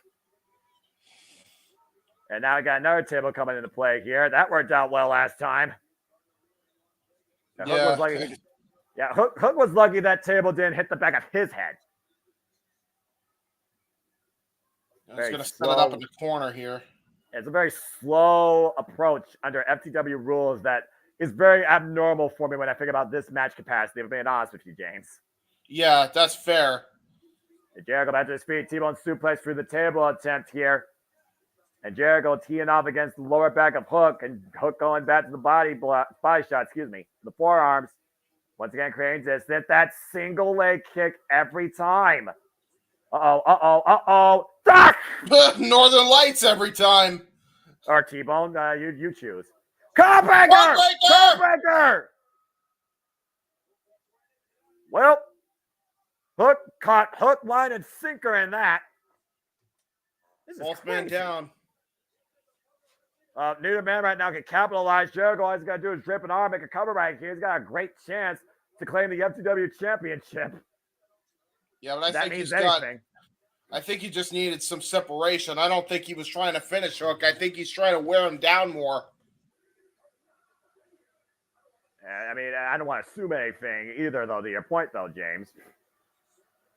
Back to the knees now. Both men just teeing off against each other. And right now, I'm not sure who's going to get the better at this exchange here. Look, just teeing off. Nice forearm shot in the front of the eye by Jericho. Impairing Hook's vision. Falls up the clothesline.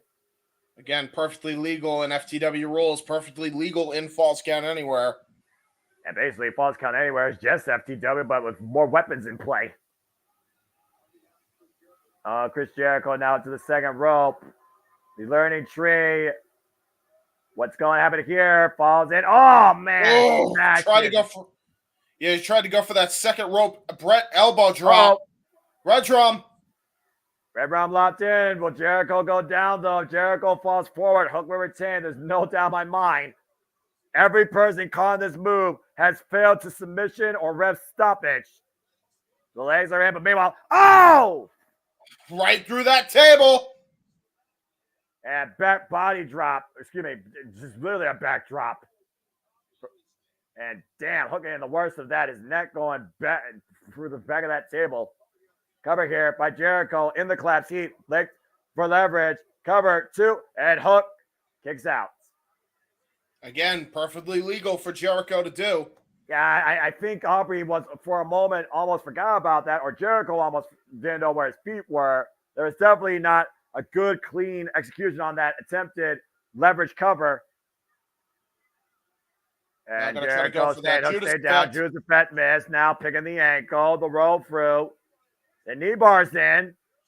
Yeah, shades of Goldberg with that rolling knee bar. But Jericho able to counter. Yeah, Jericho countered that perfectly into the Lion Tamer. And he got Jericho first. The walls are in the middle of the ring. Hook right now in a world of trouble, just trying to crawl his way towards the ropes for some sort of chance of reprieve. And keep in mind, there's no rope break. Jericho hold on to this as long as he wants. Now bringing it back towards the middle and adjusting his leverage. You think about the pressure applied on your legs, on your lower spine, and Hook trying to roll through. And Hook Jericho, the cover! The cover! Ooh! That was a great cover, too, by Hook. I'm shocked Jericho was even able to get out of it. Red drum though locked in. Yeah, the red drum once again reapplied. I don't think he's got the hands clasped, though. Jericho to his feet, but another shot, though, forcing separation. Yeah, I think it was a low blow, a blatant low blow. It was exactly that. Perfectly legal. As Jericho right now looks to tee up Hook for the Judas Effect! Jesus, he knocked Hook out with that one. That might be it. And the learning tree has no! Wow, man. How many people can you recall actually kicked out of a Judas Effect, let alone after a low blow? To your point, blatant mule kick, Judas Effect fully connects. And Hook kicked out. I mean, John Moxley was like the last person that kicked out of Judas Effect. Another Judas Effect! Jesus! That's gotta be it. That's gotta be it. It has to be. Count to 100. Cover 2. No! What? Wow. 2 consecutive Judas Effects. Spinning back elbow strike. And Hook is still in this. Jericho demanding Hook to stay down. I don't know if he's trying to just do that for, the sake of Hook, or just the fact that he feels he needs to win this. Now he's looking for another weapon. I think he's even giving a little bit of respect to Hook there, almost. Lord. And now look at that, going for his trusty old bat, Floyd. Oh, boy. Been a lot since I've seen that come into play. And again, perfectly legal. Don't make me do this, Hook. Stay down, he says. Stay down. Defiant to the very end. That's Hook. Wow! Oh my God! Right over the head! Holy shit! He's done. He's dead. It's over. He knocked him out. It's over. Chris Jericho wins. Oh my God! Taz just literally left the commentary desk. James, this is one of those matches where I don't think it was a learning experience, but it's an experience that I don't think Jericho, Hook, and Taz are ever going to forget. I'm not sure if you really say there was a winner here.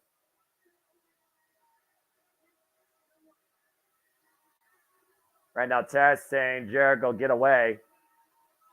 Well, Chris Jericho, another accolade in his career for the first time ever. Chris Jericho, the learning tree, is the new FTW champion, knocking Hook's lights out with Floyd the baseball bat after 2 Judas Effects. That's what it took to put down Hook. He's out cold. Yeah, dude, he took a bat to the fucking head. Damn. Jericho saying he's sorry. I'm not even sure if that's true sympathy or false sympathy. I don't think it's false. I don't think he wanted to do it, but he knew there was no other way he was getting that title. Well, sometimes you got to learn things the hard way, right, kid? It's not even a celebration of happiness for Jericho. Very somber leaving right now. That's opposite of the FTW attitude. And to your point, James, I don't think Jericho wanted to do that, but he did what he had to do because he knew Hook wasn't going to stay down. But it's almost one of those things where I feel like at the end, you still lose in winning. Yeah, he didn't want to. He didn't well, want either to. way, Taz Family Heirloom now belongs in the hands of the Ocho, the learning tree, Chris Jericho. As we try to move forward here from a whole different theatrical attraction, lights, camera, action. It is time now for our AEW Women's World Championship match. As Time the Stolen Storm defends the gold against La Mera Mera, Thunder Rosa. It was the steel cage match in 2022 that Thunder Rosa beat Dr. Britt Baker, DMD, to claim her first title in All Elite Wrestling, was a notorious, strong fighting champion, but her body gave out on her before her spirit forced to relinquish the title in August 2022, not even sure she was ever going to come back. Came back with a vengeance and newfound confidence and resilience. Her and Deonna Purrazzo won a tag team match against Toni Storm and Mariah May, pinning Toni Storm in the process and earning this opportunity, beating Mariah May one-on-one. But Toni Storm says that Thunder Rosa, you are nothing but a false identity that hides behind a mask, and you don't need to do that. In doing that, though, she disrespected her culture, her family, and her pride in professional wrestling. And I think Thunder Rosa is going to unleash a whole different side of her tonight that Timeless Toni Storm may regret seeing.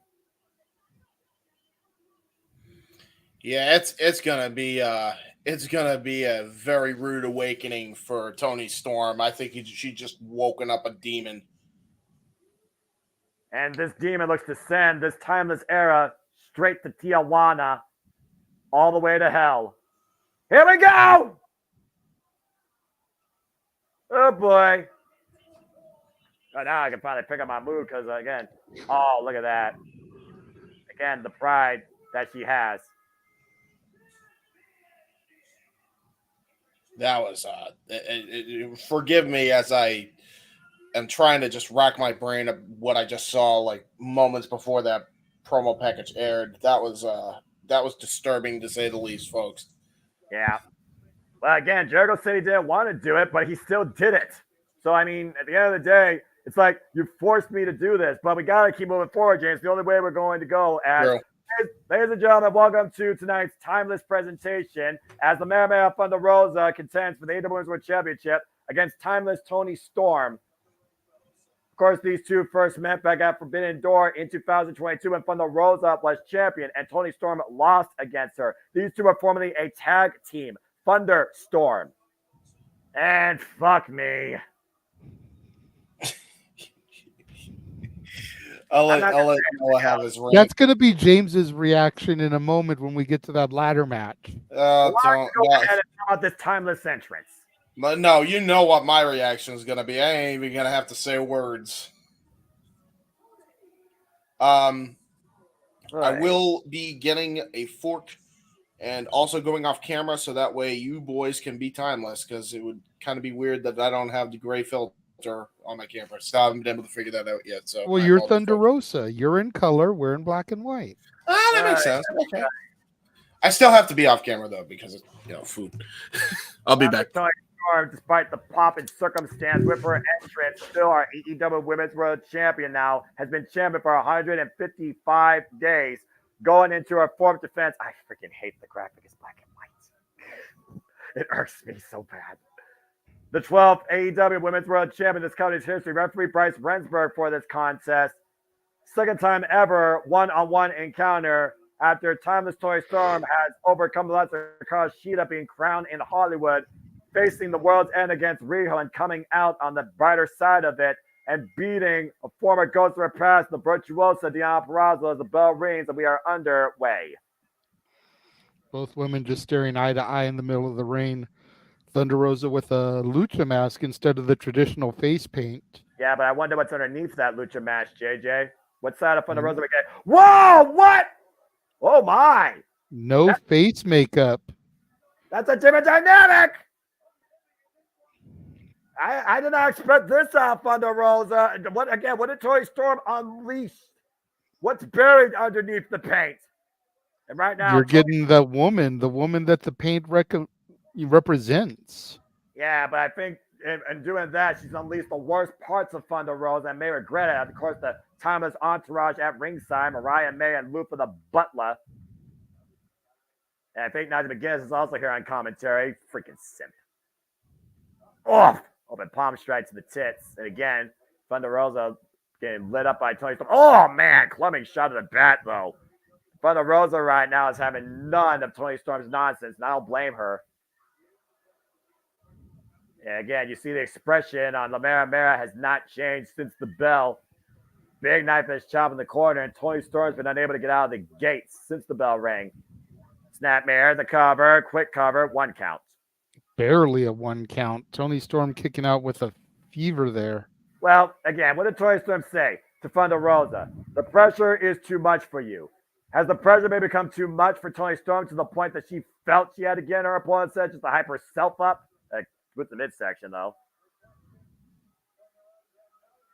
Of course, Thunder Rosa again earned this opportunity after coming back from a debilitating back injury and surgery, rehabbing the hell out of her spine and neck. Still hurts me to this day. I heard that announcement live in August 2022, which had to relinquish the title.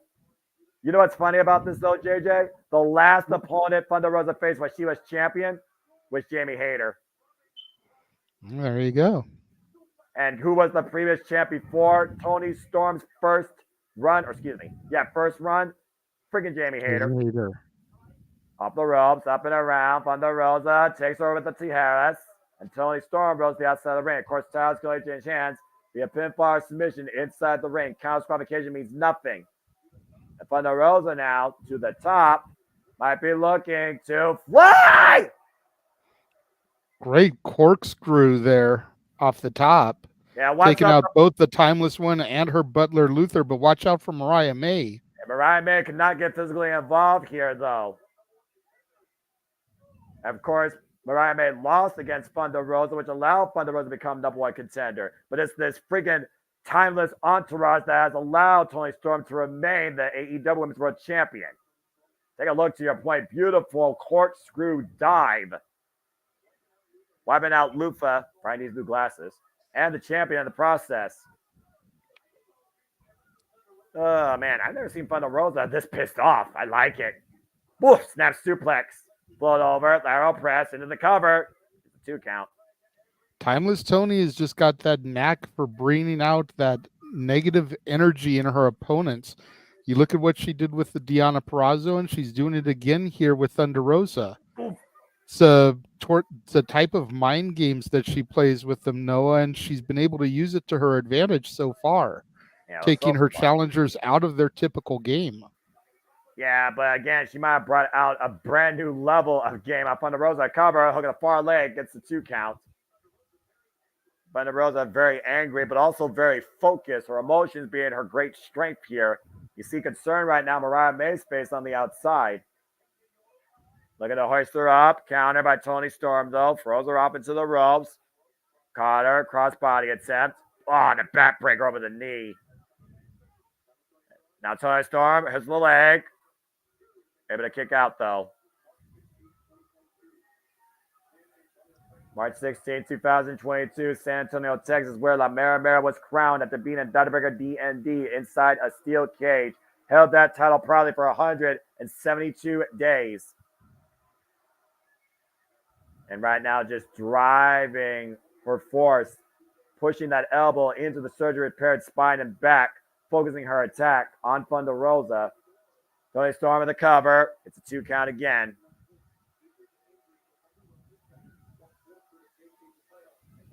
And right now, Toni Storm is exploiting what she believes is the biggest vulnerability in Thunder Rosa. Well, yeah, I mean, if you know that your opposition was out of action for as long as Thunder Rosa was with a back injury, then you target the back. I mean, you look at her; she is literally walking on it, jumping on it, dropping the knees on it. Yeah. By the way, I have been watching the match, so. Oh, you're fine. I mean, the only thing not black and white here is the Dynasty background, so eventually we'll be back in full color. But I really want this AEW Women's Championship to return to a much more vibrant era. Oh, there's an insult to the face right there. Toni Storm right now. Thunder Rosa hoisted up in the corner on the second rope. Thunder Rosa, though, with the body shots, though, to Toni Storm. Big headbutt. Held onto her head. And Thunder Rosa right now. What the hell? Uh-oh. That flip, counter. Wait. Uh-oh. Force the break. Toni Storm, we're in trouble. Power bomb cover. 2-0. The raw power of La Mera Mera there. Yep. Yeah. Able to push forward again. Take a look at this. You can tell her. You Boom. can tell her back's at 100%. If she's able to carry her all the way across the ring to hit that power bomb. Thunder Rosa once again up to the top rope. Missile drop kick sends Toni Storm up and over. She clutched Thunder her Rosa. back there. Thunder Rosa needs to stay on top of her. Great Samoan drop there. And again, now she's focusing her attack on Toni Storm's back. Might be looking to set up for that Tijuana driver. Maybe a crucifix bomb! Cover! 2! No! Damn it. See, I've told you 100 times, Noah, this is the part where the challenger needs to stay on top of it. She's letting Toni Storm get too much of a rest here. Yep. She needs to focus her attack and just start coming with a fast flurry of offense. Don't stall. Don't wait for her to get up. You want the championship. Right now, looking to fall forward. What? God. Well, that time she was able to hit it. Man, this time it paid off. That run-up drop kick straight in the face of Toni Storm caught her flush, braced up against those ropes. And now both women on the apron. Uh-oh. Hoisting up Toni Storm. Oh, no. Death Valley Driver. Death Valley Driver! Right on the hardest part of the ring there. Oh, my God. Luther can't believe it. He's got to even turn his head. Man, that would rearrange your spine where wood meets steel, the hardest part of the ring. Now Brandor towards center from the Rosa. Here's the cover. 2, no. Somehow able to kick out. I don't even know. Like, that looked like a harsh drop head first. Look at this again. Yeah, watch it again. I don't want to, but damn. Yeah, high angle, by the way, guys. High on the back of the head and neck. Yeah, but again, Thunder Rosa taking too long to continue her offense. I think that time she might have been clutching her back. Yeah, her back is definitely hurting now. Well, she was going for that Tijuana driver, and again, to your point, grabbing the back, unable to hoist up Toni Storm and execute it. That elbow strike, some damage has been done right now that has preserved the champion for the time being. Thunder Rosa looking to fall in. Toni Storm up and over, looking to pick up speed. Catches her in the ropes and big backstabber. Backbreaker and hello. Yeah, that will definitely put things in the champion's favor. Now out of the corner, satellite DDT, float over, still maintains hold, not going for the cover. Fisherman suplex cover, 2, there's enough, no. Beautiful bridge there on that fisherman by Toni Storm. Yeah, and again, putting all the pressure on that back, even in the cover, JJ. Trying to target that back as much as possible. Toni Storm, of course, 28 years of age, 14 years in the game, calls herself a star, what she calls Thunder Rosa a fighter. Thunder Rosa, 37 years of age, 9 years in the game. Mixed martial arts background. Oh, nice reversal there. Double stop! Yeah, right to the chest, too. And it actually might have been to the throat of Toni Storm. Yeah, about to say, I think she almost caught her in the jaw with one of the heels of her boots. And it stomped her throat if she wanted to, unintentionally. The front of Rosa, though, refusing to be denied. Now going up to the second rope, looking for something big here. Up to the top. Toni Storm in the drop zone. Double stomp, denied. Rolls through, though. Toni Storm looking at her. Uh-oh. Got her hook. Thunder Rosa able to counter. Toni Storm, though, counting the power. Power bomb planted. 2, no.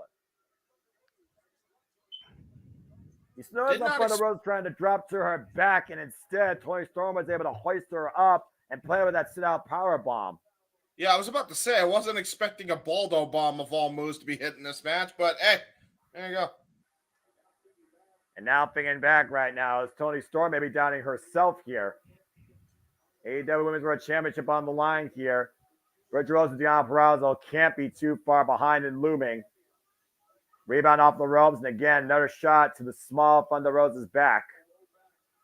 Actually makes a lot of sense when you think about it, James, because Matt Bloom, the man behind Albert, does a lot of training down in NXT. Yeah, I'm sure he worked with Toni Storm during her stint there.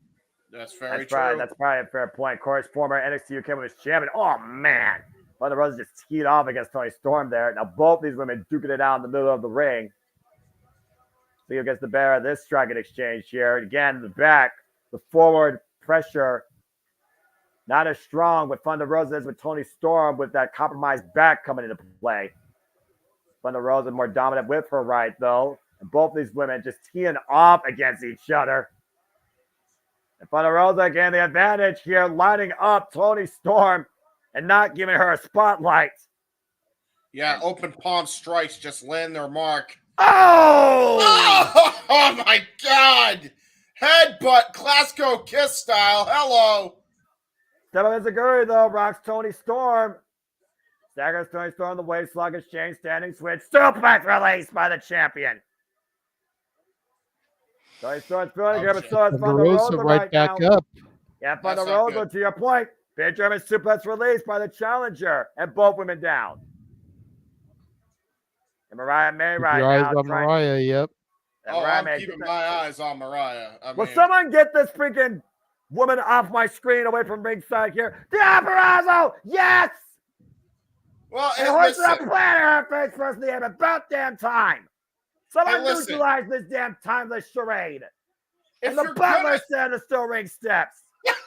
Nice try, Luther. Listen, if we're gonna D'Ambrosio teeing off. No, you shush up right now. Toni Storm tapped out. Toni Storm tapped out. Toni Storm tapped out. Toni Storm tapped out. Screw you, King. Toni Storm tapped out. Mariah May D'Ambrosio flying backstage. Waist slap though by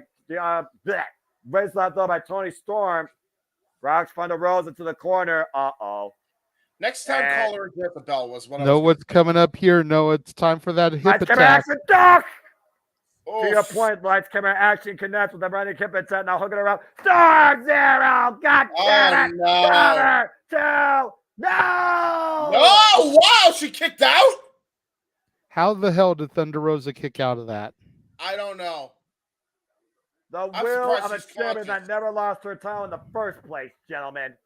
That's very true. And just barely kicked out, though. Toni Storm, though, looking to work that back.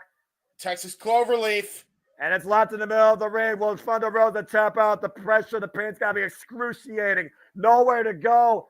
She's got to roll through, find her way to the ropes or find some sort of leverage. Can that back hold up? Toni Storm sitting back deep with it. Thunder Rosa is close enough to the ropes. If she's got a little bit of strength left, she can get there. And she is Look at how close she is. Scratching, finds her way. Toni has to break the hold now, but she has till 5. Come on, Thunder She Rosa. used all of that 5 count, too. There's a reason why I picked Thunder Rosa and my predictions on simply predicting. This charade needs to end, and she right now has the most heart I've seen out of any challenger towards this championship reign. Toni says that's it. Hook up Thunder Rosa. Wait, Thunder Rosa on the counter. Backstab around! Oh! Now, wait a minute. Thunder Rosa. Look at her own submission. The rear naked choke. What the hell? Like a Cobra Clutch of sorts here, guys. Yeah, Cobra Clutch crossface. Again, though, Toni Storm very close to the ropes. You see right now, trying to cut off the supply of oxygen to the brain.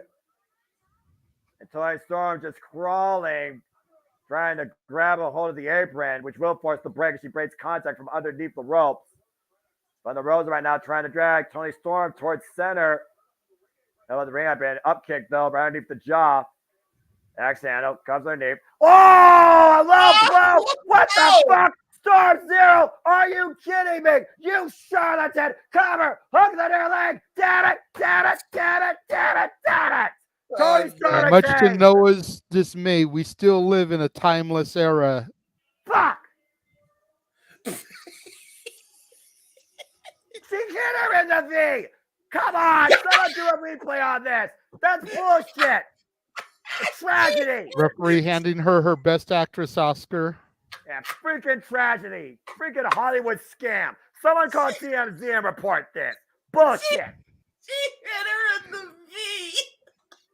Unfreaking believable. Oh, Toni Storm continues this charade as the AEW Women's World Champion. Damn it.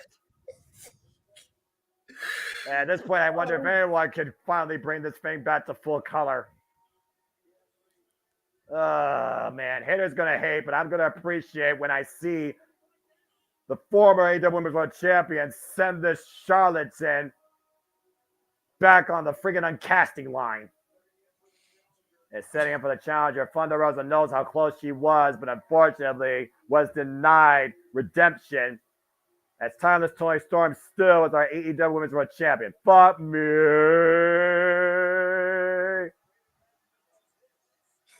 Well, I'm officially in a better mood right now. As we go from a timeless charade, get ready for a one-of-a-kind, timeless, instant classic of professional wrestling history. It is time for the dream match, the encounter, the all-elite bruv, the American Dragon. It's time for Will Ospreay versus Bryan Danielson. Guys, are they so arrogant that they're going to make themselves the main event? Oh, I swear to fucking God. No. I will have a goddamn connection fit if that's I the will case. too. The AEW World Championship deserves to be the richest prize on the line and in the closing spot. If it's not that, so help me God. You will see some you haven't seen yet in the JMN live watching on event history from the Simple Man tonight. I'll let them fucking have it if they do, Noah. I'm going to be real. I swear if that happens. I'm sorry for putting it out there in the ether like that, but you figure that the main event should be either the match we're about to have or the title match. It's not this match. And we know how highly they think of themselves. It's a ladder match. We're guaranteed new champions regardless of who wins the match. You know, I'm just... I don't hate FTR. I'm glad they get a main event, but I can't watch it. I refuse to fucking watch it. I don't care. I refuse to fucking give any goddamn credence to those fucking numbnuts that are on top in the management role of AEW. I'm not doing it. Well, now that I've thrown it out there, I apologize for making your mood salty. Let us turn our attention to this match that we are looking forward to. I don't think I'm ready to call this without losing my voice. I'm not going to lie. Dream match!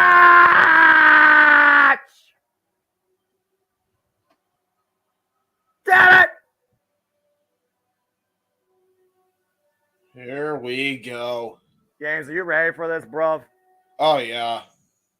Let's fucking go, bro. I'm going to be real, though. You should have came out to the final countdown one more time. Seriously!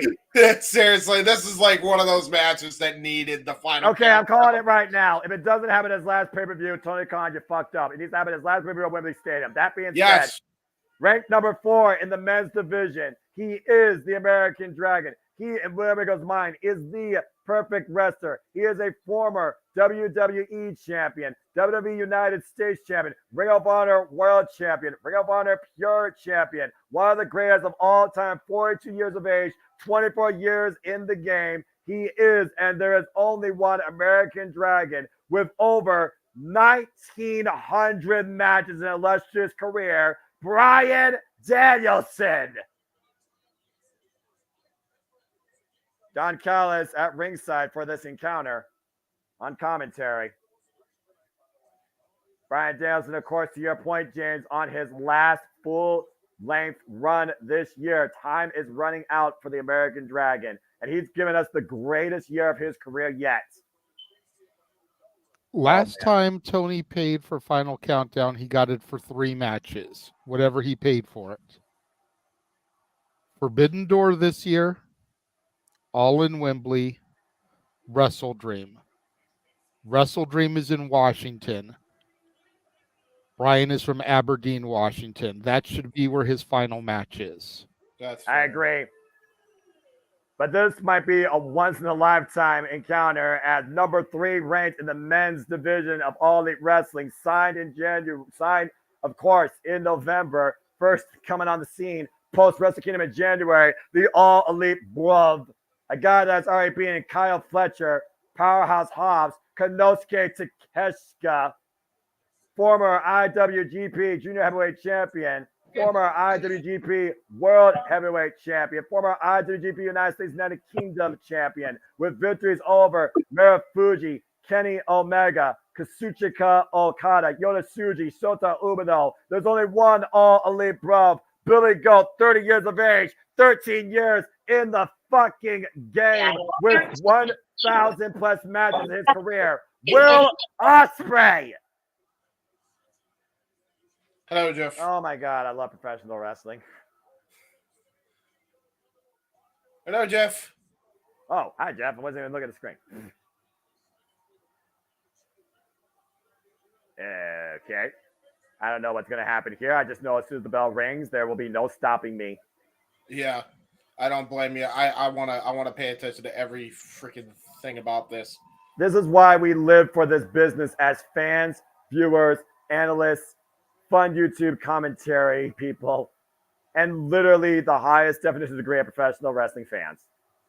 Holy shit. I'm so fucking jealous of everybody there in St. Louis, but I'm forever Real quick while I can.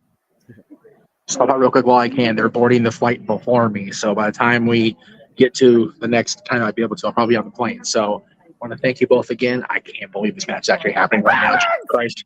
So bell rings. Enjoy it, man. Thank you, Here we Jeff. go. God bless you. Love you, brother. Here we go. Oh, this is going to be a long one, James. You know these two will die for this art. This is the match everybody has been looking forward to the most. Will Ospreay out to prove that he is the best in the world, the best professional wrestler going, but can't hold that moniker until he beats the legend, Bryan Danielson. His own words. Of course, we've seen Bryan Danielson mixing up with the likes of Zack Sabre Jr., Katsuyori Shibata, his heroes down in Mexico, in Pefar, Hechicero. The resume of these two is absolutely insane on paper. Yep. Right now, Will Ospreay pushed up in the ropes. We're going to get a clean break here, I would imagine. And right now, again, Bryan Danielson looks like he's grasping the left arm. And clean break. Clean break. Clean break. Clean break. Yeah, you want to talk about too here's a statistic that Ospreay has to consider as well. Bryan Danielson has fought in two of the top stars in all of pro wrestling in the same year. Roman Reigns and Kenny Omega. Yep. 2021. Side headlock. Bryan Danielson, of course, was in the main event of WrestleMania, and of course was involved in the first Grand Slam event against the AEW World Champion Kenny Omega. Nobody has done what Bryan Danielson has done in his career. And again, folks, you can be part of the conversation. Use the hashtag AEW DYNASTY on the Twix. And we thank and love you. Appreciate you all for tuning in here at JMN Multiverse of Media for our live watch along back coverage, as well as for all the biggest pay-per-views and shows across all things wrestling. Oh, look at that. Ospreay able to counter the bow and arrow. The kick out. And I hope you all enjoyed this. Please let's subscribe, care, comment, tell a fan. And please super chat and support my friends, JJ Williams and Jeff Meacham. Super chat and symbols that you want to do the conversation. Thank you again. This is professional wrestling, damn it. And we're all fucking a part of it. By the way, that was like a little sky twister out of that. Like, yeah, that was just the agility of Ospreay coming into play there. That was absolutely the agility. Well, I mean, again, former Best Super Juniors winner, portable multiple time IWGP Junior Heavyweight Champion, former Rev Pro, former Rev Pro British Heavyweight Champion. And right now, Bryan Danielson, a test of strength with the Billy Goat. Right now, Greco-Roman knuckle lock. Who's going to give here first? We know the conditioning of both of these men's necks if it goes down to that point, James. And again, we've seen both these men this year feud with the likes of Katsuyori Shibata. Bryan Danielson took on Lance Archer. Will Ospreay took on Powerhouse Hobbs. They've tested themselves against all forms of wrestlers and styles in this year alone. Oh, there's the joint manipulation, though, by Danielson. Trying to drop the arm, but instead, Will Ospreay able to roll through. Again, finds an escape. The side headlock. Will Ospreay counters. And Bryan Danielson, though, knows how to escape this hold. I guarantee you that. Headlock, shoulder takeover, the head scissors, kip up, both men stalemate. Oh, yeah, God. That's been a lot of stalemates already. Both men equally matched, very well versed in every art of professional wrestling imaginable. I mean, I'm just going to be straight up with you, James. Before this match, who would you say is the better professional wrestler today between these two? you'd be hard-pressed to say Will Ospreay isn't one of the best. I still say Danielson. Danielson has done way too much in his illustrious career to say otherwise. But that's not to say that Ospreay can't get it done. We've seen him dethrone the likes of Kazuchika Okada, Hiroshi Tanahashi, Hiroki Goto, and Chris Jericho, all in the same year. That's not small feat. Now. Yeah, it's a hell of a resume in less than 8 months after you gave yourself 6 months for a turnaround. After that loss to Kenny Omega at Wrestle Kingdom 17, Brian Danielson to counter it, though. Whoop, went for the kick. Ospreay, though, looking for the press cover. Quick kick out there. Brian Danielson once again for the kick. Block. Ospreay block. Waist lock. Back elbow strike by Brian. Knife edge chop. And the Irish whip. Handspring. Q. Brian Danielson scouted that kick. Now trapping the arm. Trying to bring him down. The bell lock denied. Kick denied. Another kick denied. Stalemate again. Again. Another stalemate. God damn. Both men had each other scouted the entire time. The entire time. Freaking Ospreay went for the Oz cutter. Danielson got him out in a back body drop. Freaking Ospreay stood on his feet. Tried to go for a label lock, then tries to hit 2 kicks. And we're back to square one. Yeah, the high velocity. The high velocity, to your point, James, went from 15 to 50 to 100, and we're back to 0. Yeah, Fight Forever, I agree. This is the match of the industry. That's the definition of Fight Forever, and I wouldn't mind it. 60-minute time limit, by the way, folks. Greco-Roman now going for the ankle pick. Able with a trip. Now the ankle lock applied, or toe hold. Yeah, Indian toe hold there. Very old Danielson, school by Ospreay. Yeah, Danielson does not look for. Oh, the disrespect. Would you expect anything less by Bryan Danielson? Yeah, but do you expect anything less from Will Ospreay to then retaliate the way he retaliated? You don't disrespect the bruv. Yeah, you don't disrespect the American Dragon. And this is something you also don't do with Bryan Danielson. Chop battle. Now, Bryan able to grab a toe hold. Yeah, Indian toe hold of Danielson's own. Looks like he's trying to transition it into an ankle lock. And there it is. Now trying to go into a Regal stretch. And yep, the wrench in the nose, though, for extra leverage.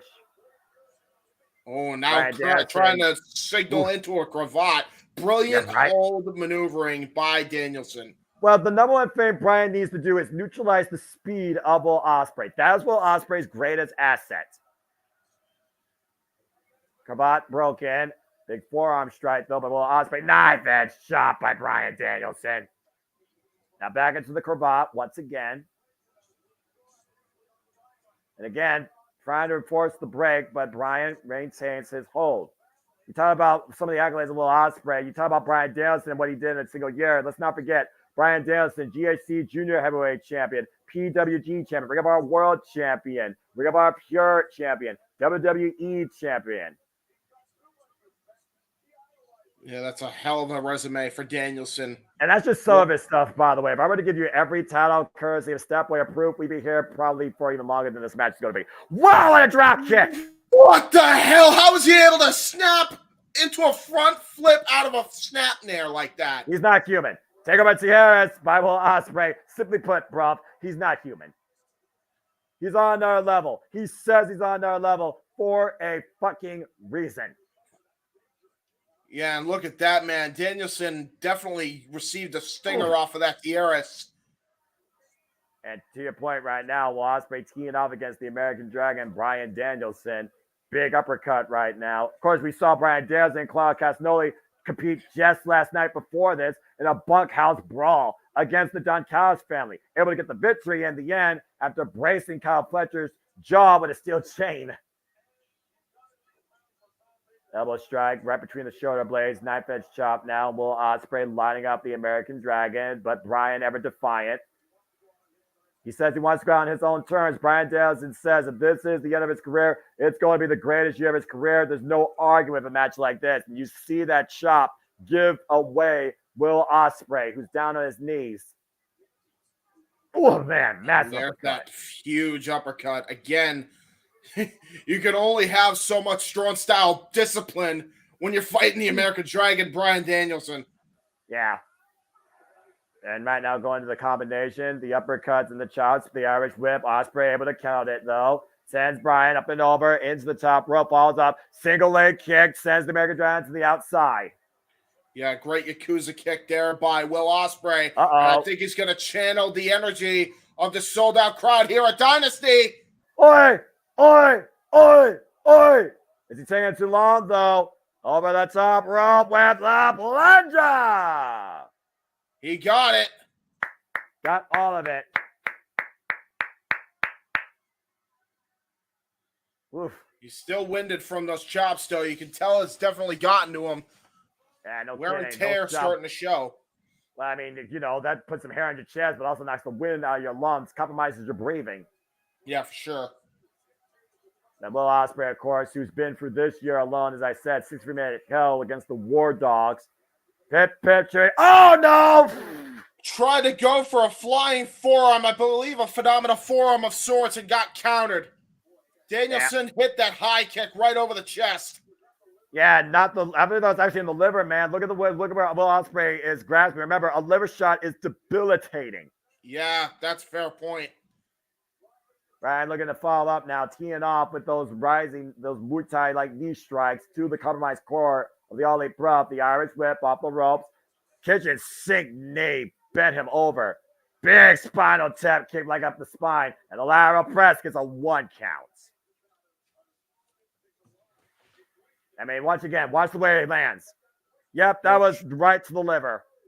And he was trying to go for a phenomenal forearm, but Danielson's been in that position one too many times. Fought the likes of AJ Styles more than once. Of course, mixing up his offense, now going to trap the legs. Looking for a modified figure 4 of sorts here. Indian Deathlock. Yeah, Indian Deathlock. Oof. Bryan Danielson right now in control of the legs of Will Ospreay. And again, Ospreay exposing his core, and Bryan Danielson taking advantage here. Reflex shots as every time Will Ospreay bends up, he's just literally forearmed in the jaw. Continued onslaught by the American Dragon, now trapping the neck and the arm. Oh, Jesus, man. Ospreay all tied up. Yeah, man. Gotta have been an modified octopus stretch into that leg lock. Ospreay able to get the rope. And surprisingly, Bryan did not hold up to the near count of 5. Well, there is a lot of respect, I think. The high-flying technique of Will Ospreay versus the ground-based, virtually unmatched technical prowess of the American Dragon, Bryan Danielson. Oh, God! Oh, Jesus. What a freaking chop by Ospreay. And again, though, every time he chops, he has to literally wince in pain as he pushes forward off that compromised liver. The core strike. Again, Bryan asking for more, while Ospreay trying to bring the fire. Danielson bringing Ospreay to the corner. And again, Bryan teeing off like a kickboxing bag here, a punching bag, excuse me, lining up Will Ospreay. Irish whip reversal, Irish whip by up and over. Whoop. Vintage Danielson. I'm looking for the second name. Will Ospreay does it the clothesline, handspring, corkscrew kick. Nice counter by Ospreay into the corkscrew kick, and we may be back in the wheelhouse of Will Ospreay here. And if nothing else, he slowed down the match for the moment and gave himself a huge chance to rethink a game strategy. Take a look at this. The handspring corkscrew kick caught Bryan flush in the head, right off the left ear. I think he saw feet and he got confused. And I think Danielson's reaction time was a little off because he's not used to somebody this fast. Yakuza kick out of the corner. And Will Ospreay once again looking for the pit picture. Oh, phenomenal forearm connects. Ospreay driving the arm to cover. It's a 1 count. Referee Bryce Rensburg gets a 2 count. I didn't think that was a 2 count. Barely 2 count. Only hooked 1 leg off that. So far, Ospreay still moving pretty well, though. You're going to try to go for that Liger bomb, it looked like, and now going for the Kawada kicks as Danielson was able to. Oh, no. Well, there's that shot. Never mind. Massive uppercut by Bryan Danielson. Follow up here. And again, right back to the core and the liver. Wall kick, though, by Will Ospreay. Step of Segura connects, takes down the American Dragon. Again, the speed of Ospreay is key. When he's able to get that flurry of offense, oh Lord, you're in for trouble. And now he's going to go for what looks like a triangle moonsault from the top oh, here. that twister! He got all of it. This guy makes it criminally easy looking, and it is fucking amazing. Taking down Bryan Danielson, but knocking the win out himself in the process, going for a broke with a leap of faith. Sky Twister off the top rope to the floor, wipes out Bryan Danielson. The fact that his feet landed also protected himself on impact. Absolutely, and it's brilliant maneuvering that time. Oh! Oof! Hip hip cheerio! Elbow strike right to the back of Danielson's head. Uh-oh, and Will Ospreay might be looking to sink the blade into the American Dragon. Scouting him up for it. Oh, man, kick to the elbow joints. And again, right back to that arm, pinpoint PK kick to that arm. Looking to neutralize the hidden blade now. Oh, now it's going to go for a tiger suplex, it looks like. Got all of it! The bridge cover too. No, still maintains hold. Oh, Jesus. And now into a butterfly submission lock. Then He's going with those hammer elbows, James. The stiff with the Blackpool Combat Club. Yep. And again, knocking the wind out of Will Ospreay. And those elbows pinpoint on the chest and ribs and compromised liver. Now transitioning, possible cannibulation. Got it locked in. Got it fully locked in. Yeah, he's got Ospreay flat on his stomach, so he's applying as much pressure as possible that you can. Very critical situation right now for the All Elite Bruv. His feet right now, Will Ospreay needs to get his feet underneath him, try to find some sort of leverage or reach to the ropes. And he got it. And Nigel McGuinness also giving us the techniques needed. Of course, I'm sure being completely unbiased against the American Dragon, Bryan Danielson. Well, considering the fact as well, if anybody knows how to beat the American Dragon, Bryan Danielson, it's definitely the man who fought him, Nigel McGuinness. Keep in mind, Nigel and Danielson fought for the Ring of Honor World Championship in what was a grueling matchup. Oof. The right arm hyperextended, the hidden blade once again trying to be rendered useless. Knife edge chops teeing off against Will Ospreay, and Bryan Danielson looking to follow in with a running drop kick in the corner. That caused Will Ospreay flush. Now he's going to put him on the top rope. Possible Frankensteiner attempt here. Let's see if it connects here. And Ospreay lands on his feet.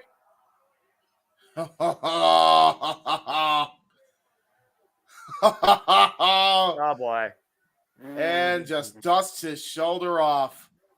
And Ospreay saying, come get me, bruv. Oh, pressing the kick. What a hook kick. You're right, flush on the head. Tiger driver, cover two, no. There was nothing over the shoulders of Bryan Danielson off that instant Tiger driver there, though, James. Quick, easy kick out for Bryan Danielson. Yeah, and I think Ospreay knew it, but he was trying to wear down the wherewithal of Danielson. Sky Twister attempt got countered, though, by Danielson. Got right up and then pushed him on top of the turnbuckle. And to your point, I don't think it was the Sky Twister going, I think he was looking for the leap of faith. He goes for the leap of faith usually when his opponent is down inside the ring. And right now, Bryan Danielson looking to hook Will Ospreay. Ospreay driving his elbow, though, on the side of Bryan's head. Now Bryan with a hammering elbow to the All Elite Bruv. Giving Will Ospreay a taste of his own medicine. Oh no. God. Oh, no, not a tiger suplex from the top of the apron. That's exactly what he's thinking, James. Oh, That's my God, exactly what he's thinking. Bryan Danielson, Ospreay, hook. What? Holy shit! Are you kidding me? Oh, my God. Oh, my God. He's clutching the back of his neck. He may have just hurt himself bad off that. Oy. Yeah, holy shit indeed. Avalanche Tiger suplex high on the back of Will Ospreay's head and neck. Debilitating impact. And Bryan with the cover, and immediately the legs find the way to the ropes. Yeah, again, the ring awareness is Watch the definitely way there. he lands. Watch the way he lands, James. God! Jesus, right on top of his head. Oh my God. Yeah, Brian able to land more on his side. Ospreay bounced up and over on his head and neck. Yeah, Danielson man. right now. Right elbow, contacting that right elbow again, attacking that hidden blade. Right, Danielson just Jesus. off. And Danielson's just becoming a surgeon in that ring right now. Yep, this is where he's at his most dangerous. Ospreay, though, refusing to show any signs of weakness, refusing to go down. PK, though, takes down Ospreay, but Ospreay still defiant. And looks again to test his mental against the American Dragon, Bryan Danielson. This is strong style. Bam, PK again. And Ospreay refuses to stay down. There's so many metrics you can measure professional wrestling, but you can't measure heart. He's going to counter this one, I think. Oh, he just slapped the shit out of him. Both men tried to go for a psych out. Danielson thought he'd get one with a slap, and Ospreay returned with a forearm right to the side of the head of Danielson. And that was with the right arm, though, by the way. So even if he did knock him out for a moment, that's still the compromised right arm. And right now, Will Ospreay lining up Bryan Danielson. A little bit of frustration might be coming into play here, or passion, or both. I'm not sure. Yeah, just straight rights, too. Right to the side of Danielson's head. Remember his history with concussions. Oh, and no. There you points. Jesus, no. Not the Tiger Driver on the apron. Do not do the Tiger Driver on the apron, you sick fuck. You realize who you're talking to, right? Bryan Danielson right now able to fight out of it, though. And again, big high kick. Lining up the chest of Will Ospreay. Ospreay catches the leg, though. Elbow, though, to the right leg. Hook kick again. Rocks the American Dragon. And might be looking off the ring post for the Oscar! Jesus Christ! And now Bryan Danielson grasping his neck as that was an Oscar on the apron as Bryan Danielson falls to the floor. Yeah, and he turned that into a stunner almost. Looked like his jaw may have ricocheted off his shoulder. And Danielson's now clutching the back of his neck after that. Watch the impact on this. Take a look at the replay here, James. Watch the way Bryan lands. Oh. And man. Bryce Ransford right now checking on Bryan Danielson, making sure that he can't continue. Will Ospreay, though, scouting for his next move. Hidden blade. Hidden blade in play. Hidden blade connects. Jesus. And he took out the referee on the way doing that. Well, that was a flying hidden blade from the apron to the floor through Bryan Danielson's head. The back of his head. Yeah, and again. And look at the way Danielson's shoulders bent, and look at the way his neck's bent. I don't think he's good. I don't think he's good right now. But at this point, I think Will Ospreay, to your point, might sense that as well. Might be looking for the counter. Let's watch this again. Watch the flying hidden blade from the apron impaled in the back of the head of Bryan Danielson. And Danielson's just finally been able to turn his neck the other way. Finally was able to do it. I don't know what got him to be able to do it, and now he just collapses on into the ring or on the outside here. I'm about to say he's not in the ring yet. Up to 7. And Danielson right now unable to get to his feet. Up to 8. And able to make it back. But Will Ospreay scouting it. Springboard drop kick. God! Looking at Bryan Danielson again. Tiger Driver cover 2 now. How is Danielson even able to get this after that? This is the American Dragon. This is the professional wrestler of this generation. This is the guy that is already on another level that Will Ospreay looks to surpass. And right now, might be looking for a buzzsaw kick, possibly. He hit a Van Terminator. Oh my God. That was no Rise of the Terminator, dude. That was a slump body. And once again, filling in the right arm, looking for an Oz cutter. Bryan's got it. Bryan's got it. Traveling the right arm. Transitioning. Might be looking for the lapel lock.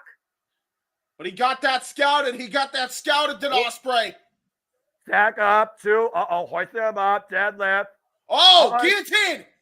By Bryan Danielson. And he's got the body scissors as well. Ospreay able to counter, though. Brian out of the back door. Brian looking to pick up speed again. Up and around. La Mystica! Traps the left arm! Shades of Mystico! Shades of Mystico into the lapel lock! Wrenching in that neck. Deep waters now for Will Ospreay. Seriously, the only way Ospreay's able to get out of this is if he bites those freaking digits. That's what he's got to do, I think. Yeah, he's locked in the middle of the ring, to your point, but he's trying to crawl his way over to the ropes once again, fading all the way back to that avalanche tower suplex on the neck. The painlessly excruciating here. And now trapping the right arm. Shades of how he tapped out. Kazuchika Okada wrenching back on that right arm as hard as he can. That arm might literally pop out of his shoulder. Dude, think of this, too. He's getting that from Zack Sabre Jr. of all people. Yeah, a mortal enemy of Will Ospreay that defined the best in British wrestling last year in Rev Pro. And somehow Ospreay finds his way again to the rope. Oh my God, man. This is fucking amazing. Bryan Danielson doing even more harm to Will Ospreay and that right arm. Defiant look in the American Dragon Bryan Danielson, but the unrelenting, never say die attitude of Will Ospreay. Both these men will literally sacrifice their lives for this crap, for this match, for this moment tonight. Bryan Danielson teeing off against Will Ospreay, though, going back to the kicks, not going to win on Will Ospreay. And Ospreay looks like he's about to fall a heap. Oh, God. Bryan Danielson right now firmly back in the driver's seat. Gonna go for the Psycho knee and kick his effing head in. And Ospreay counter. Bryan Danielson fighting back, though, and slumped in a position. Ospreay refuses to let go. Hoist him up again. Wow! Oh, my God! Oh my God, that was close! So damn close. Holy shit! Blocked the right shot. Slips out underneath. Ospreay hooks Bryan up. Both legs trapped. Now Bryan reverse the pressure. Cover. 2 count again. Kicks out. Waist lock. German suplex. Ospreay has on his face. Hidden blade. Ospreay misses. Bryan Danielson. Psycho knee. He got it. Cover. 2. No. Holy shit, he kicked out. Holy shit, he kicked out. What the fuck it's gonna take? This is amazing. Everybody is on their feet in that fucking building. This is professional wrestling. Take a look at this. That boom. That flying psycho knee caught Ospreay flush. Still not a 3. This is all elite wrestling, damn it. Bryan Danielson right now in utter disbelief. Oh my gosh, this is the best wrestling. The 2 of the best in the industry wrestling. They're going to kick his fucking head in now. I think I almost lost my voice. Ospreay right now looks like a pretty much prone dead body. Oh my God. Oh. And now he's kicking his effing head in for real. Yeah, he's stomping a mud hole into him and not walking it dry. You see literally the neck of Ospreay whiplashing off the mat every time. Bryan Danielson, relentless assault with these stomps. Now transitioning once again, hooking the right arm and looking for the label up at Ospreay. Looking for leverage, stays up on his knees. Now trying to reverse the pressure, reverse the hold. Again, that arm, though, still trapped, though. Hammerlocked in between Bryan Danielson's left leg. And once again, wrenching the jaw this time. Fish hooking him. Might be looking for that Regal hold that you were talking about earlier, James. And Ospreay with his counter, though. And teeing up against Bryan Danielson. Forearm smashes. Danielson, once again, still fighting back, though. Hammerlock in the right arm. Ospreay, once again, reversing the position. And again, forearm smashes. Finally forcing the break on the American Dragon, Bryan Danielson. Yeah, we've seen Ospreay knock people out with those vicious forearms before.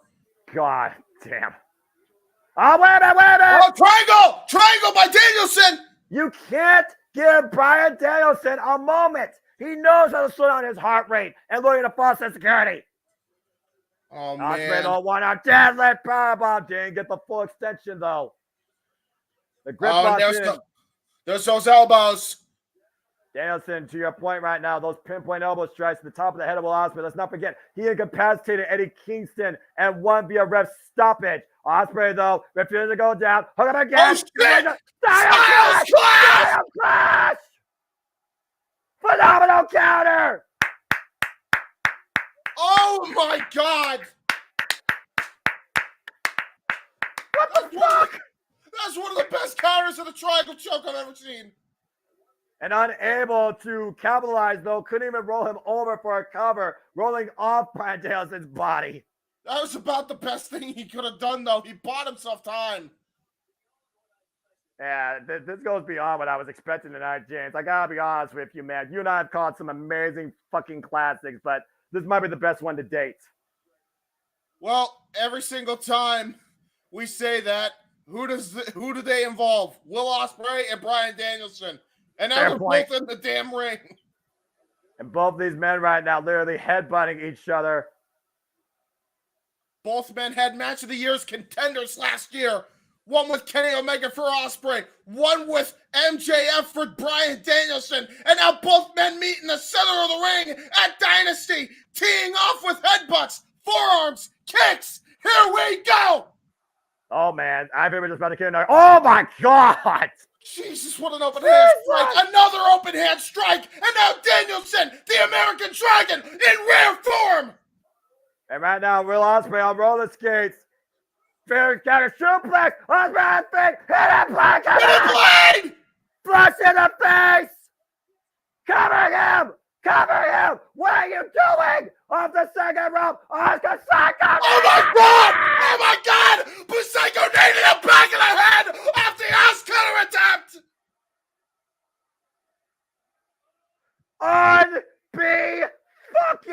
Unbelievable! Dude, he may have just knocked out Will Ospreay. Holy shit! The fighting spirit unleashed to the highest degree in this professional wrestling clinic with Will Ospreay and Bryan Danielson. Lying in wait, Oscutter intercepted with a perfectly timed Psycho knee. KO shot. Are you kidding me? Bryce Remsburg starting his count, though. Ospreay somehow still trying to get back to his feet. Bryan Danielson in position for another fucking Psycho knee. The Yes Movement is in St. Louis, channeling the American Dragon's energy. Danielson, though, and Ospreay have locked eyes in opposite corners. Oh, shit. Oh, shit. James, this is the end game. Shit. This is it. Whatever hits here, this will define our winner. Exposed elbow, hidden blade. Will we see an exposed Psycho knee? Which one meets first? Who hits the final shot needed to win this professional wrestling classic? Holy shit! We got it! And Ospreay, he's not done yet. Up on the shoulder. Wait a minute. Tiger Driver! Holy shit! Holy shit! Holy shit! He busted his shoulder. He busted Danielson's shoulder. That's bad. Bryce Remsburg calling the doctor, though. Oh, wait a minute! Psycho knee! Psycho knee! Cover! Help! Will Ospreay fucking wins! Not even the Psycho knee, the hidden blade. Sorry. Holy shit! Oh dear God Almighty! That was lethal combat. Oh my God! That shoulder popped out of socket off that Tiger Driver. Oh yeah, my God. Absolutely it did. And Ospreay might have literally destroyed his own elbow in the process. Bryan Danielson, though, sacrificed everything possible for what he loved tonight in giving Will Ospreay this proving ground to show that he truly is on another level. And in the process, Will Ospreay may have won, but Bryan Danielson, his year-end tour might be even sooner done. But my God, what a fucking match. That was 5-star from any publication, period. God damn, what a match. That, ladies and gentlemen, simply put, is the professional wrestling. Damn it. Ospreay checking on Bryan Danielson right now. Again. Oh, Jesus, man. Again, though, the cost of war, the spoils of victory. At this, man. This is the definition, though, unfortunately, James, of the spoils of victory and the brutal agony of defeat. One of those things where, again, man, I don't. Oh, and look at this, man. Like, Ospreay is beside himself. I don't think he realizes what he did. Yeah, I think until afterwards. Yeah, I think Bryan Danielson and Will Ospreay got lost in the moment, as so many do sometimes, with what they present in that squared circle. And I think it's now coming back to reality. He might have literally broken the American Dragon, Bryan Danielson. Watch this Tiger Driver 91. Watch the way he lands, James. Oh, holy God. shit! Yeah, man, right on that shoulder. That was. And then the explosion and blade to the back of the head. Blunt impact. Will Ospreay fucking wins against Bryan Danielson, but at what cost? The American Dragon. Yeah, now even Don Callis, I think, coming in to check on Danielson. This is bad, man. Yeah, you see everyone checking on Bryan Danielson here. I mean, character dynamics and storytelling be damned. These are two of the greatest people to ever give you what you love in the professional wrestling business. And arguably one might have sustained a very, very serious injury. Oh, my God, man. Well, coming up next, we got a ladder match. Anyway, again, standing ovation, though. Don't put up that graphic, JJ. I don't want that graphic up until we actually have the bell rings. I don't give a fuck about this. Yay, AEW World Championship main event. Seriously, I really want to level with you people.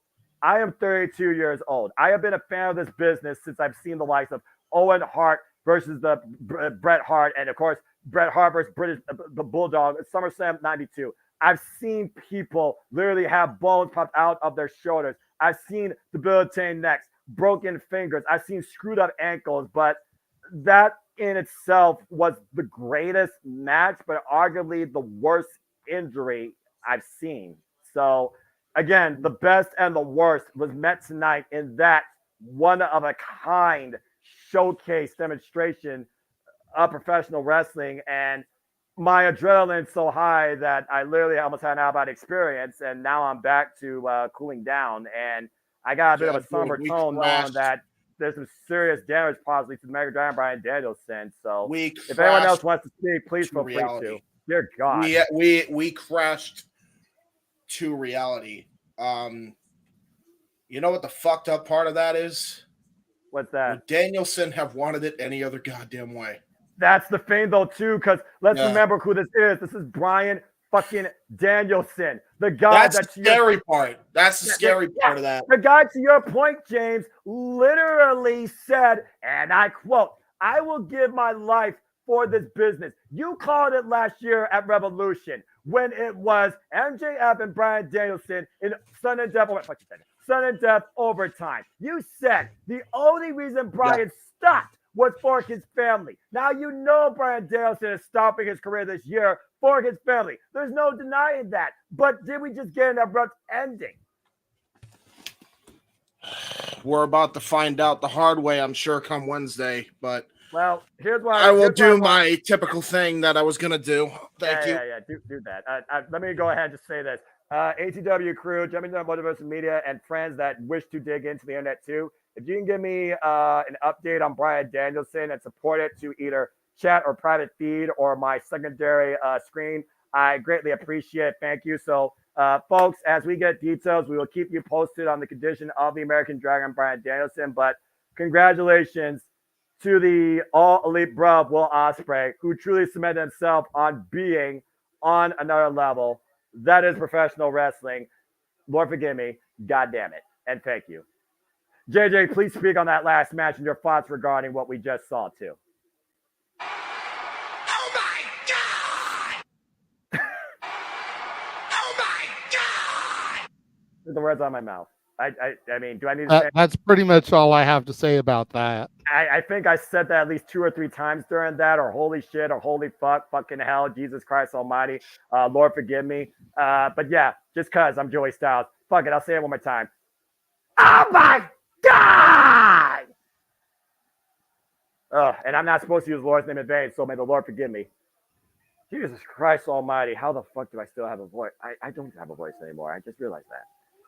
Thank you, Ospreay. Thank you, Brian Danielson. Please take care, American Dragon. I hope that you are okay and still can finish out the way you want. Because if this was the way you go out, it arguably might be the greatest match you've ever had. But I don't think I was ready to see your end yet. Seriously. And folks, it is official. Remember, the Forbidden Door, of course, will come Sunday, June 30th at the UBS Arena. We'll cover it here at the JMN Multiverse of Media. Pre-sale will start now at AEWTix.com. Use the promo code AEWFD24 if you wish to be part of the Forbidden Door, where AEW, Stardom, CMLL, and MJPW will be all under the same roof, and probably Ring of Honor as well. Thank you. Anyway, as I get this one last spot out, let me just go ahead and say it again. God bless you and thank you, professional wrestling business. Thank you, Ospreay and Brian Danielson. Okay, now it's time for our semi-main event as we get ready to see the future of the AEW World Tag Team Championships. This is the finals of our AEW Championship Tournament.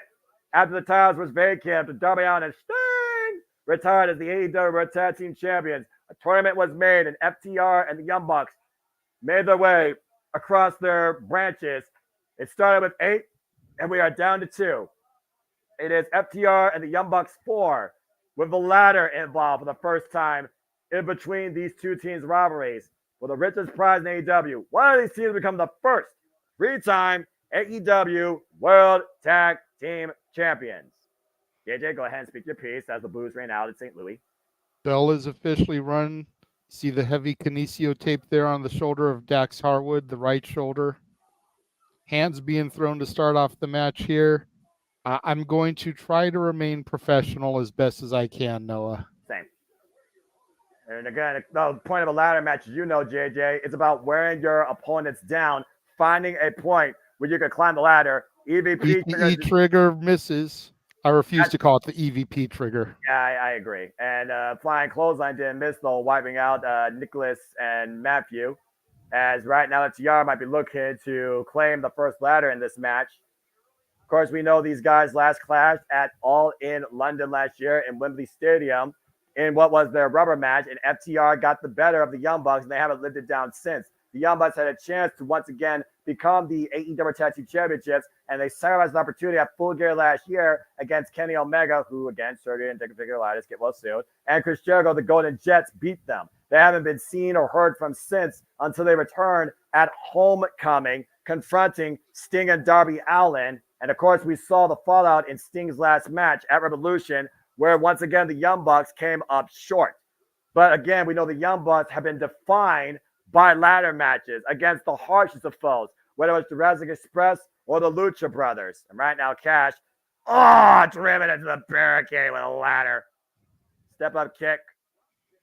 Drop kick by Nicholas. Nicholas, the younger brother. Matthew, the older one. This is going to be hard because we always have those matches where we call the competitors by different names. Yeah. You're being professional and calling them Nicholas and Matthew Jackson. Right. I'm the guy sitting here that's like the Massey brothers, because I refuse to call them by those kayfabe names. They wanted to be addressed by their legal names, Noah. They are Nick and Matt Massey from Rancho Cucamonga, California.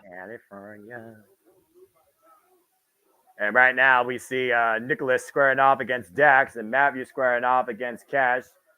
You see both the Bucks, though, from the eye, driving FTR into a ladder in the middle of the ring. Super kick. 1, 2. Yeah, start your counter, folks. I think we're just getting started here.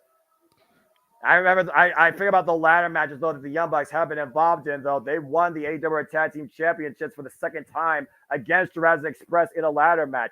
They survived defending the AAA Tag Team Championships against the Lucha Brothers and Dila de los Muertos ladder match, ladder match, death match, whatever the hell you want to call it. And, of course, had a ladder match over the AEW Trios Championships in the Best of 7 series against the Death Triangle, coming in the Fabulous Forum, where, of course, the Elite, Kenny Omega, and the Young Bucks won. And right now... I was there for that. Yeah, you were. And right now, Dax, sending Nicholas for a ride through the ladder. Couldn't happen to a nicer fella. And right now, kids midsection by Matthew. Back body drop to Matthew onto the ladder. And both the Bucks eat the steel. And of course, Matthew still wrestles to this day with a compromised bat that will never be 100%. Now Cash Wheeler right now pulling out the lumber at ringside. Oh, good God. Of course, FTR heavily determined to once again prove that they are the greatest tag team going. The revival of tag team wrestling led by FTR, former Ring of Honor, AAA, two-time AEW tag team champions. They are truly the tradition as it gets when it comes to tag team wrestling, honoring it and elevating it. Meanwhile, Nicholas, though, up and over, Big PK runs Cash across a ladder, suspended across the apron. Matthew sends him still ring steps with the ladder in play. And now, and Cash up on a bit of troubled water, held by Matthew and Nicholas. Oh, God! Jesus, senton from the rain apron there, putting Cash into the ladder. Yeah, about to say, running, rolling forward, cannonball senton, to your point, on Cash through a ladder bridge held by Matthew. And in a way that had to hurt Matthew's fingers as well. Take a look at the replay here. The full rotation of Nicholas all on Cash's body, the lower part of his body, compressed on that ladder with no give. On the knees and the thighs, the upper legs of Cash Wheeler. That's an even taller ladder right now being put underneath those titles by the Young Bucks, who now are looking to make the ascent on either side. But you see Dax Harwood coming back into play. Matthew's still trying to make the climb, and Dax prevents both Bucks making it up all the way. That's busted open again over his, looks like right eye or left eye. I can't tell quite here. And of course, the history here to be made is one of these teams will capture their third AEW World Tag Team Championship. Nicholas being a chair while Matthew right now teeing off on that open wound on Dax Harwood. And sorry, folks, my voice is a little hoarse in case you're tuning in just now. This is our semi-main. We have one match left after this. But it's been a very unique and incredible pay-per-view with sleeper hits galore and arguably the most costly and beautiful professional wrestling match I've ever seen. If that works in oxymoron terms. I'll let James No, totally understand what you're saying there. Well, from the greatest of elevations to the heaviest of cost and victory, Will Ospreay and Bryan Danielson demonstrated what it means to be the best professional wrestling. And right now, oh no. And Dax Harwood right now in a ladder sandwich crushed, oh no. And a whole different form of concerto. Ringing the body, ringing the spine, crushing the brain of Dax Harwood in between the ladder. Hello, and chair front into Cash Wheeler's face. And FTR is down and out for the moment. Shades of Liv Morgan just throwing that chair into Cash's face, and go figure one of the Bucks would idolize her. And FTR, of course, knows what tolls they're willing to take, but they may not know necessarily what depths the Young Bucks might be willing to go to finally reclaim the AEW Tag Team Gold. Irish whip hard, Dax Harwood into the ladder. Ladder just falling down on his back as he took that front bump there. Yeah, it looks like he's grasping his left elbow or shoulder. We'll have to watch out for that. Looks like they're going for the double Irish whip now to Cash Wheeler. Oh, Jesus! That was a horrible lash effect. And there you see Paul Turner checking on the condition of Cash. That is a horrible wound right there on Dax Harwood. Yes. Well, ECW, the AEW trainers should be used to it. You know, Mox isn't on this show to bleed, so somebody had to. I wasn't trying to say that, JJ. Damn it. Stop me when I'm telling lies. No lies, detective, but sometimes I really do hate when you're right, bro. I know you do. Damn I it. know you do. I'm Just not- like the point I made last night about Tiffany Stratton and Shayna Baszler. You hate when I'm right. Yeah. But you're at least man enough to admit it. Well, I figure, if someone's going to show some decorum in today's society, it might as well be me leading by example. Looks like they're going for the bigger ladder here, the proverbial 20-foot ladder that always manages to be at ringside. Setting it up as a bridge there between the ring apron and the barricade. And that's the timekeeper's area, to your point also. And right now, Matthew Nicholas Jackson teeing up against Dax Harwood, refusing to go down. Might be looking to send him double Irish whip. Oh, God! Face first into that ladder bridge. God. Raised up against the ring at the timekeeper's table. Still in play. Still in perfect condition. And right now, the Bucks mark it one more time. Cash Wheeler might be sent for the ride. Whee! Slides underneath and Baseball pushes slide. that ladder to the torso. Good job by Cash avoiding it there. Well, man! Moonsault off the ladder takes out both of the Massey brothers. Which is interesting because remember the MO of FTR. No flips, just fists. FTR willing to go to the Young Bucks' own game to win this match. And Cash Wheeler right now. Uh-oh. Oh, no. Oh, no. Oh, dear God. No. This is dangerous. Oh! Crouching Cash right on the rungs of the ladder there, dropping him on the mommy daddy button. I haven't said that tonight, but I'm just going to say right now, that had to fucking suck. Looks like we're going for the BTE trigger once again here, Noah. And I think this time they're going to have no problem connecting. Bang! On the ladder and forces Cash Wheeler up and out of it to the floor. Young Bucks in control. You think about the first time we saw the Young Bucks and FTR clash during the pandemic, it was full gear. And we saw how far FTR was willing to go to try and win the AEW Tag Team Championship, retain them. It was the first time the Young Bucks became the AEW Tag Team Champions. Get to the midsection. And the second encounter was title for title as the AAA and the Ring of Honor Tag Team titles were on the line, and FTR won. And of course, the third encounter last year, FTR beat the Young Bucks in Wembley Stadium. And right now, there's got to be a handicap match at this point.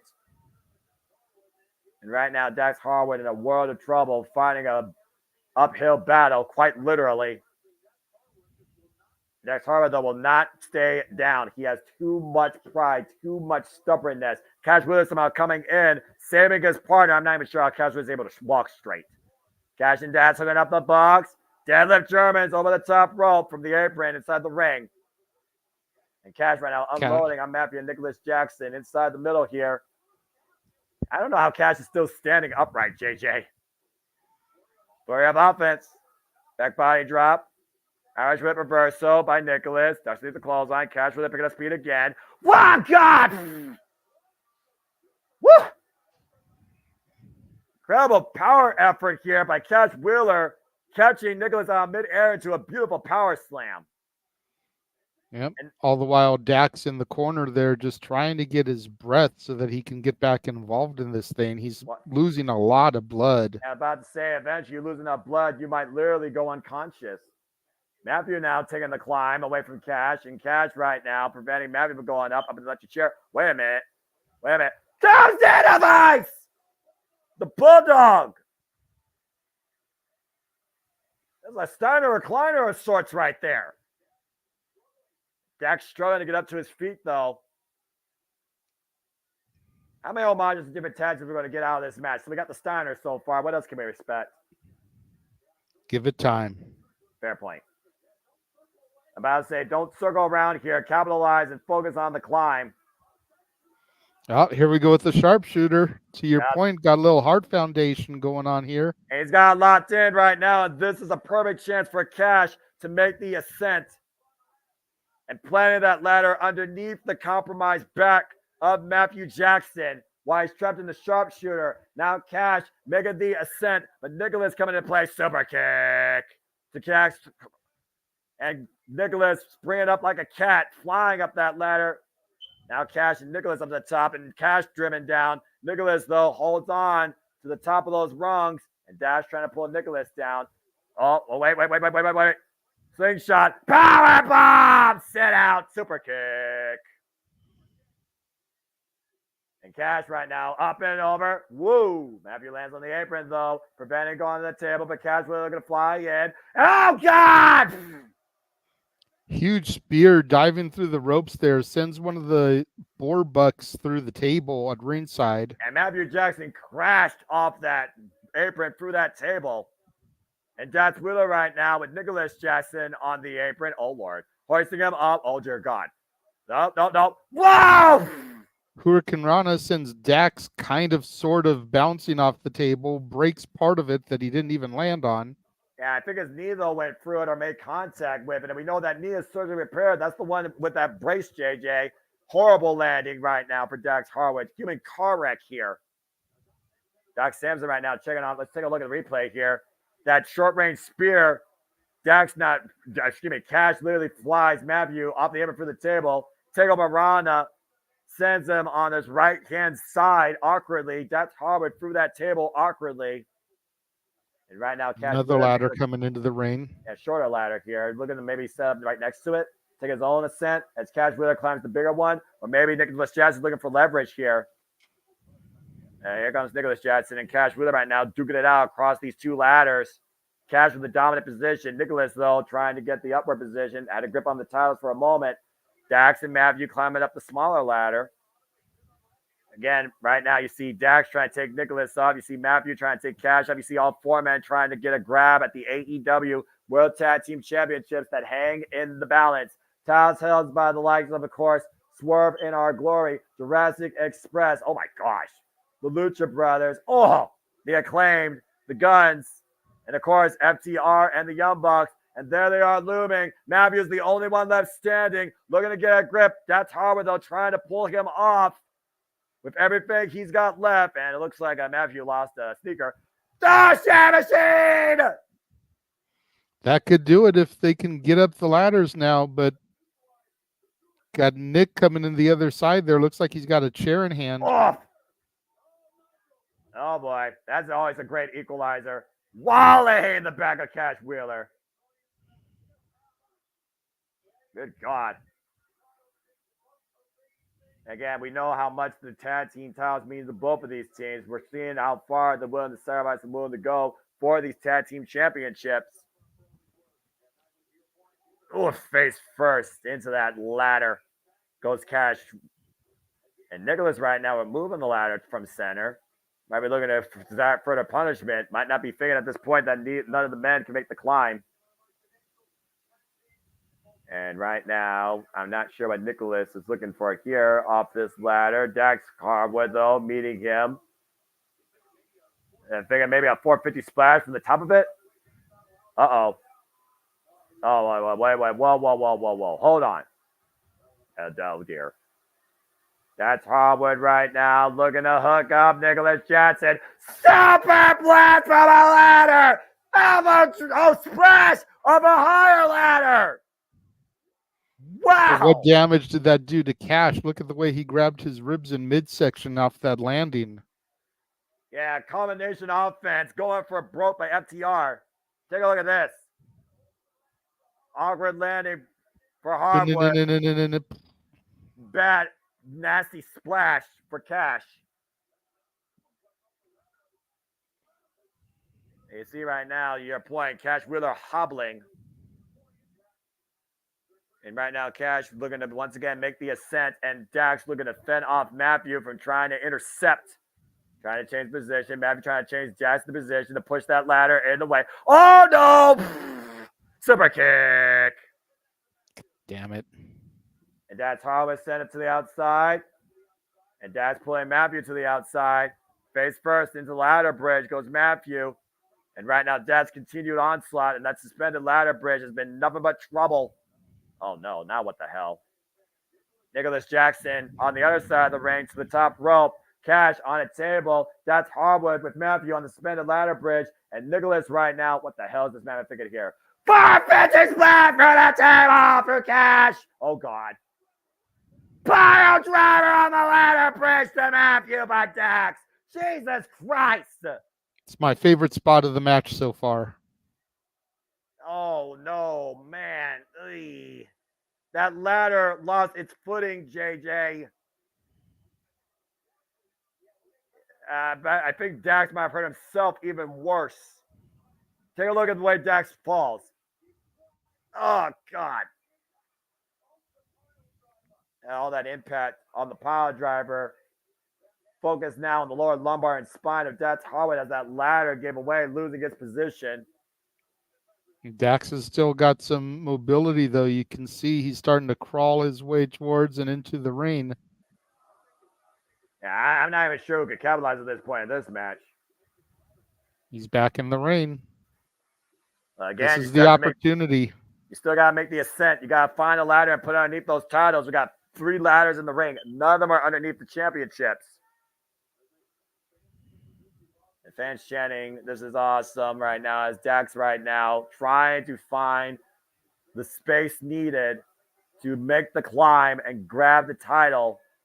And Nicholas, though, springs up and once again to the ladder. Sunset Flip Powerbomb!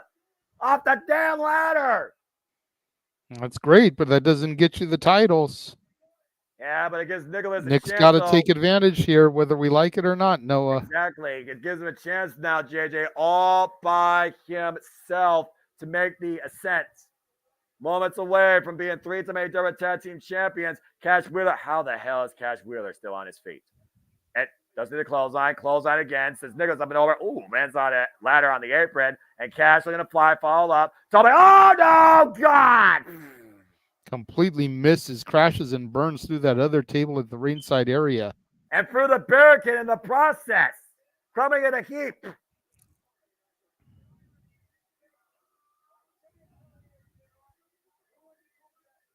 Again, we talked about that friggin' go for broke offense that these two teams will demonstrate here when it matters the most. And you see that firsthand. Bodies screwed everywhere. Tables broken, ladder skewed, blood spilled, backs warped, knees cracked, shoes lost. And somehow Dax is right now the only one with a conscious and a breathing heartbeat. And Nicholas Jackson on the other side. And both men make the slow ascent once again to 3-time greatness.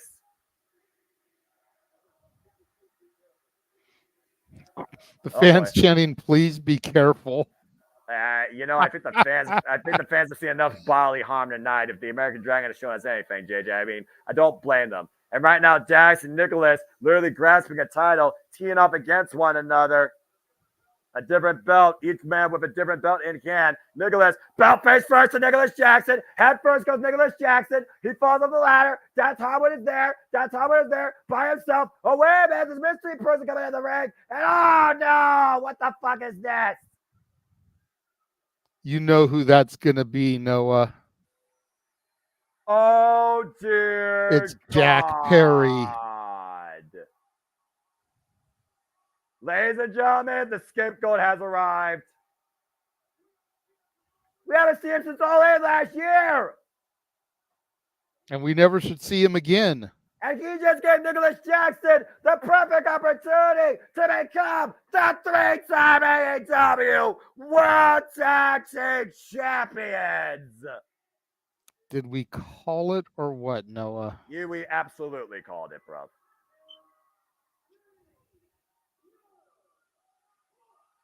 Well, I'm sure I'll be watching that footage back for times to come for different reasons.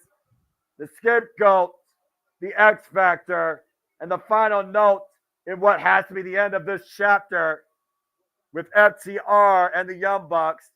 Nicholas and Matthew Jackson are now 3-time and the first 3-time AEW World Tag Team Champions.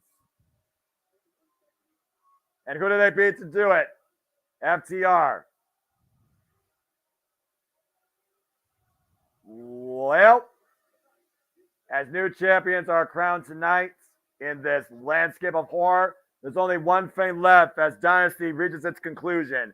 We will see who holds the keys to the richest prize in this dynasty as Swerve Strickland goes 1-on-1 against the AEW World Champion Samoa Joe. We're finally going to see whose house this truly is.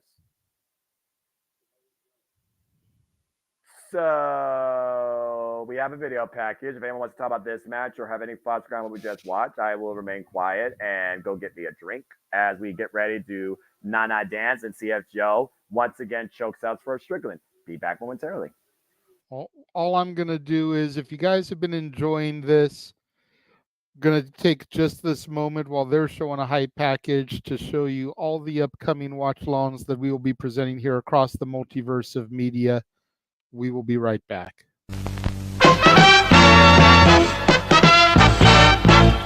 And now, preview time. So let's take a look at what's coming your way.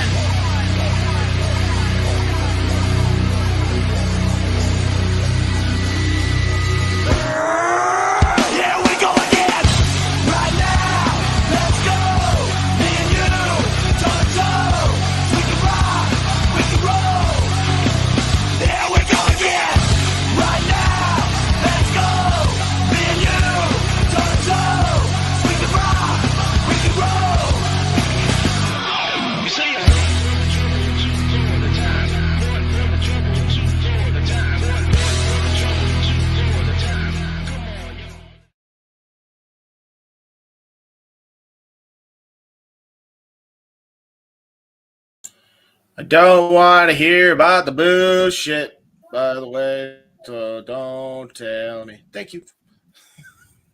All the wrestling. Yes! Agreed. It's main event time on Dynasty! Woo! It was been a phenomenal show, crowning a brand new TBS champion, FTW champion.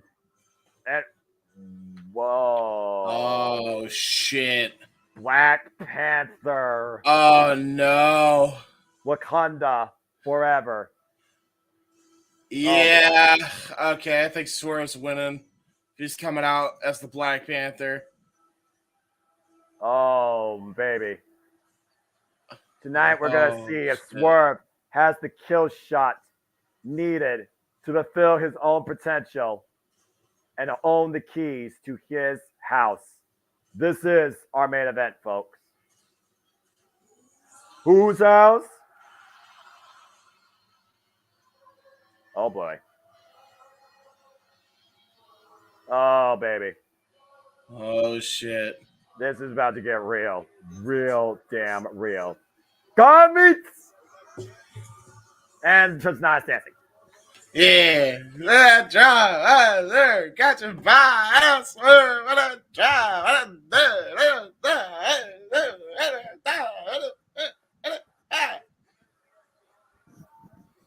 All right, that's enough of that. Anyway, this is getting too ridiculous. Damn it, James. Of course, Swerve earned this opportunity, beating Konosuke Takeshita to become the number one. If Swerve wins, I'll do the full Prince Nana dance afterwards, because I'm pretty sure it's going to be a Yeah!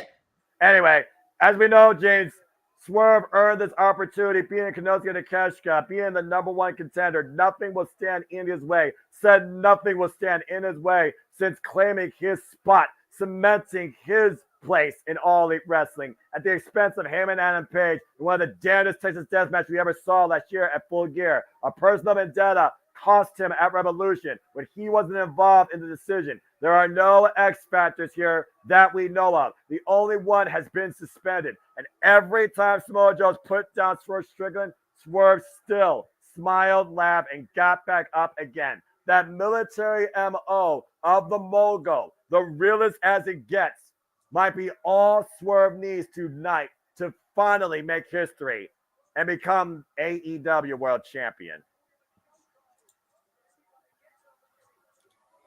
I just want to make a quick analogy as far as the last match goes. Yeah. Rod and Todd Flanders got assistance from Millhouse. That's true. That is true. Whose house? Whose house? Swerve's house, damn it! This crowd is very much behind Swerve Strickland, James. It's hard to not want to defy him, but how do you defy against the king of television when his name is Samoa Joe? And there he is, the AEW World Champion, the most dominant champion, arguably in this company's history, who doesn't give a damn about what's on the other side of him, continues to cement his legacy. Good old JR on the call here for our main event, as he should be, damn it. Of course, Samoa Joe won this title last year at World's End against MJF. The 7 defenders so far against Hook, against Wardlow, against Heyman Page and Swerve Strickland in triple threats. And now finds himself going one-on-one against a person that he calls a choke artist. I asked you this one question, James, before I let you do your fancy introductions. Will Swerve get choked out, or get crowned? We're about to find out.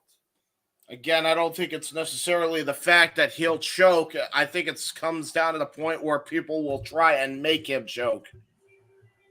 Let's go down to Justin Roberts for our introductions, folks. It's what's been a phenomenal night. Hope you enjoyed the conversation, the ride, the reactions, and our voices losing ourselves at times.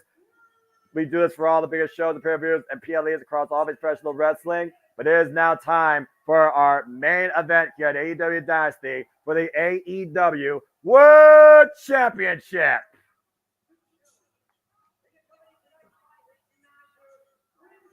Means Nana. Tacoma Washington. 220 pounds. The Mogul, Swerve Strickland. Whose house?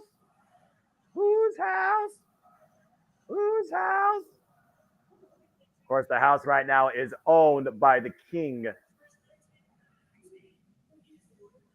Reigning and defending AEW World Champion, Samoa Joe. Samoa Joe, 45 years of age, 24 years in the game. Swerve Strickland, 33 years of age, 15 years in the game. This is the prize that defines all elite wrestling. This tonight defies history. This tonight is what culminates the building of a dynasty. James, it is our main event in what has been an incredible first-time setting. You know what to do.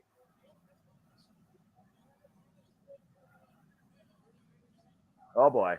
Belt held high above the ring. By the way, the referee, a black referee. I think it's Swerve's moment, guys. I'm not gonna lie to you. The bell rings, and here we go!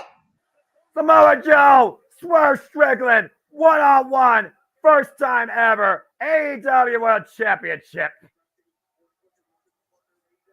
And again, folks, you can be part of the conversation for this main event match. The feeling and the mood has been set using the hashtag AEW Dynasty. And of course, let your thoughts be known in whose house you wish to reside in the chat. We appreciate, love all of you. But again, if you want to dictate the conversation, go ahead and dictate super chat. As simple as that.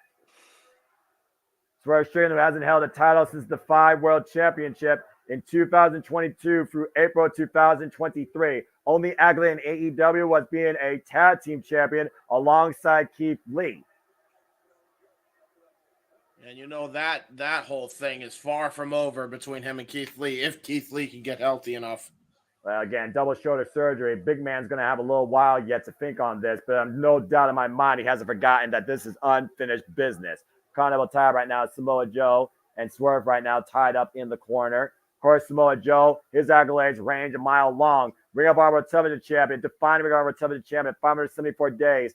AEW World Champion, 114 days. Former WNXT champion, former AEW TNT champion, X Division champion, TNA World champion, Ring of Honor Pure champion, Ring of Honor World champion. Samoa Joe is legitimately one of the final bosses of this business. Oh, man. A key knee in the midsection.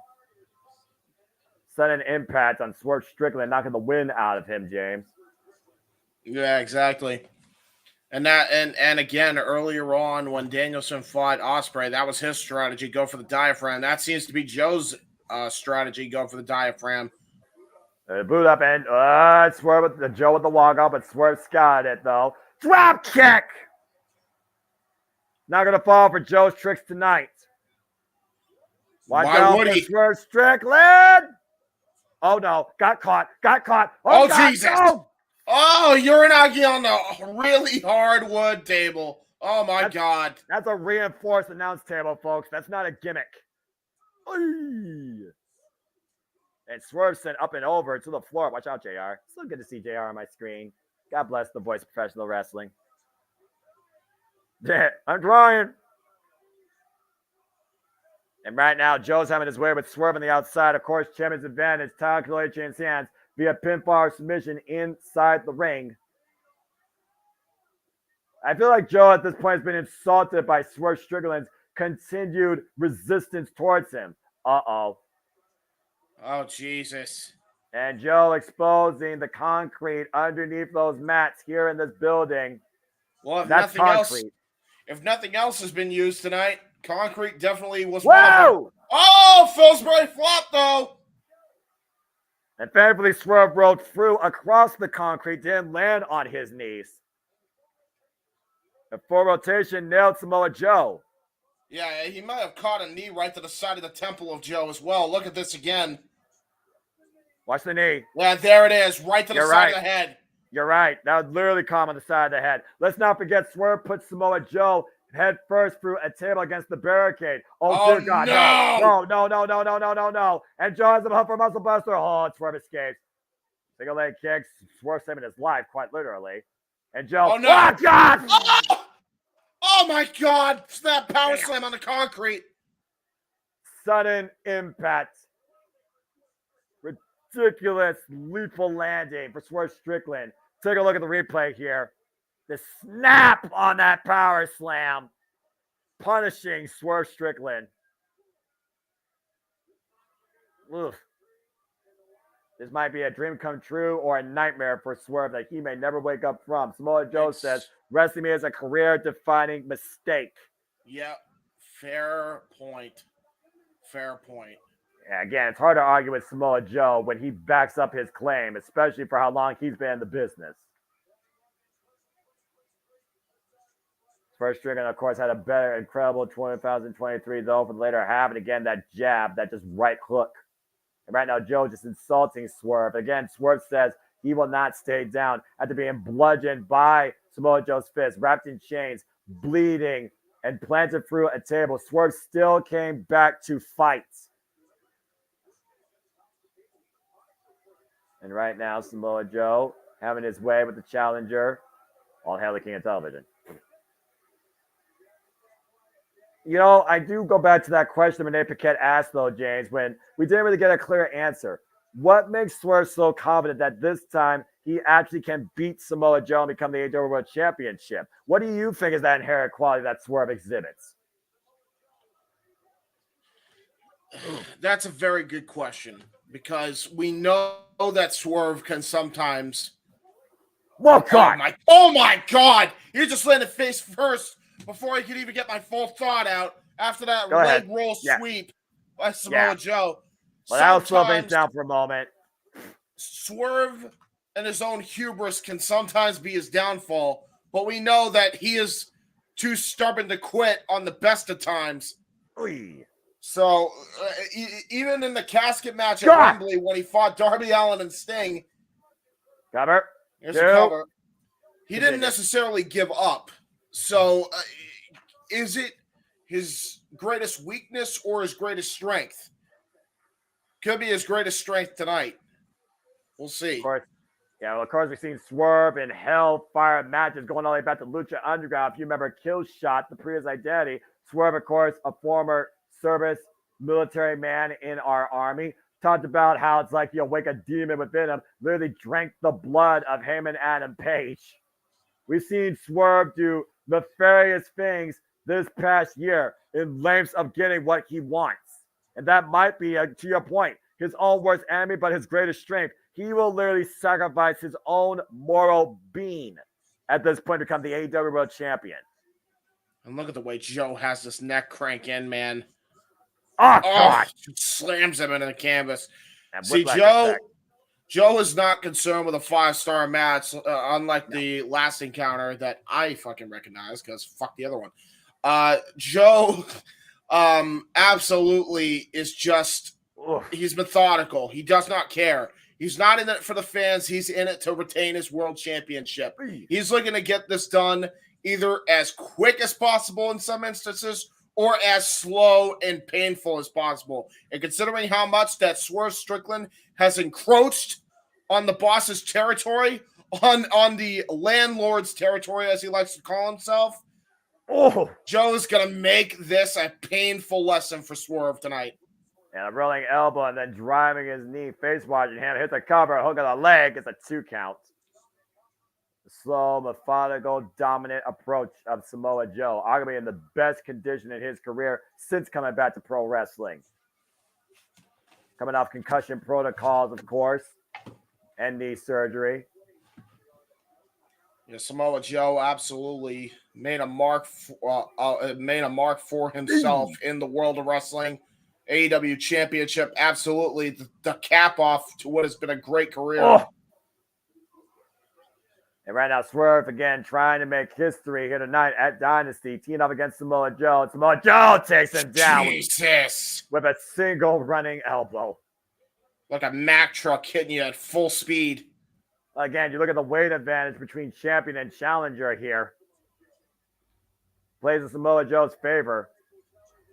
Samoa Joe, again, 280 pounds practically. First Strickland giving up a weight differential, though, of nearly 60 pounds. Oh, no! Uh-oh! Well, Joe's now giving up an arm. And that bandaged up left arm, by the way, that still hasn't fully recovered. Yeah. And of course, and he knew it. Yeah, but Swerve is exploiting it.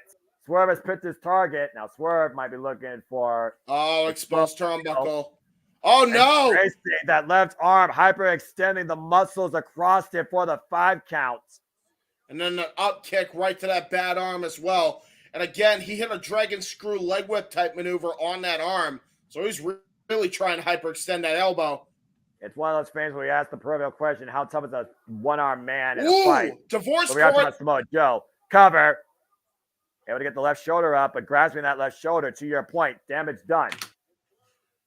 Yeah, hitting a divorce cord again, targeting that arm, just destroying that elbow as much as he possibly can. His first stringer right now sees a weakness. He's going to exploit it. It's typical championship MO 101. Capacity crowd on hand here once again. Main event, AEW Dynasty, AEW Championship on the line. Samoa Joe, Swerve Strickland. Elbows raining out right now. And Swerve, kick to the knee. And once again, hooking up that left arm. And you'll notice there's kinesio tape on that knee. That was an intended target for Swerve. Oh, German! Rebound German! Off the ropes, shoots the half, hook of the leg, deep hook, and a kick out. And that was just the fact that Samoa Joe, to your point, strength advantage, body weight differential, not nearly enough body mass on the cover.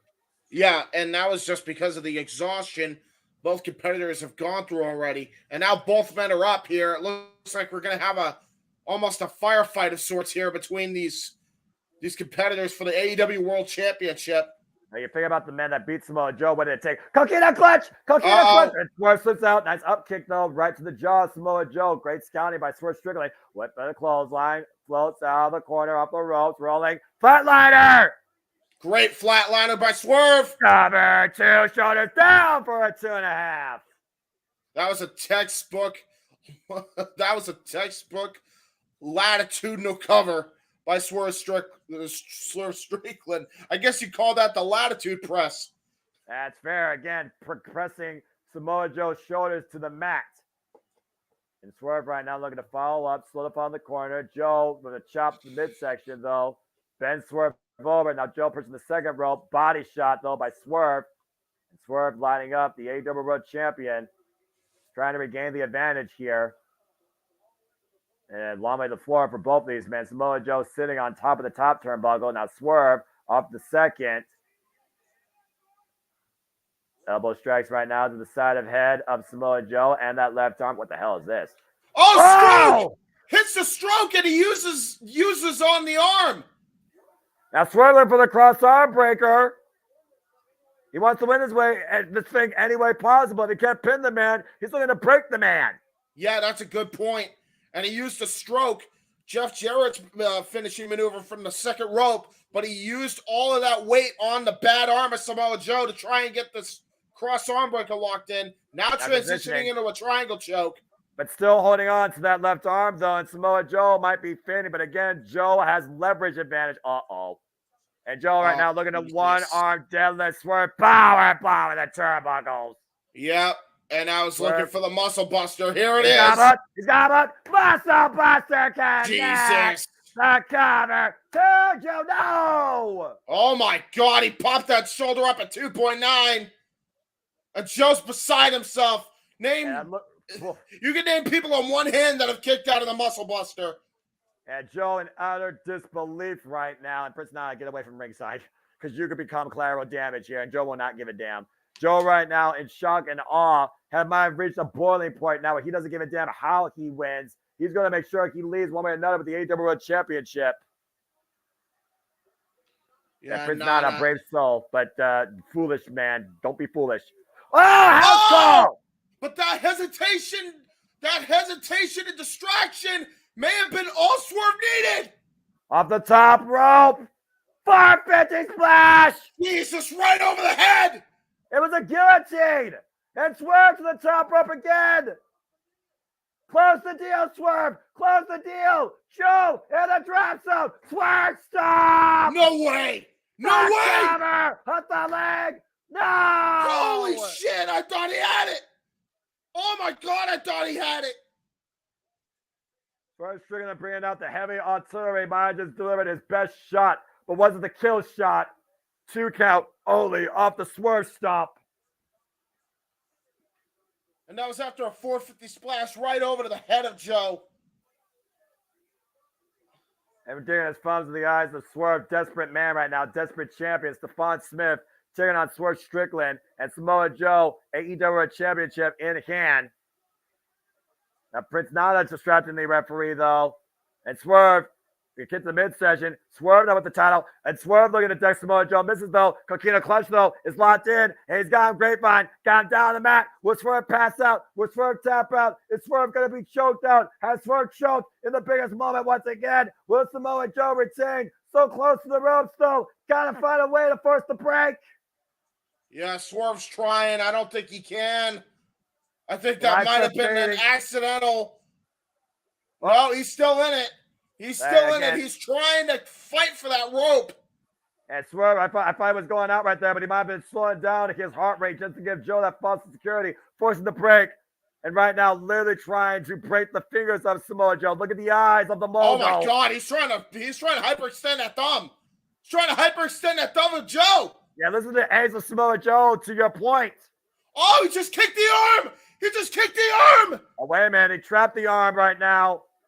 Collects the right arm. And Oh no. No. Oh no. Oh no. Oh my God. Oh my God. He snapped the freaking arm. He snapped the arm. He snapped the arm of Joe. Yeah, there is no way Samoa Joe's going to be able to use that left arm. And look at what's in front of Swerve. This is what it's about, man. This is your moment. Claim your destiny. Create your dynasty. Become the face of all elite wrestling. Swerve is down. Are we one house call away from the 3 count? No way. Samoa Joe trying to get back up to his feet. Whose house?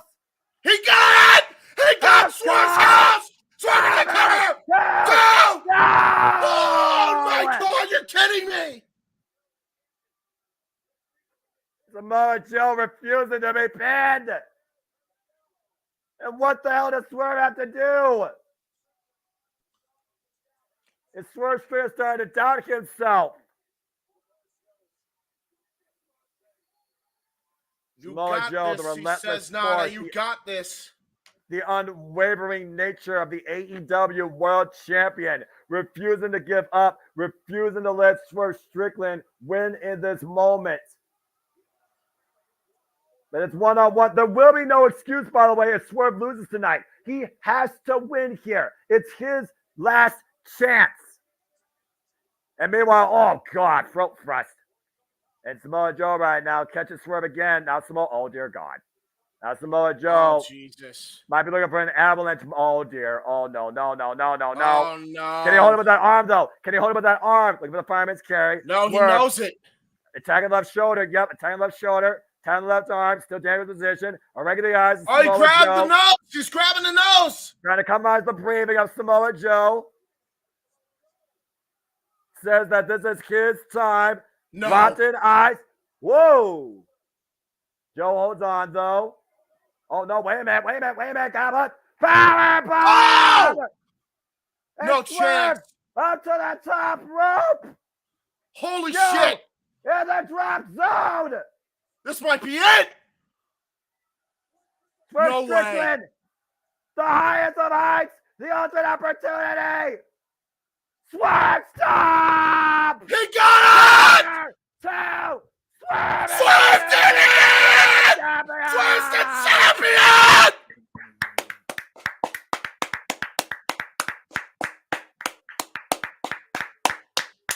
Swerve has done it! Swerve has done it! Swerve has done it! Holy shit! AEW is now truly Swerve's house! That one last kill shot for the win! Your new AEW World Champion cannot be denied! He has to fight everything possibly in his career! Swerve Strickland has arrived! And look at Nana, man. No betrayal, none of that. No betrayal in the slightest. That manager, that has been his meal ticket. That has been not only his meal ticket, his best friend. He's been with them every step of the way since he's arrived in All Elite Wrestling. All the way to the promised land. Swerve Strickland, your new AEW World Heavyweight Champion. From the subtle neighborhoods of Seattle in Defy Wrestling to the grandest stage in the main event of All Elite Wrestling, we culminate with the creation of a dynasty in crowning a brand new AEW World Champion. Swerve Strickland has done it. What a moment. And we got to give it up to Samoa Joe and his reign of dominance. He made Swerve Strickland doubt himself for a second. But Swerve refused to be denied. He said that nothing was going to stop him from achieving his destiny. And he did it tonight at AEW Dynasty. Swerve dance, Nana dance all night long if you choose. Swerve Strickland did not lose. He did not choke. He did not get choked out. He got crowned. And now officially can call AEW whose house? Swerve's house. Simple as that. Unbelievable resilience by Swerve Strickland, asking the heavens to lend him energy. That double stomp to the chest off the power bomb was the death note to Samoa Joe's run as AEW World Champion. The heart and soul of Swerve Strickland demonstrating unrelenting resolve in his pursuit to become the AEW World Champion. What a moment. Career-defining moment.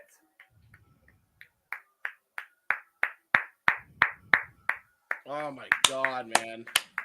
You see the emotion pouring out of Swerve Strickland here. You can see how much this means to him, how much this meant, how long he's been working for this. AEW, you definitely restored a different feeling tonight. And you definitely created a dynasty with Swerve Strickland at the helm as we prepare on the road to Double or Nothing. Stay tuned as AEW Dynamite goes live coast to coast, folks. Wednesday, 8 p.m. Eastern Standard Time on TBS. The fallout to AEW Dynasty. New TBS champion, Willow Nightingale. New AEW World Champion, Swerve Strickland. As AEW Dynasty proved that this house does host the best in professional wrestling. For the manager, JJ Williams, and my color analyst, James Hebert. For the man who's named the marquee, Jeff motherfucking Beecham, as he closes us out. I am the Seminole Forest saying thank you for tuning into our coverage of AEW Dynasty. Next time AEW will see you for Double or Nothing. I will see you next time here at JMN Multiverse of Media live watching events for our upcoming schedule as we will go back to TNA for Under Siege. See you next time. Gentlemen, I want you to think about this real quick before the man whose name is on the marquee speaks. We both started the month and ended the month with Samoans named Joe being defeated and 2 deserving challengers finishing their Damn it. stories. I Yeah. love professional wrestling. That's poetic justice right there. 3 if you count Mark Briscoe. Yeah. God damn, man. Did he beat a Samoan named Joe? I forget. Well, he didn't beat a Samoan named Joe, but he Okay, he did beat a lady named Kingston. Yeah, So, that doesn't count. You messed up the bid, James. God damn it. He is the freaking idiot, so it is what it is with him. I had to turn off the light. What a fucking phenomenal pay-per-view. That was awesome. That was freaking great. Woo! God. Woo!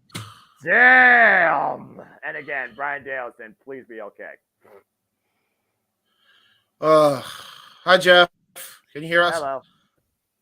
I just want to get on this damn plane already. I'm ready. Supposed to be in the air 10 minutes ago. Well, I missed this pay-per-view. I missed this incredible Ospreay Danielson match. Yes. I missed stupid Jack Perry helping stupid Young Bucks. And I missed the world title change. And I'm still in this damn terminal. yeah. I don't want to. I was waiting for that one. This is what happens when you're too nice for your own good. Yeah. And like, it's not her fault, and I understand that. It just sucks that this damn airport has done this to me again. Like, I don't like coming here, and I remember why. But congratulations to Sir Strickland. More than deserving. Long overdue for a guy like that to be a top champion somewhere. Congrats to Ospreay. Jesus, that's awesome. Good for Will, man. Well, let's hope Danielson gets well soon. I don't know if you heard what happened towards Yes, the I end. did. Yeah. So yeah, congrats to everybody except the Young Bucks because fuck them. Yep, I agree. Yeah. What happened with them? I don't remember. I didn't see it. Yeah. So, but yeah, I know I'm going to get talked over again because this PA keeps saying everything but the information I need.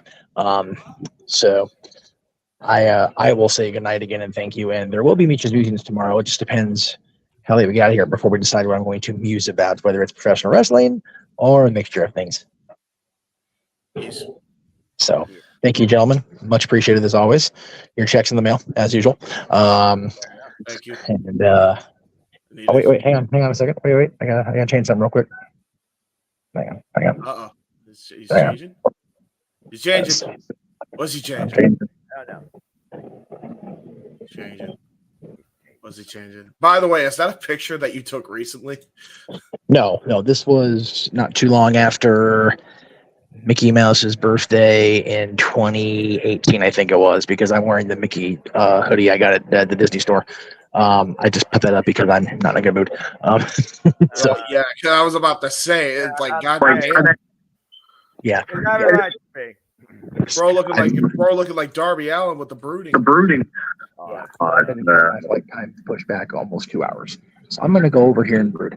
And I will see everybody on the air tomorrow at some point. JJ, have fun with your show tomorrow. If everybody else on the air tomorrow, enjoy it. And I'll see y'all at where are we at here? 7:00 Eastern tomorrow night for Meech's Musings.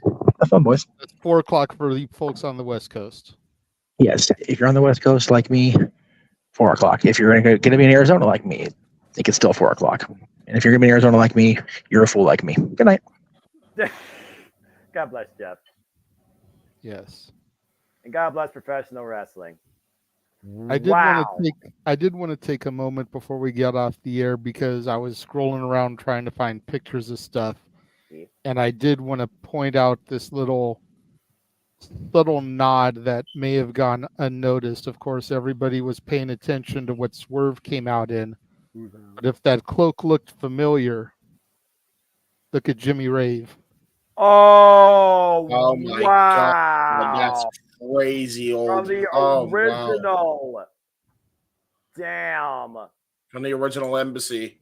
Exactly. Rest in peace to Jimmy Rave. But yeah, I saw that. I was like, oh, okay. Okay, this went Nice deeper little than far. subtle nod there. Yeah, there was no way. I mean, the night was right for it. That was it. It was Like right the minute he thing. came out, Black Panther. Now I hear he's coming out the Jimmy Rave's robe. I mean, yeah, man. Yeah, it was his night. Was his time. It was his time. Man, world champion Swerve Strickland and possible number one contender Will Ospreay. Yes, please. Yes, please. I'm ready yes, for please. I'm ready to see what this Road to Double or Nothing takes me for the AEW World Championship. I'm ready to see what's on the other side for the AEW Women's World Championship. I'm ready to see who challenges Kazuchika Okada next for the Continental Championship. I'm ready to see who challenges Roderick Strong if he gets that level of presentation and competition going forward for the AEW National Championship. I'm ready now for fracking Adam Cole to once again take the throne. Oh shit, Adam Cole's also medically cleared now. Adam Cole's for Strickland. All right. I'm ready. All right. God, I need to call down because seriously, Jesus Christ. Oh God.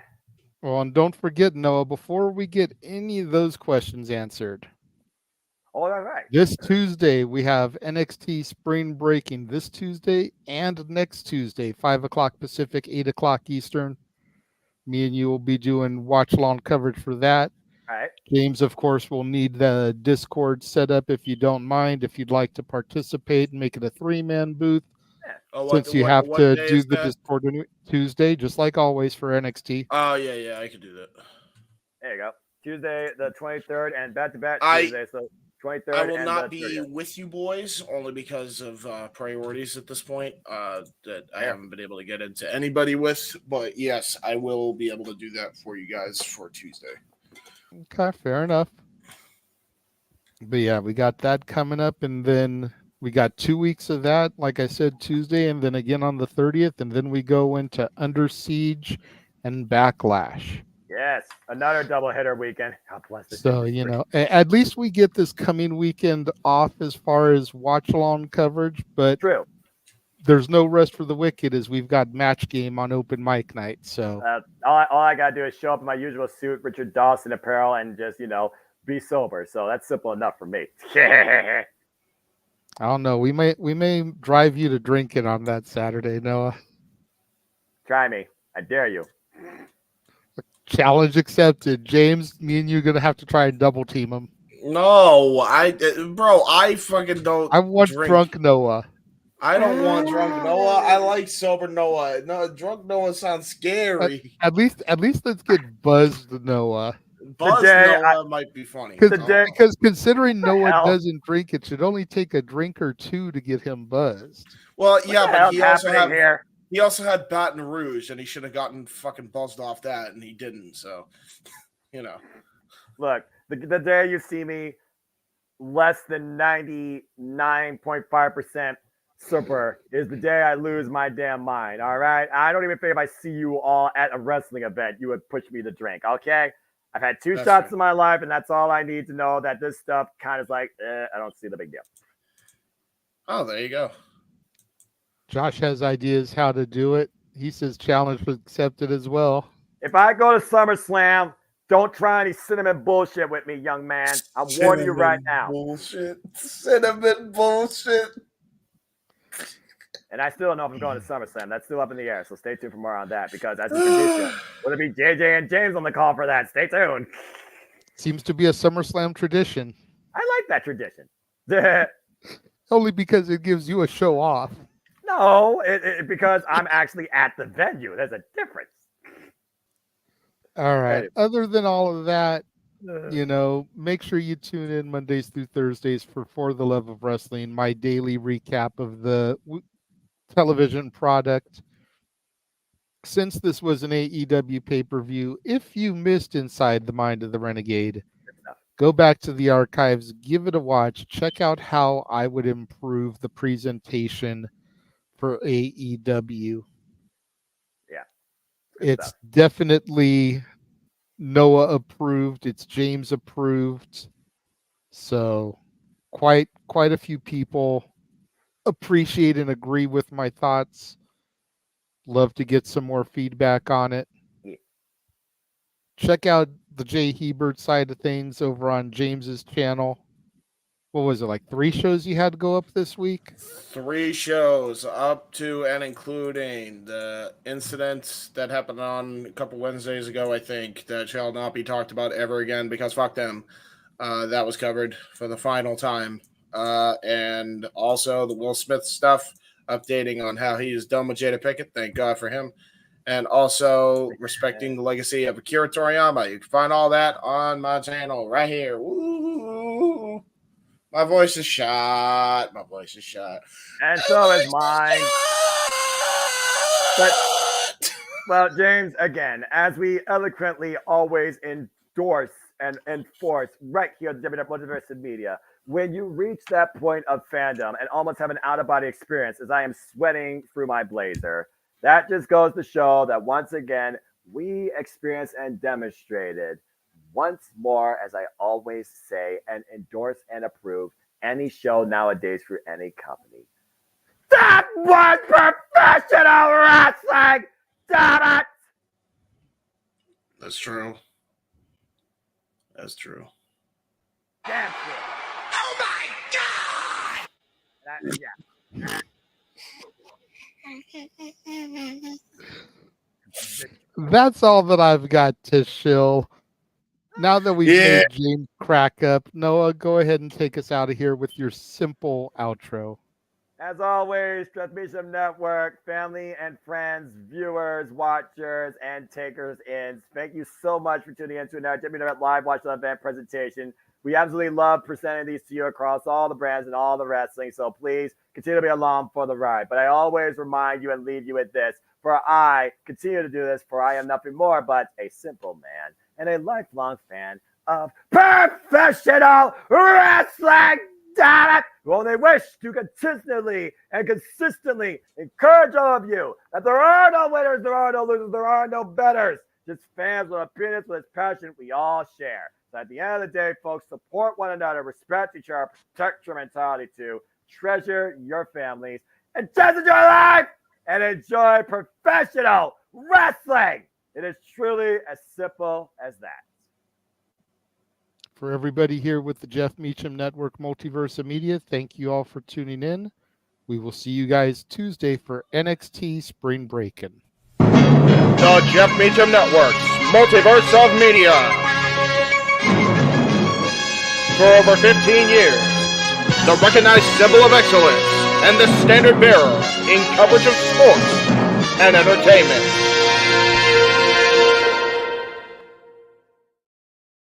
God, I love this business. All right.